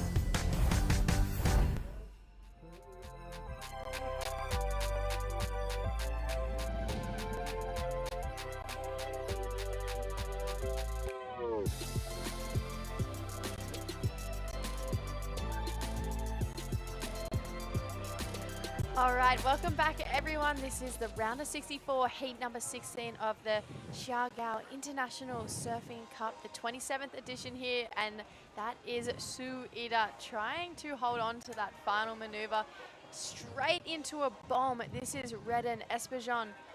Really nice opening float, trying to link this one back in. So, Mark, we're into this heat and straight into some action. Yeah, it's always good to see that. 90 seconds, 2 ways ridden. This heat, actually 4 ways ridden looking at the monitor. So everybody's got a piece of the action early. Monojo Yahagi, have seen him in those 2 other events throughout the season in Indonesia. Super strong, won the Pro Juniors up there at Nias, so on an absolute tear. The surfer in red. Neil Sanchez, he's a local down here. I've seen him surf a fair bit.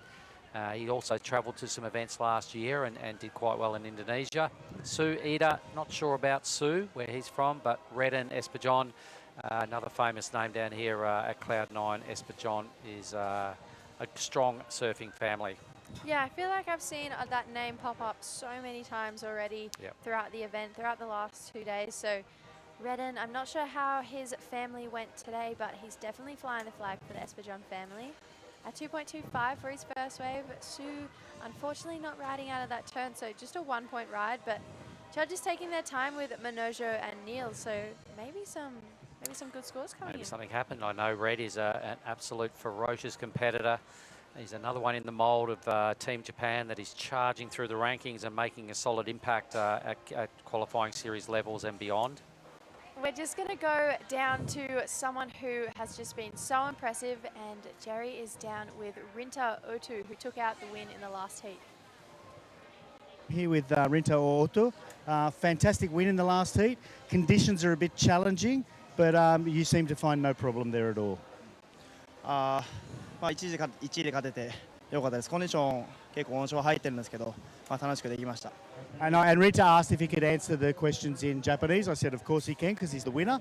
So well done. You're very high up on the rankings, or you're leading the rankings in the Asia, WQS Asia area. This is good for you to get through this one. What's your plan moving forward, and where do you need to finish to still be at the leading, leading the rankings? 今ランキングアジアランキング2位、ちょっと前まで1位で落ちちゃったところもあるんですけど、僕のプラン的には5位以内に入って来年 CS 出場することなんですけど、1個でも順位上げれるようにこれからも頑張っていきたいなと思います。 Okay, I reckon he said he has to win. So, and that's the plan, no doubt. You've already said, you've answered the questions in Japanese. Say hello to your Japanese fans anyway, in English. English? In English. Thank you so much. See, he can do it. All right, thanks, Rinto. Much appreciated. And hopefully we'll talk to you again tomorrow. All right, back to you guys. Awesome. Thank you so much, Jerry. And thank you, Rinta. So a bit of, I don't know, it seemed like quite the happy interview, but that was super impressive from Manojo. We saw him take a nasty fall on that last one, but he's obviously fine because that was a great wave. Certainly was, and you know, a solid competitor again, as I was alluding to just previous. You know, inside 5 minutes, he's already ridden 3 waves. That will be his best, no doubt, and will definitely consolidate the lead. But yeah, that was good fun with Jerry and Rinta there, who's not actually leading the ratings. Ryaru Ito is, but Jerry got a little confused, I guess. It's pretty funny, and I like the fact that Jerry made him say the speech there at the end in English. Thank you. Yeah, I love it too. I thought I'm always one to embrace anyone's culture. And if you want to answer in Japanese or Taiwanese or whatever you feel like. So a 3.45 and a 2.15 has Neil, our surfer from the Philippines, out in the lead. But I'm going to say not for long because temporarily. That last wave from Nojo was just so impressive. That air at the start of the wave was technically perfect.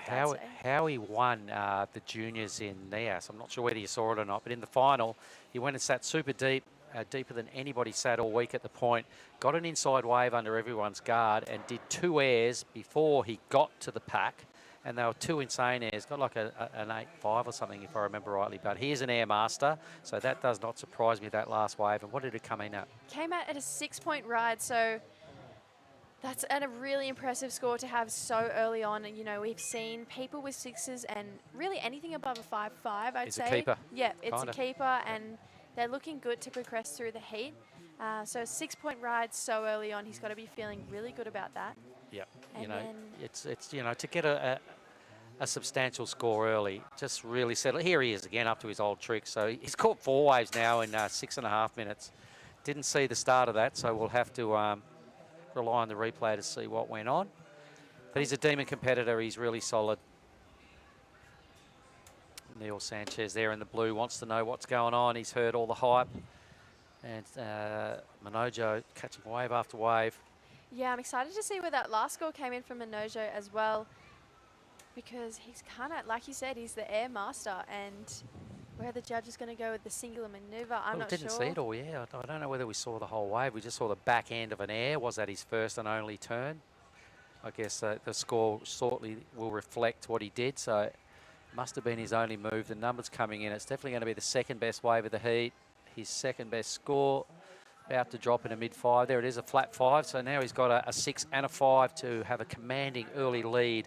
Solid work in the opening 6.5 minutes. Well done, Manojo. Yeah, 11 points, and, you know, like, Rinta won that last heat with 11.5 total, so he's already on a double-digit total, which we've seen everyone really who has double digits make it through their heat, and now he's put pressure on the rest of the field, second needing a 7.55. Look where he's gone and sat. I reckon we're going to get an air show out of Manojo from here on in. Deeper than everyone else, just like you said. So, yeah, he might be playing his NIAS tactics and bringing them here to Cloud9. But I really loved Redden's approach to his wave. I know that he came unstuck on his second turn, but he's just a really fiery surfer, and I'm excited to see what he does for the rest of the heat. These 25-minute heats gives our surfers so many opportunities just to make sure that they can get the job done out here. But we have seen a few slower heats now towards the end of the day. Yeah, definitely. So, you know, everybody's... Oh, here he goes. He's on another one, this time a left-hander. So Manojo, he's not prepared to sit there and bide his time. It's 5 waves now in the bank for Manojo and a solid lead. But, yeah, everybody obviously wants to be on the best waves, but you're always a bit nervous at the start. So I guess the theory is kind of get busy early, then settle, hear the results, understand the requirements, and make it count at the back end.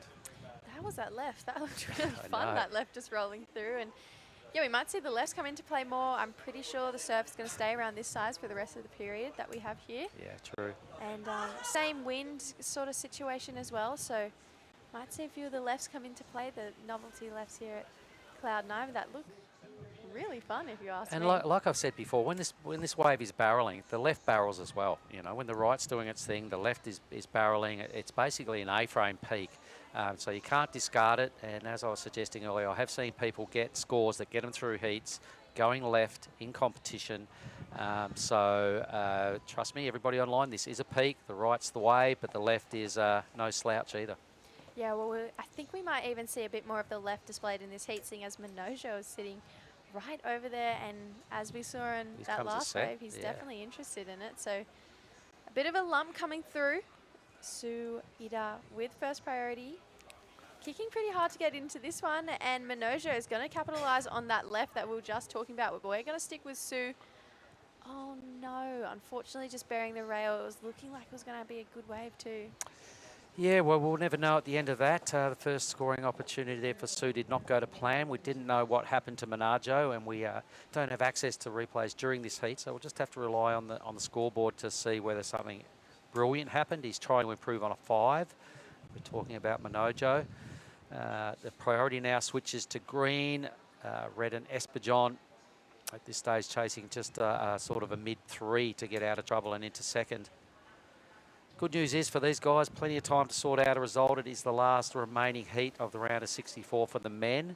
So for the good news for all our women out there watching online, ladies are on next. I'm looking forward to it. I'm really looking forward to it too. We've got a pretty stacked first heat as well, but I'll let you commentate that next one. I will. Let's have a look who's in it actually. Just looking through into the Nanaho Suzuki will lead out the charge, number 1 seed. We'll stay with the live action, and here he is again, wave number 7. What a machine this man is, Manojo Yahagi. He's got all the tricks. Look at him go here. The pressure's off. He's got a solid lead with 15 minutes now just to play around and mess around. I think we're going to see Manojo's full bag of tricks in these next 14 minutes. Yeah, I think so as well. And, you know, you have to have variety to keep the judges entertained and to keep them, yep, all right, here's another score, because we know that the judges don't like to see repetition. I reckon Manojo's just entertaining himself right now. Yeah. He's got no pressure from anyone. He's got all his time to spare, and he's kind of just messing around, rubbing a bit of salt into the wounds of the other 3. Yeah, he's probably just making the most of having Cloud9 with 3 other people out. Why wouldn't you? So he's investigated the left. He's thrown down some airs. He's thrown down a little carving 360. He's really starting to dig into all his tricks, and he's got a wide variety of them. Yeah, so looking like the score for that left didn't go into his top 2, and neither did that last wave, but still a 6 and a 5, and he got that in like the first 7 minutes of the heat as well. So really impressive stuff from Manojo. A little bit sleepy for the rest of our competitors. I'm excited to see what Redden can do on his next wave, and as well as Neil Sanchez. It's pretty close between them. Yep, and as we were just saying earlier, Nanaho Suzuki will feature as the top seed in the next heat. She's taking on Maria. Struggling with that last name. Grasalia. And also Diane Nogalo. 3-person heat by the looks of things to kick things off in the women's round of 32. Up next, here goes Manojo again. Jeez, can't sit down. Yeah, he's up and riding again. What? Throws the fin, comes back around. John-esque type of move, I'd say. Wow, that was really impressive stuff. And if I was a judge, I wouldn't even know where to go with that score. It was pretty mad. It's not going to be in his top 2, but geez, he's just winding up here now and throwing down the most amount of variety I've seen from a surfer all day long. Regardless of the wave that offers him, he's just doing something different every wave. So for everyone online, look, we're not going to get replays this heat, so stay glued to your screen and don't blink because Manojo is on an absolute tear. Yeah, he's definitely on fire, and I love the variety he's bringing. He's keeping it really interesting for us as well. Maybe a little lump starting to roll through now, but oh, he's up again. Oh, my God. He's going to surf himself off the page of our screen because I think we only go to 13 waves on our screen. Either way, it's a damn good show. It's happy hour for Manojo Yahagi teeing off here on everything he catches, and he's catching a lot. Yeah, I feel like we've only 1 minute past the halfway mark, and he's already caught 9 waves. He's on track for like 17 waves at this point. If he does that again, that's going to be... And then maybe then some, he could hit the 20 wave mark right now. That would be crazy. Imagine if he caught another 11 waves. 1 wave a minute. That's your goal for the next 11 minutes, Manojo. Well, let's see where his wave count ends up. Either way, these other 3 must just be going, what the hell is Manojo up to? Because we can't see anything worth riding. These boys haven't caught a wave for ages. Yeah, I know. They're definitely being picky. I feel like if I was Sue, I've got 3rd priority. I can probably float around a little bit more like Manojo is. And move away from the rest of the pack. I feel like sometimes when you have 3rd priority, being close to 1st and 2nd is a little bit stressful and can make you feel like you have to sit and wait for another one, but you've got 3rd priority, so there's 2 people ahead of you who can take the next 2 waves, and it's already been a slow heat. So we'll have to wait and see if Redden pulls the trigger on the next wave, and then Neil will move up into 1st priority after that. Righto, Justin's just throwing me another pretty cool stat on Manojo. We got an event down in Yallingup called the TAR Small Prize. Yes. And Manojo came down there and got 2nd in the under-14 boys 6 years ago. Oh, wow. So he's been to West Oz, and he's a well-travelled young man. Speaking of young men, here goes Green, Redden, Espadjon. That was on its way to being a good-looking score. Unfortunately, just pushed the tail a little bit too hard on that last one. But he's doing everything right to make sure he gets scores. Here we go. This is a better looking wave for Or is it? Sue, but it's just fizzled out on that Oh, inside. And Sue. you can see the frustration there from Sue. Yep, body language not good. Wave just dying out way too quick for Sue Ida's liking. So that will leave Neil Sanchez with top priority in 2nd. Only needs to, well, let's forget about the lead. He needs a 7.5 to get there, but anything better than 2.15 will throw a bit of heat onto Redden and Sue. Yeah, maybe the sitting and waiting game isn't really working for either Redden or Sue. I feel like They're down. We're past the 10-minute mark. We're into 9 minutes, basically. And the sitting and waiting has only got them a pair of 2s each and a 2 and a 1 for Sue. So maybe time to take the Minojo approach and catch a million waves. Here he goes again. Straight off the bottom into a lip, and he's just having fun. Yeah, he is. No pressure right now. Hasn't been any pressure applied to him for probably the last 10 minutes. So just going about it, having a bit of fun, just teeing off. I reckon we're going to see him absolutely go ballistic in these next 8 minutes. And trust me, I reckon he's going to improve on his 5. And in these next 8 minutes, the way he's going about it, I can see him improving on both these scores. Yeah, I'd love to see more excellent surfing from Minojo. It's exciting when he gets to his feet. You're not really sure what you're going to expect. I know. We've talked up Minojo 90% of the heat. That's because he's doing 90% of the surfing. Yeah. He's all over it. Yeah, well, he's caught 8 more waves than second place. So crazy amount of waves caught from Minojo, but it's working for him. He's in first place for a reason. And, I mean, if you want to catch waves, go to catch waves, right? So it's a surfing comp. He'd probably still be winning on his 3rd and 4th waves. He would. He'd have 7.1. More than that. 7.35. Yeah, 7.35. So he'd still be winning on 3 and 4 and probably 4 and 5. Yeah. He's all over it. Yeah, he's definitely got a lockdown on this heat, that's for sure. And I feel like 2nd, 3rd and 4th should really take a look at what he's doing. And here we go. Here goes Redden Espejon. Takes to the air for that one, re-engages the fins and hops out of there. Looking for a 3.26. Not sure if that's the 3.26. It was kind of a little squeaky little, as we used to say, a little credit card air kind of thing. It wasn't much height in it, just a chop hop, but off the back of the wave and a reconnection. So for sure the judges won't get carried away with that. It came in just over 2 points. Yeah, I like it. I like the approach, though. You know, he's not sitting and waiting anymore, and it hasn't worked for him for the first 20-something minutes of the heat. So here he goes, staying busy now. So let's have a look at this wave. It's wave number 5. It's a tidy slash. Come on, back it up. He needs something extra here. Spins the wheels right out of this, and he does. So this is going to be his best wave, hands down. He's still going. Nice little foam climb. Lots of good work done there. Well done, young man. yeah, and here we go. Neil Sanchez. He's getting a lot of work done. He got a bit of work done at the back and more down the line. Not sure how connected it was throughout of it, but here we go. Sue up and riding again, finishing that one off. Not sure what he did out the back either, but I guess it makes it exciting because you have to we rely don't on the know, numbers, yeah. Yeah, what the scores are going to come in at, but you know, I think Redden's... And Minojo got a wave as well. Oh, of course he did.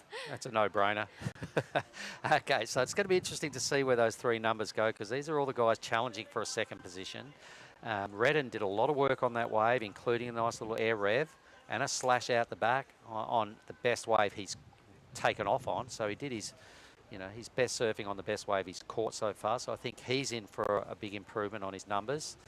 Sue looks like a big, heavy guy. He'd probably come to Cloud 9 thinking, I'm going to go really well at this wave because it suits me being a heavy dude, and he's copped a little mushy onshore day here. So I think had it been bossy Cloud 9 surf, we would have seen the better stuff coming out of Sue.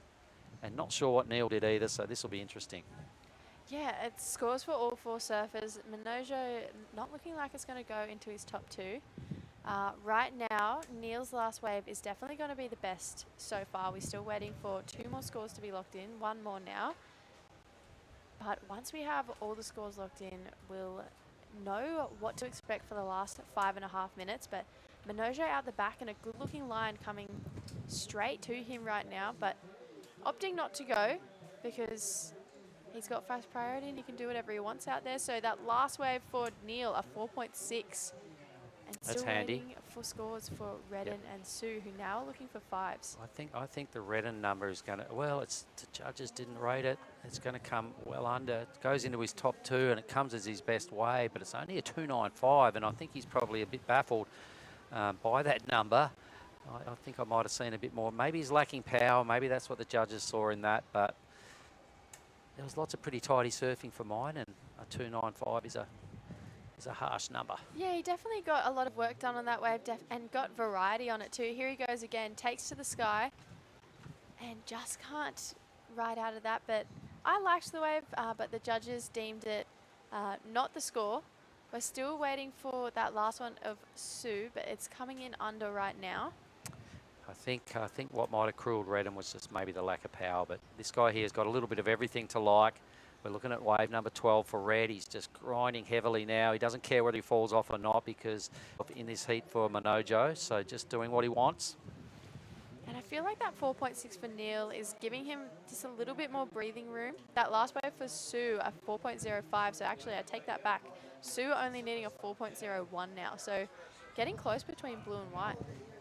Yep, the battle for second place is still continuing on, and I'm sure Manojo would really like to burn off that 5 and just, you know, seal the deal in fine fashion, because he burst out of the blocks and he's been bursting ever since, but he has not improved on his score. Second, third and fourth, Manojo's had it on lockdown since the start, and he's kind of just having fun now where neither blue, white or green have really found their rhythm so far, you know, only sitting on 4s and 3s, but we know they're capable of so much more. But I totally agree with what you said before. They all came here thinking they were going to get Cloud 9, I'm going. It's that sort of wave. It suits me. Sue Ida. This is here he goes. This is the QS. It happens. It happens. And, you know, let's just stay with the live action first. So here goes the big fella. He's got the big top knot going on. He's a big, heavy dude. You can see his frame. Pushes a lot of water. He did some pretty decent work there. He's only trying to burn off a 2. Well, he actually needs a 401 as a minimum to be happy with that effort. I'm not sure if it's the 401. I feel like that first turn was a little bit foamy and never really got to that green open face, but there is a reason I'm not a judge. So you can see, like, with his frame and his style, he needs some big, clean, pushy, open face to show us his best stuff. That's what I'm seeing in Sue's surfing. These little waves aren't doing him any favours, and I reckon there's a lot more in the tank. Should he have got into some heavier surf, I reckon he would have been a real campaigner here. I feel like if we saw him in waves that would suit his surfing, we'd see maybe more of a Wade Carmichael type of approach. That's a good analogy. Type of, and that's he'll be happy with that. If you said that to him, he'd go, "Oh, thanks very much." Thank you. I will take that. Here we go, out the back. This is Neil. Beautiful first carve. That's better from our surfer in blue. Gets another one there. Kind of gets a bit of a flick on the end. Pushes the fins out. And gets a bonus section. Another little rip bowl on the inside. Takes to the air. That back foot, as we saw, just not reconnecting with the board. But I still feel like that could potentially better his 3.45. I reckon for sure, you know, like his first 3 moves, the connections were all there. He mixed it up with some nice variety. There was a lot of speed going on. As opposed to what Redden does, a lot more spray flies around. Actually, we're getting a replay. Woohoo. So we're back on the replay mode. So this is White's last. This is his better score. So this is his 405. He goes the very last wave of blue. Love that first carve. I just love how hard he draws off it. Then gets that second one, takes it all the way back around, kicks the fins out there, and he gets progressive at the end. He's doing everything right. Unfortunately, just didn't reconnect his back foot to the board. But 3.7. Yeah, 3.7. So we were right.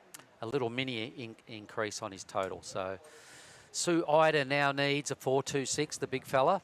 And for Redden, Espadjon, just something over, a little over 5 points. We'll see him having a good look at second. Down to 45 seconds, though, is a real concern now if you happen to be in white or green. It looks like there might be... Manojo, does he get another wave? Of course he does. Look at this thing coming his way. Doesn't want that. There's something else behind it that's starting to present. He does have second priority, though, and I think it's the next one that he might be looking at because... Got a horrible lump in front of this. Does he take it? He does.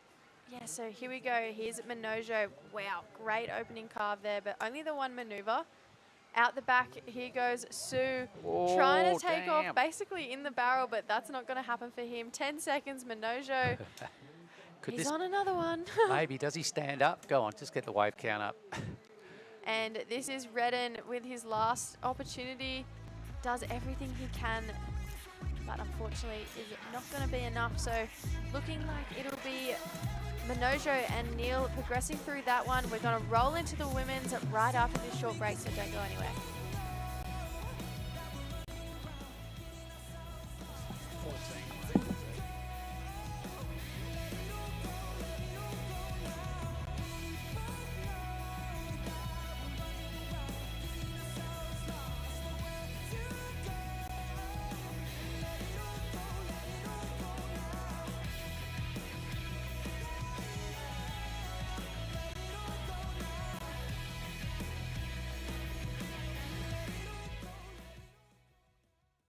smart super value deals. Enjoy Powerall's 8GB for all apps, plus only TikTok. Or magic data that doesn't expire. Tara! Smart eSIM na! Smart super value deals. I value this the most. Sulitin natin. You guys ready? Powerall 99, please. All access data and only TikTok for only 99 pesos. Magic data for me. Data that doesn't expire, also 99 pesos. Smart super value deals coming right up. Get the most out of your 99 pesos. With Powerall's 8GB for all apps, plus only TikTok. Or magic data that doesn't expire. Switching? Simple with Smart eSIM. Smart super value deals.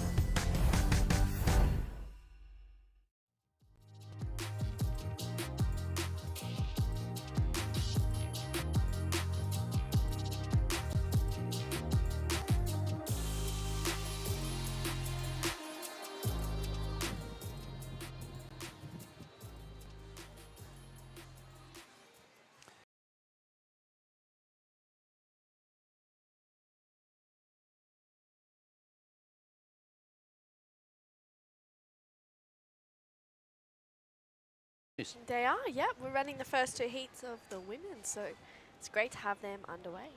All right, and featuring in this one, it is Maria Garcella Migulas with a 1.5 to kick things off. The third ranked woman on the Asian series is Nanaho Suzuki in red and Diane Nogalo, our surfer, in white. So apart from Nanaho, do you know much about the other two?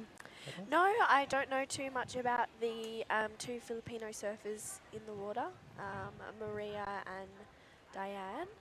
But I'm looking forward to seeing them surfing. There was a girl out there, or a woman, there was a girl out there, or a woman, I should say, out there yesterday in the afternoon surf, and she was ripping. So I'm wondering if that was, well, if this will be one of those ladies in the lineup. But Nanaho, yeah, she's an incredible surfer, third on the rankings. She got 5th in NIAS, and then she also got a 5th in the Tamil Nadu International Open, the event in India, a little bit earlier this year as well. Yep, and polished campaigner. yeah, you know, she spent a lot of time in Hawaii as well, so you know, she's used to that big stuff. She's committed, she's not scared, so it's great to see her surfing out here to start off the women's round. All right, so Blue having a look at wave number 2, and here we go for Maria. So the judges will revamp their scale here, swapping divisions. A couple of little mini moves there for Maria. The judges still are obviously going to be looking for parts of the criteria to hang some big numbers on. They still want to see some power and some speed and some flow and commitment to good sections before they'll throw big numbers, because the surfing criteria is the same across both divisions. Yeah, it is the same. It's nice to be able to have the women here. Of course, that the scale does change a little bit, so this heat will set the scale for the rest of the round. Certainly will. All right, while there's a quick break, we'll cross down to John Carby. Winner of the last heat would be Manojo Yahagi. Go for it, John. Yes, here I am with Manojo Yahagi. He wrapped up the round of 64 with the last place moving into the next round. Congratulations. How was it out there? Yeah, so good.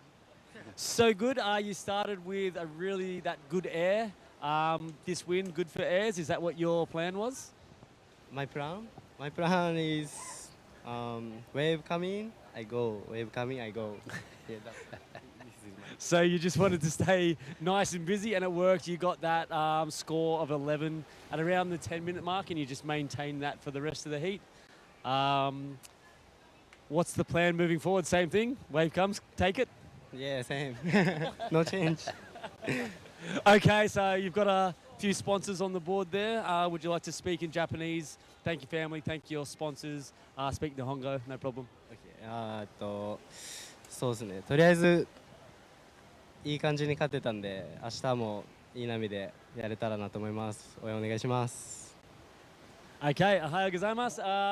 Congratulations, and look forward to seeing you into the next one. Back to you guys, and let's get through these opening women's heats. Back to you in the booth. Unreal, thanks, John. Well, Manojo, a man of few words. See wave, catch wave. That's the plan. Yeah, you know what? Keep it simple. And yeah, that's as simple as it what gets. Yep. So, and it worked. Won the heat. Yeah. So, yeah, good on you, Manojo. He's an exceptional surfer. But here we go. This is Diane Nogalo in this heat. Nice opening carve to start this one off. She goes straight back into it for another hard carve there, and then finding another section. Unfortunately doesn't get a completion, but I tell you what, that was a great way to open up her campaign in the event. Sure, look, still got to be better than Maria's 2 rides. You know, no disrespect to Maria, but just more strength in her moves, a bit more convincing, better use of the rails. So it won't be a blockbuster score, but will be the best wave so far early on in this round. Yeah, you can see the Oh, Marge is in the last heat, coming up in white. There she is. Woo! So good. There's also Susan there. She won one of the previous events. She's leading the rankings here for the Filipino region as well. So a great depth of surfing. But this is Nanaho. Nice first turn. She brings it around for another one. Just pacing herself on this wave. Gets a little tap to finish. So Nanaho opens up her account. That first wave for Diane, though, 5.75. Yeah, well, it's got to be twice as good as anything Maria threw down. So that's what the judges were thinking. Threw down a 5.75. Great number. Definitely be happy with that. Remembering a little fall off at the end as well. So could have gone into the 6 range for sure. Some solid work. Good way to start for Nanaho, who is a very solid competitor. She'll be mighty chuffed. She's only got 2 other surfers in this. It's almost a little bit of a mini free ride, better than having 4 surfers. So she's up against a couple of locals here, and she won't be fussed at all because she's used to high-end competition.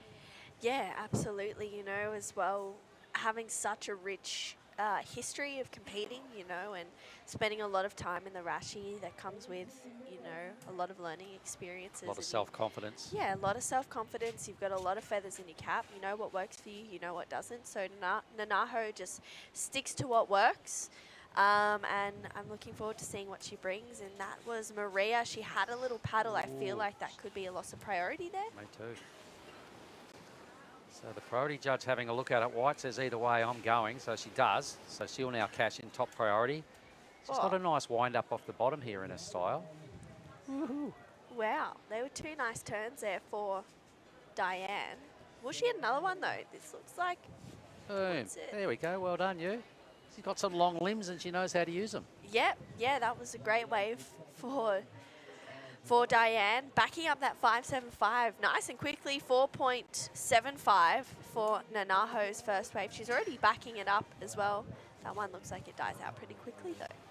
Yep, and she's going to have another good number here as well to go with that because it was a very similar to her opening ride. Maybe a little bit more action went on the wave as well. So it's probably going to be a very similar number. It will be a great start either way to have no mistakes on your first 2 waves. You know, just solid surfing. She'll have probably an 11-point total once the next number drops. So putting a little bit of maybe some scoreboard pressure on Nanaho if she feels it at all. Anyway, it's a good start. Yeah. It's a really good start, let's say that. Yeah, absolutely. Nanaho is very good at regaining confidence. And, you know, I feel like she'll be able to do that in this heat. A 4.75 is a good start. And it looks like Maria, she needs a 2.01 at this stage.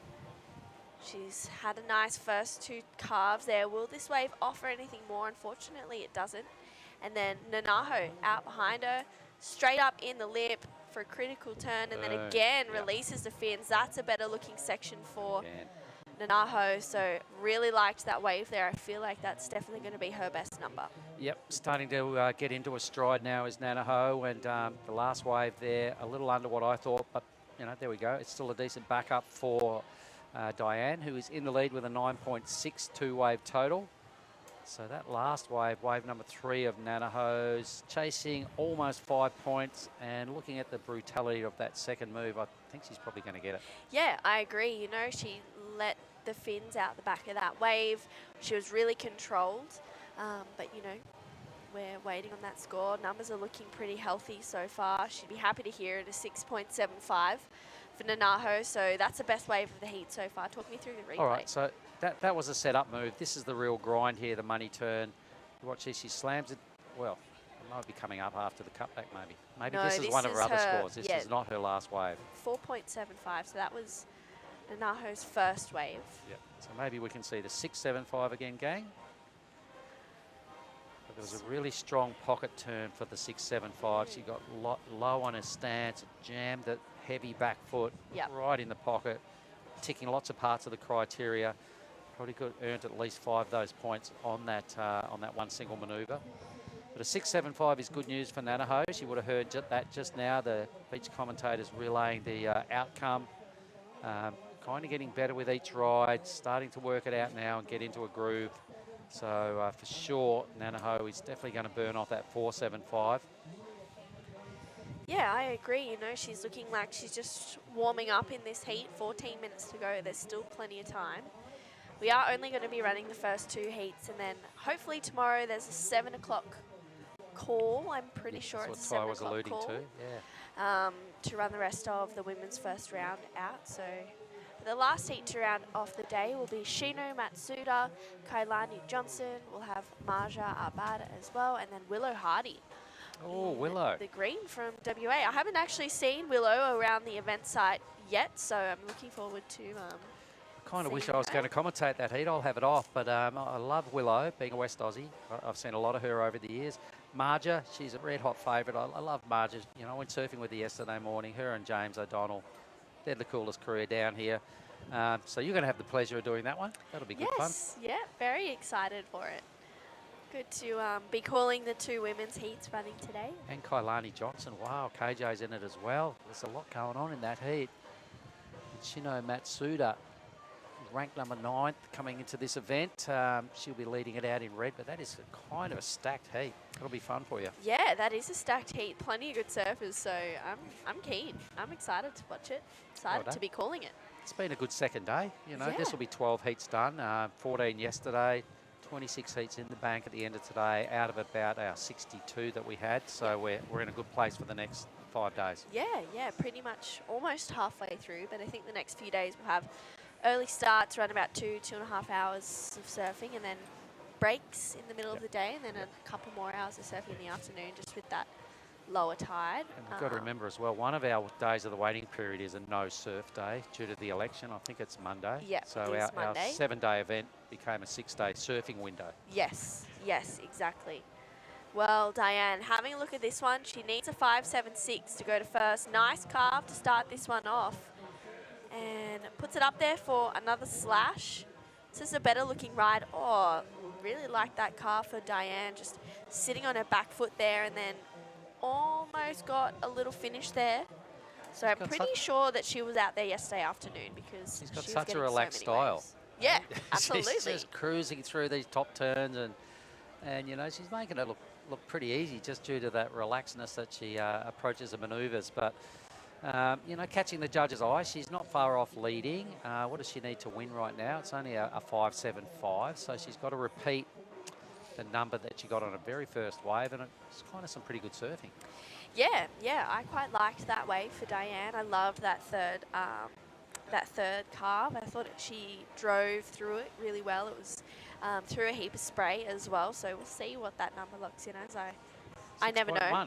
Wow, there we go. Woohoo! So the judges are liking it as well, and she's just got good extension with those long legs, long arms, the way she leans into it, and just it all looks really smooth and effortless, really. Look at that. So here she goes again, winding up, boom. That was a good crack. That was a proper turn. And here again, look, the judges are slow-moing this one, so they're calling that the better turn. Yeah, that was a turn that I was talking about. I don't know. I think she just put it in the place of the wave really well. I feel like she drove through it nicely. Yeah, I liked that turn the best out of the 4. Well done, you. And she'll be stoked with that. And Nanaho's probably going, what damn? I'm back in a second. Where'd you come from? Well, she only needs a 5.1. She's already got the best wave of the heat, a 6.75. So Nanaho. This is good because it's going to force Nanaho to step it up a little bit. Yes. You know, having Diane, who she probably doesn't know, you know, who the hell Diane is, but she's just started off in the lead. She dropped in a second, got back into first, and Nanaho's probably okay. Yeah, I feel challenge like coming here. I definitely feel like you can't rule out any of the local surfers here, or any of the surfers who have the Philippines next to their name. They're all absolute threats. They surf this wave every day, so they know it like the back of their hand. And I feel like, you know, if you're surfing perfect waves all the time, you get pretty good pretty quickly. Yep, and here she is on a home break out there in the white and in the lead. I'm sure she's got a lot of buddies on the tower because there's a lot of crew out there we saw before when the zoom in on the tower went on with Marge's heat coming up next. But their local charger, Diane, in first place over the highly fancied Nanaho Suzuki. So I'm sure there's a fair bit of squealing and cheering going on out there on the tower. Yeah, absolutely. The Philippine region and the people here are very passionate people. We've been saying it the last 2 days. So passionate. They love supporting their crew. They love supporting their team. So it's great to be able to see that, and for them to share that with us as well is pretty special. They love to make a bit of noise. They like to get louder when they like something and one of their charges is going well. When that tower used to be 3 stories and way bigger than it is now, it used to fit 1,000 people out there and the noise coming out was intense. Meanwhile, Maria, live action there, throws it up, can't ride out of wave number 4.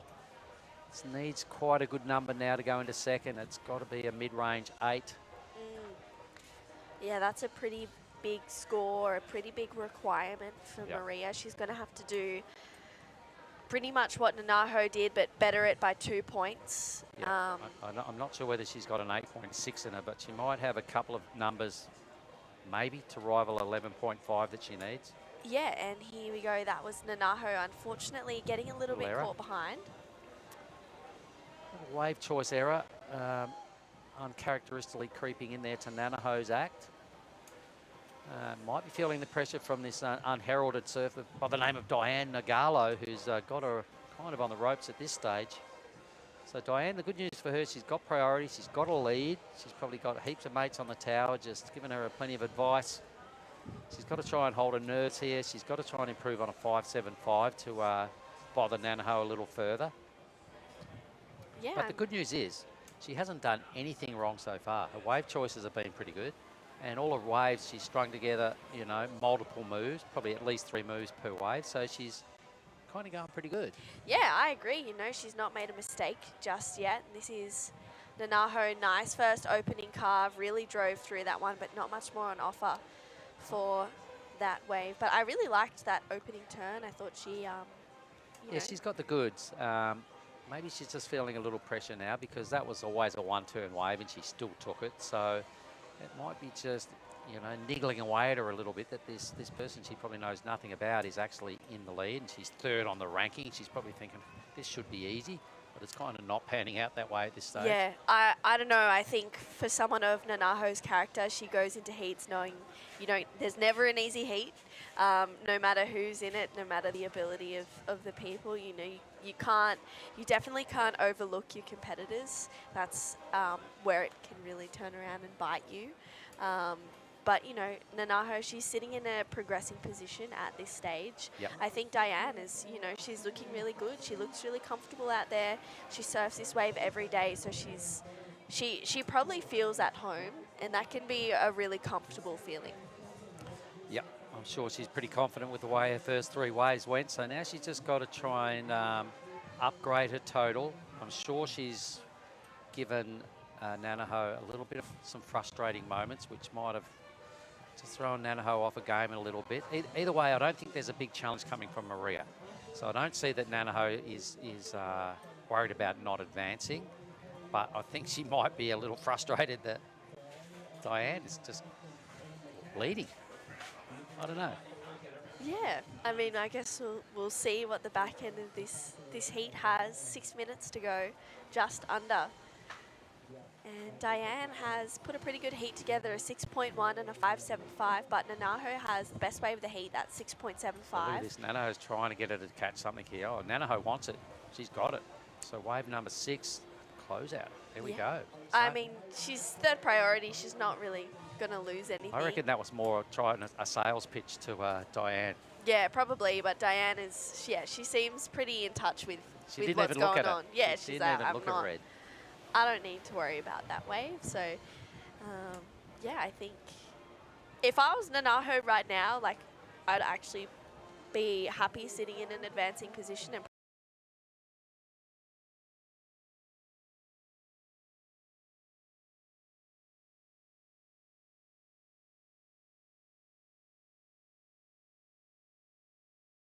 by winning. Yeah, yeah. You probably get two second place surfers and a first rather than getting second and having two first places and a second place. Anyway. As I said before, every heat's a hard heat. Oh, here we go. She's on again. Yeah. Diane. There's that familiar style. Lays it back a little.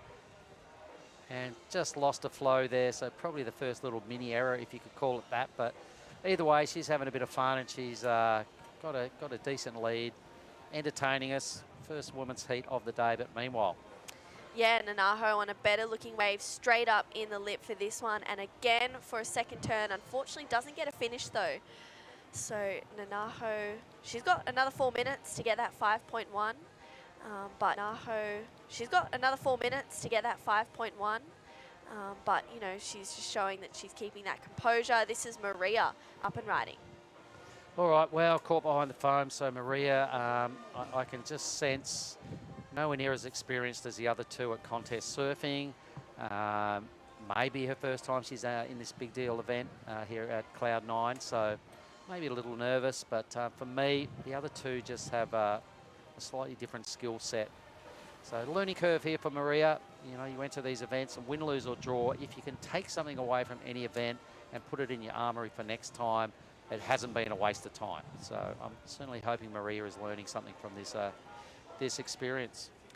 Yeah, absolutely. Every heat you learn something, win, lose or draw. So for, I guess, all three, you know, they're probably taking something away. But for Maria, it would be, you know, awesome to see her on another wave and just really showcase the surfing that she can do here. We've not seen too much of her. Paddle battle. Look at White here closing the gap on blue. Whoa, hang on. Straight past Maria. That's what you got to do, Maria. You got to get out there and compete. Surfing contest. So Diane knows what it takes to, you know, be a gnarly competitor. This is really good work. Look at that. She's just screamed past blue. Yeah, yeah, absolutely. She's definitely got some... So she wants it. She's got the eye of the tiger. Go, Diane. There goes first priority in the white column. Number to come, and last one is the throwaway. Same for Nanaho. So the situation remains exactly the same. Yeah, this is the replay for Nanaho's last wave. A 4.5 pretty much for that one turn. So if she had made this, she would have been seeing herself sitting in first position. The judges are saying, yeah, we love that vertical surfing. So 4.5 for one turn, and Nanaho would be pretty happy with that. But 2 minutes to go, you know, hopefully another wave to come through. Maria gains that second priority, so she might get another throw of the dice. But Diane, you know, she looks really comfortable. 6.1 and that 5.75. She's out in front by literally 0.35. So really close between first and second. And, you know, Diane just getting that little bit of a leg up there. So good. I don't even know who I'm going to do this post-heat interview, and I'm not sure who I'll be talking to yet, but it would be interesting to talk to a new campaigner and find out a little bit more about Diane. You know, the next 90 seconds will dictate which way that post-interview goes, post-heat. Yeah, well, will there be another opportunity for Maria, Nanaho, and even Diane, you know, to get to better that 5.75? Nanaho wants another wave here. She wants another crack at this 5.1. So she's ducking onto the inside. She's staying in a little. She's probably looking for just a medium-sized wave as a minimum that's got some wall. I think 2 turns and she gets it. She's got a really strong base of her style, and what she can do, I think, is really what the judges want to see. So she just needs another wave. But Diane jumps up squarely onto wave number 5 here. Gets a little bit shut down. The only little bit of clean green face is right now, and she uses it to flick off. So no addition to the 2-wave total. So let's see if Nanaho can do something in 45 seconds to wrestle the lead back. Yeah, that one didn't look like it was going to eventuate too much, but, you know, Diane's probably just having fun with 2 other ladies out there. She probably doesn't get it like that very often. So 30 seconds, and Maria holds first priority. So will she get another opportunity? Does she know that she's allowed to hassle Nanaho here off the next wave? I wonder if we'll know shortly. If a wave pops up, we'll know whether Maria knows the rules or whether Nanaho just sort of bluffs her out of it. I don't think anyone's going to ride another wave. 7 seconds. Ooh, guess what? I'm going to go have a chat with Diana. Yeah, absolutely. So Diane Nogalo taking that heat out. That was really solid stuff, and Nanaho as well putting on a great heat. All right, we're going to throw to a quick break. That was a very interesting heat. Well done, Diane Nogalo, and heat 2 coming up shortly. Stay with us.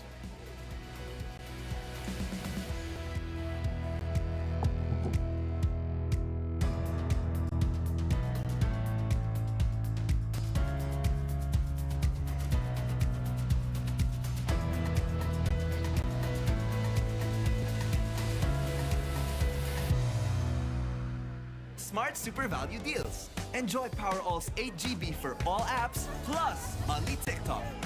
Or magic data that doesn't expire.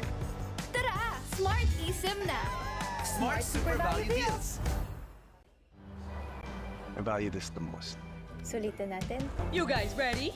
Powerall 99, please. All access data and only TikTok for only 99 pesos. Magic data for me. Data that doesn't expire, also 99 pesos. Smart Super Value Deals coming right up. Get the most out of your 99 pesos. With Powerall's 8 GB for all apps, plus only TikTok. Or magic data that doesn't expire. Switching? Simple with Smart eSIM. Smart Super Value Deals.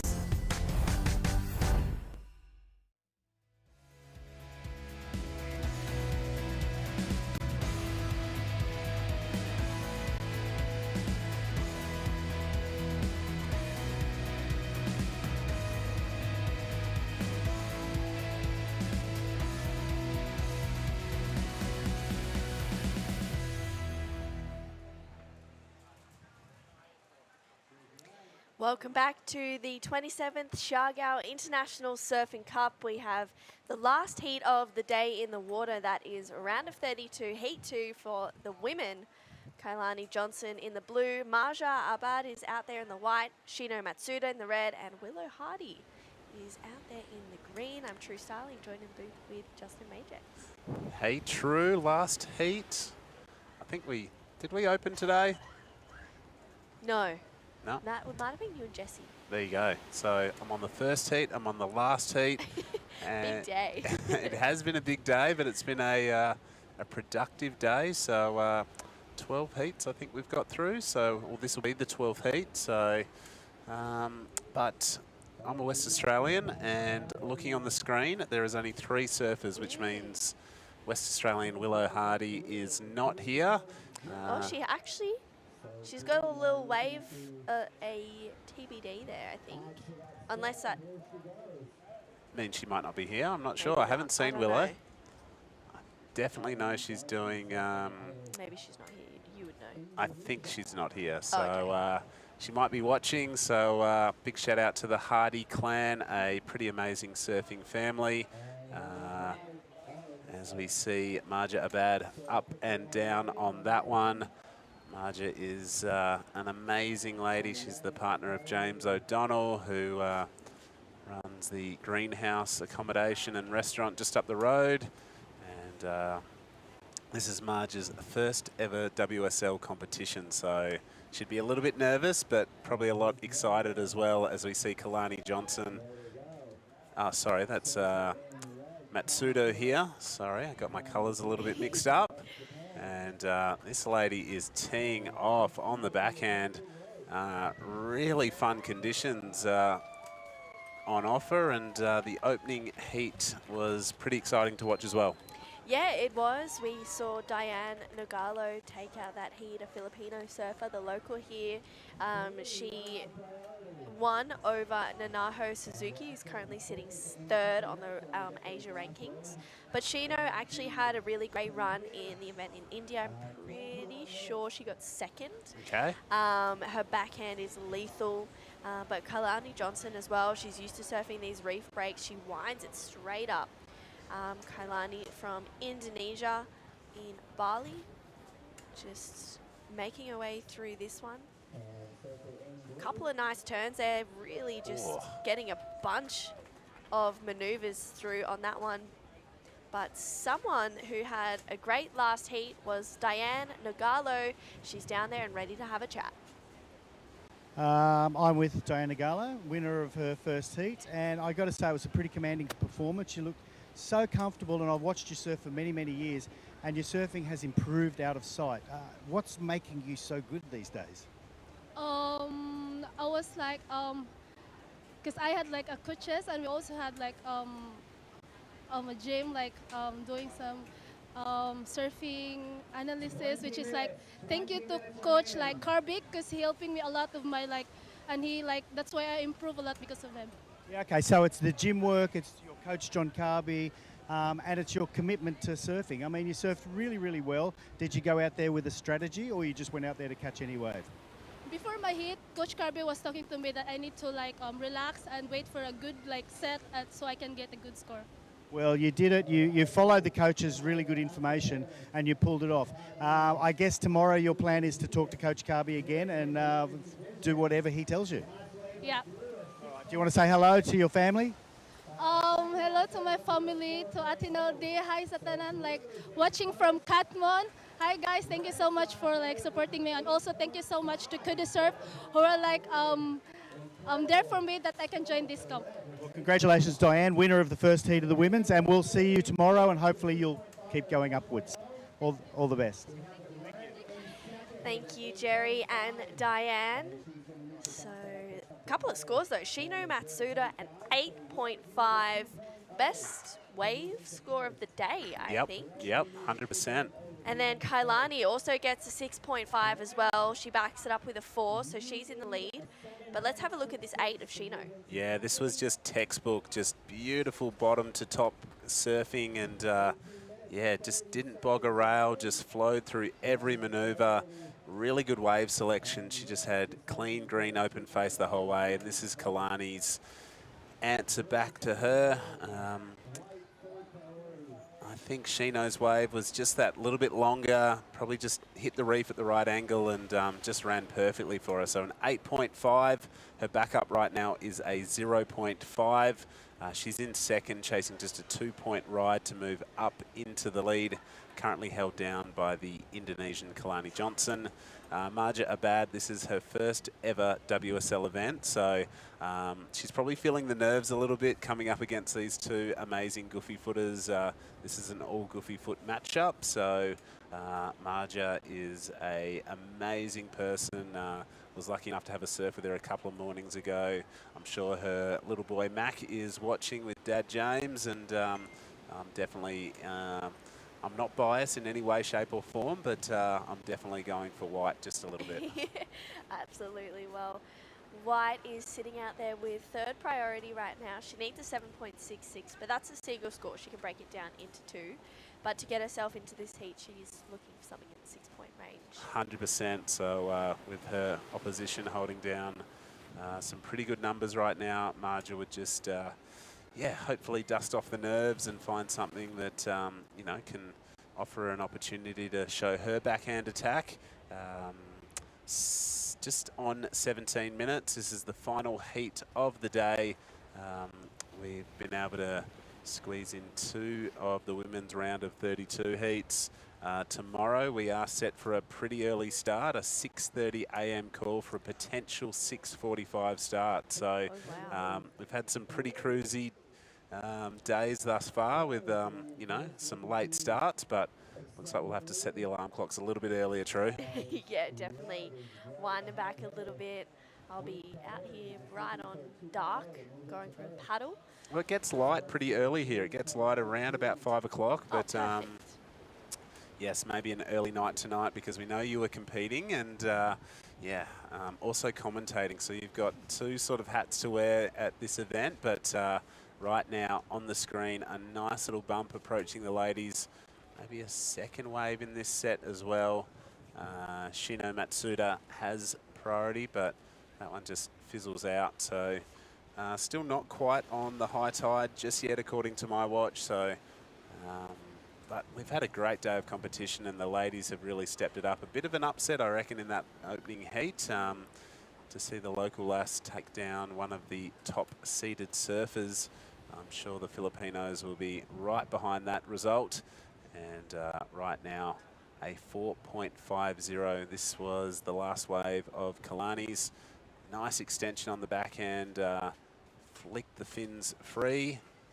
And just a 2 maneuver wave, but improves her situation, extends the lead by half a point. Requirement now for red with first priority is a 2.50. Looks like she's going to spin and go on this one. Yeah, so Shino having a solid look. She only needs a 2.5. Nice first turn to start this one off, and she winds it straight back up. Her backhand is looking super sharp for Shino. She's definitely got that 2.5. We'll see a situation change. She's still going on this one. Wow, just milking it for all it's worth. Shino, you know, she's got such an incredible backside snap on her. She can really whip it up and make the most of those sections. So I love watching her surf. I love competing against her because it really challenges you. Yep. And you know that she's just going to bring eights to the table every time. Yeah, I'm interested to see what this score is going to lock in at. It was really, really well surfed. I'm confident she's going to say goodbye to a 0.05 and replace it with a really healthy number. Here's the replay as the sun shines brightly on her face here at Cloud 9. And again, just the Japanese surfers, they don't really put a foot wrong at all. And I love this drone angle. You can see how glassy the conditions still are. Jams it up there, up and over that section. There we go, a 7.0 has locked in. So I think highest individual wave score of the day and the highest 2-wave combined total in the last heat of the day. That's got to give her a little bit of confidence that she's on the right equipment and picking the right waves. Yeah, I absolutely agree. That board looks really sharp under her feet. She looks really collected as well. I mean, in the sense that she just seems as though nothing can rattle her at this stage. But, you know, we are early stages in the women's event, only the first round. But, you know, that 6:45 a.m. call tomorrow will probably start with the round of 32, heat 3 for the women, and we'll finish that round. There's 5 more heats, 5 or 6 more heats in that round, I believe. So yeah, it's going to be exciting to see what tomorrow brings, but the back end of today has been really exciting. Yeah, it certainly has. I've loved every heat that I've had the opportunity to call. I've had just a great time. I think the surfing standard's been really high. Swell's been a little bit smaller than yesterday, but I think the performance levels really have shone through in these more challenging conditions.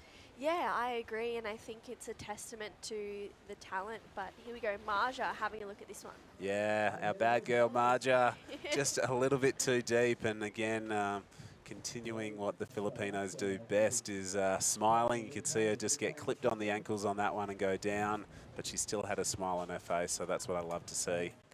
Yeah, absolutely. If you're the surfer out there having the most fun, you're the one that's winning, really. 100%. So you can see the sun starting to set over the back there. That was a pretty amazing little drone angle of the competition area here at Cloud 9. Just, yeah, a really cool setup. I went for a little wander in my heat off, and there's a big screen. There's little vendors everywhere. Yep. There's sort of like a little market stall sort of vibe going on in the back. So the contest organisers have invested a lot. Apparently there's a big screen back in General Luna, like the bigger town around here. And I think there's a really good surfing appetite for the Philippines in general. We're pretty much in the surfing capital of the Philippines here at Cloud 9. Siargao Island is just amazing. Did you have a window seat on the flight in? No, I didn't actually. Oh, wow, Shino, that was a solid connection. And again, for another one, her wave selection has just been impeccable throughout this heat. Certainly has been. Oh, goodness, like she just cannot put a foot wrong. So she's choosing the right wave, she's doing the right maneuvers, and I think she's going to be rewarded again with a pretty healthy score. So ladies who are surfing tomorrow, could be a good little opportunity. Just sit down and watch for the next 11 minutes to see how this lady from Japan dissects the lineup here at Cloud 9 to pieces. It's been precision surfing, and I'm sure we'll get another look at that. First indication is not going to go into her top 2. It's a 6.0, so anytime you're throwing away a good wave in your top 2 total, you know you're doing something pretty well. Yeah, absolutely. The judges are liking her surfing. She looks really good, so I think, you know, if I was her for the next 10 minutes or so, you know, just making the most of being out there with not too many people out. Getting used to the lineups, getting used to the waves. I feel like she can really use that to her advantage. She is sitting so far out in front. Kailani needs a 9 to take first. Wow. That's going to have to be the best wave of the day. And, you know, she's going to have to surf it perfectly pretty much. Pretty much exactly right, True. We can see the Coast Guard boat out the back. A lot of government resources thrown into supporting professional surfing here at the 27th Siargao International Surfing Cup, the Philippines' longest running event of any type, so longest running sporting event of any type, I should say. So pretty cool to see that surfing is so well supported in this country, and the vibes are so high when it comes to surfing. Absolutely, and the depth that they have. But Kailani Johnson straight up and into it on that one, on the answer back from that last wave of Shino. Just really pushing through her turns here, and then Shino out the back behind her on another one, straight up and into it, ditches the fins, almost loses it, but regains so well. So Shino is just looking really sharp in this heat. I'm wondering what board she's on, because maybe I'll be stealing it and using it. No, I love my boards, they go great. Yeah, that looks like an absolute keeper. She must put that one in bubble wrap every night and maybe tuck it into bed, because it's treating her well. But I really liked Kailani Johnson. She really put a bit more power into her turns, and I think she's going to improve her situation in second. We'll wait and see what the judges thought of it. But 8.5 minutes, the heats really fly when there's good surfing and you're fully engaged in what's going on in the water. I've loved this, the call to put the ladies out and make the most of these nice afternoon conditions. So talk us through Kailani. Yeah, I really like that first turn straight up in the lip. She maybe hit that a little bit late, but she recovered really nicely with these last two turns, driving through them so hard, and then you can see Shino out the back. Yeah, well, I don't know. She's got the super glue on the feet, because I thought she was gone for all money, but managed to hang on, wipes her hair out of her face, and yeah, I think she's maybe not going to improve on that, but maybe just testing how radical she can go on the backhand and, yeah, building some confidence. But Marja, my girl here, she likes surfing on her backhand. A couple little power wiggles there for her, and that is going to be her best wave. So well done, Marja.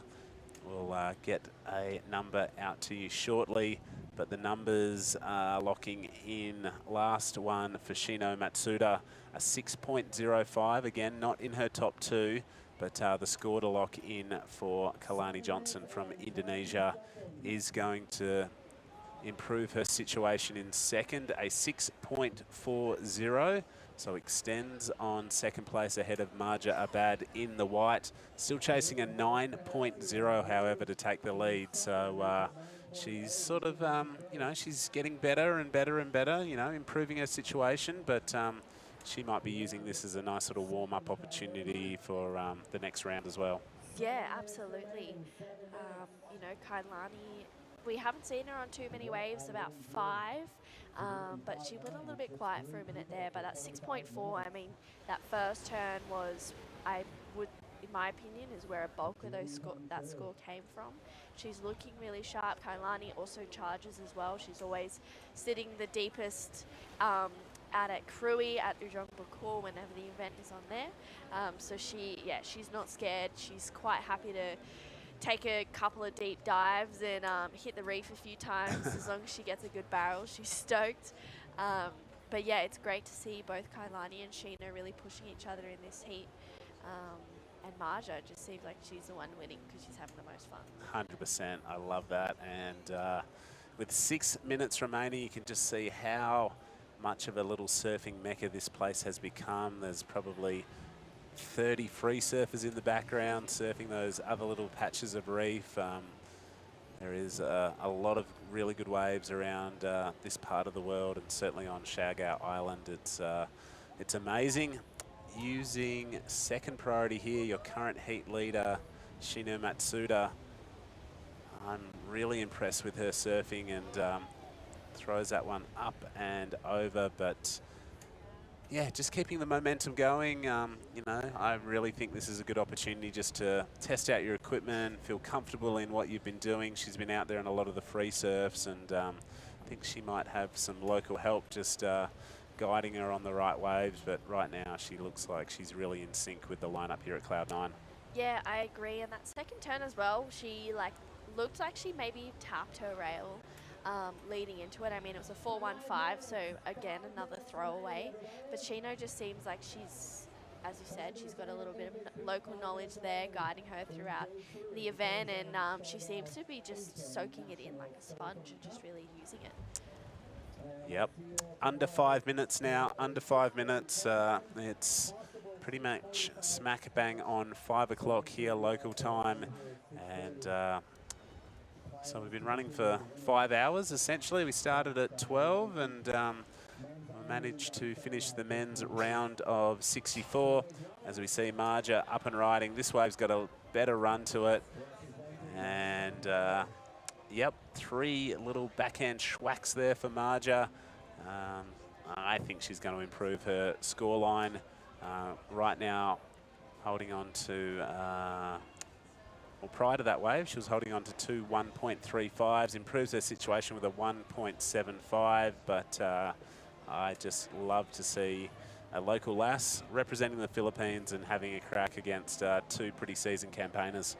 Yeah, absolutely. And even listening to Diane in that last heat interview with Jerry, you know, having Coach Carby, John Carby, you know, in her corner as well, supporting her and giving her guidance and advice on, you know, how to approach her heat, because especially for events like these, with the level like a Shino Matsuda or Akai, even Nanaho, you know, it can be quite daunting. So Diane just really took that on and showed us what she was made of in that last heat. And for all of the Filipino surfers, having that support is, you know, you don't get that everywhere. So it's great that they have people really backing their surfing and backing the talent that arises from it. 100% right. I always like to say at surfing competitions, it's not about your competitors. Your only competitor is the ocean. So she dealt with what the ocean threw up and did a really, really good job to finish ahead of one of the event's top seeds. So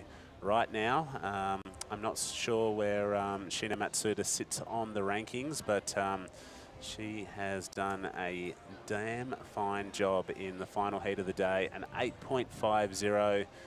The best individual score, as I said earlier, of the day, and backed it up with a 7.0. So a maximum amount of points on offer in a surfing competition like this is 20 points, and you know, to get 15.5 is a really, really good job. So she'll be stoked. Yeah, absolutely. That 8.5 pretty much straight away as well always gives you, I reckon, 100% more confidence. Oh my goodness. Throughout the rest of the heat, you know you're doing something right when you hear that. So for Shino, she's probably gone sweet, but you know, she didn't really let that emotion kind of shine through in any of her other waves. She really kept it, you know, her cards close to her chest. She's gone, yep, that's great.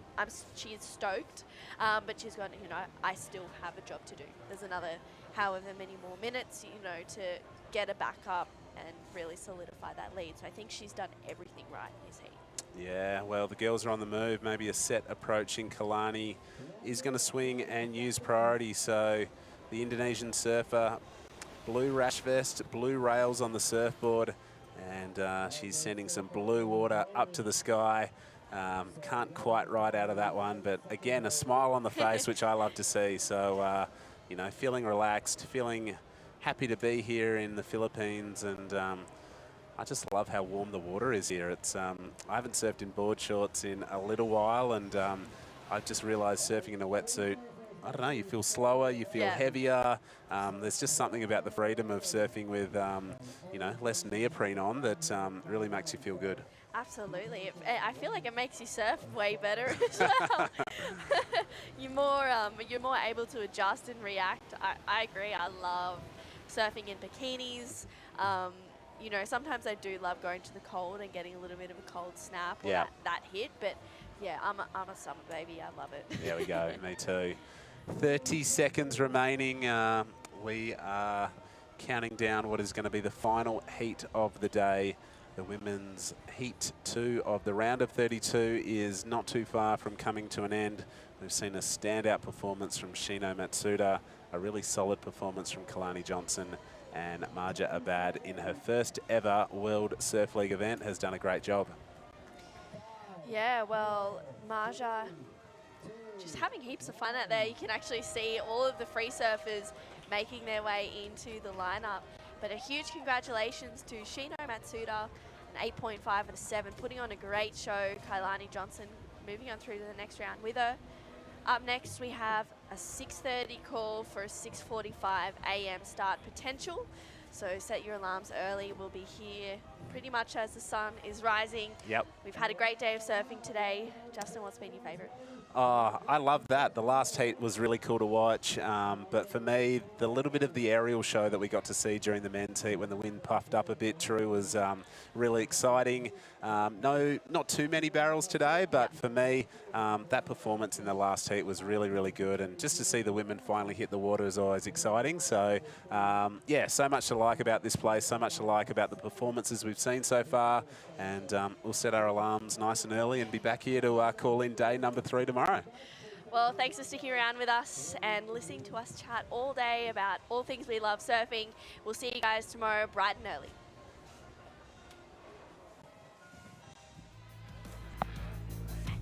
Thanks, Sam. Hold your breath, the lights down low. In front of my dash, your hands are ice cold. But you can let it all go. So pack your bags and grab your coat. No time to think and everywhere to go. But you can let it all go. So run with me 'cause we both know that we're running around, getting ourselves lost. Nowhere to go. Let it all go, let it all go now. We both know that we're running around, getting ourselves lost. Nowhere to go. Let it all go, let it all go now. Find our way down every back road. The moon on your skin, the way your eyes glow. As you steer back, smiles a joke. It runs in our blood, it's burning our veins. The lights of the stars. As you steer back, so run with me 'cause we both know that we're running around, getting ourselves lost. Nowhere to go. Let it all go, let it all go now. We both know that we're running around, getting ourselves lost. Nowhere to go. Let it all go, let it all go now.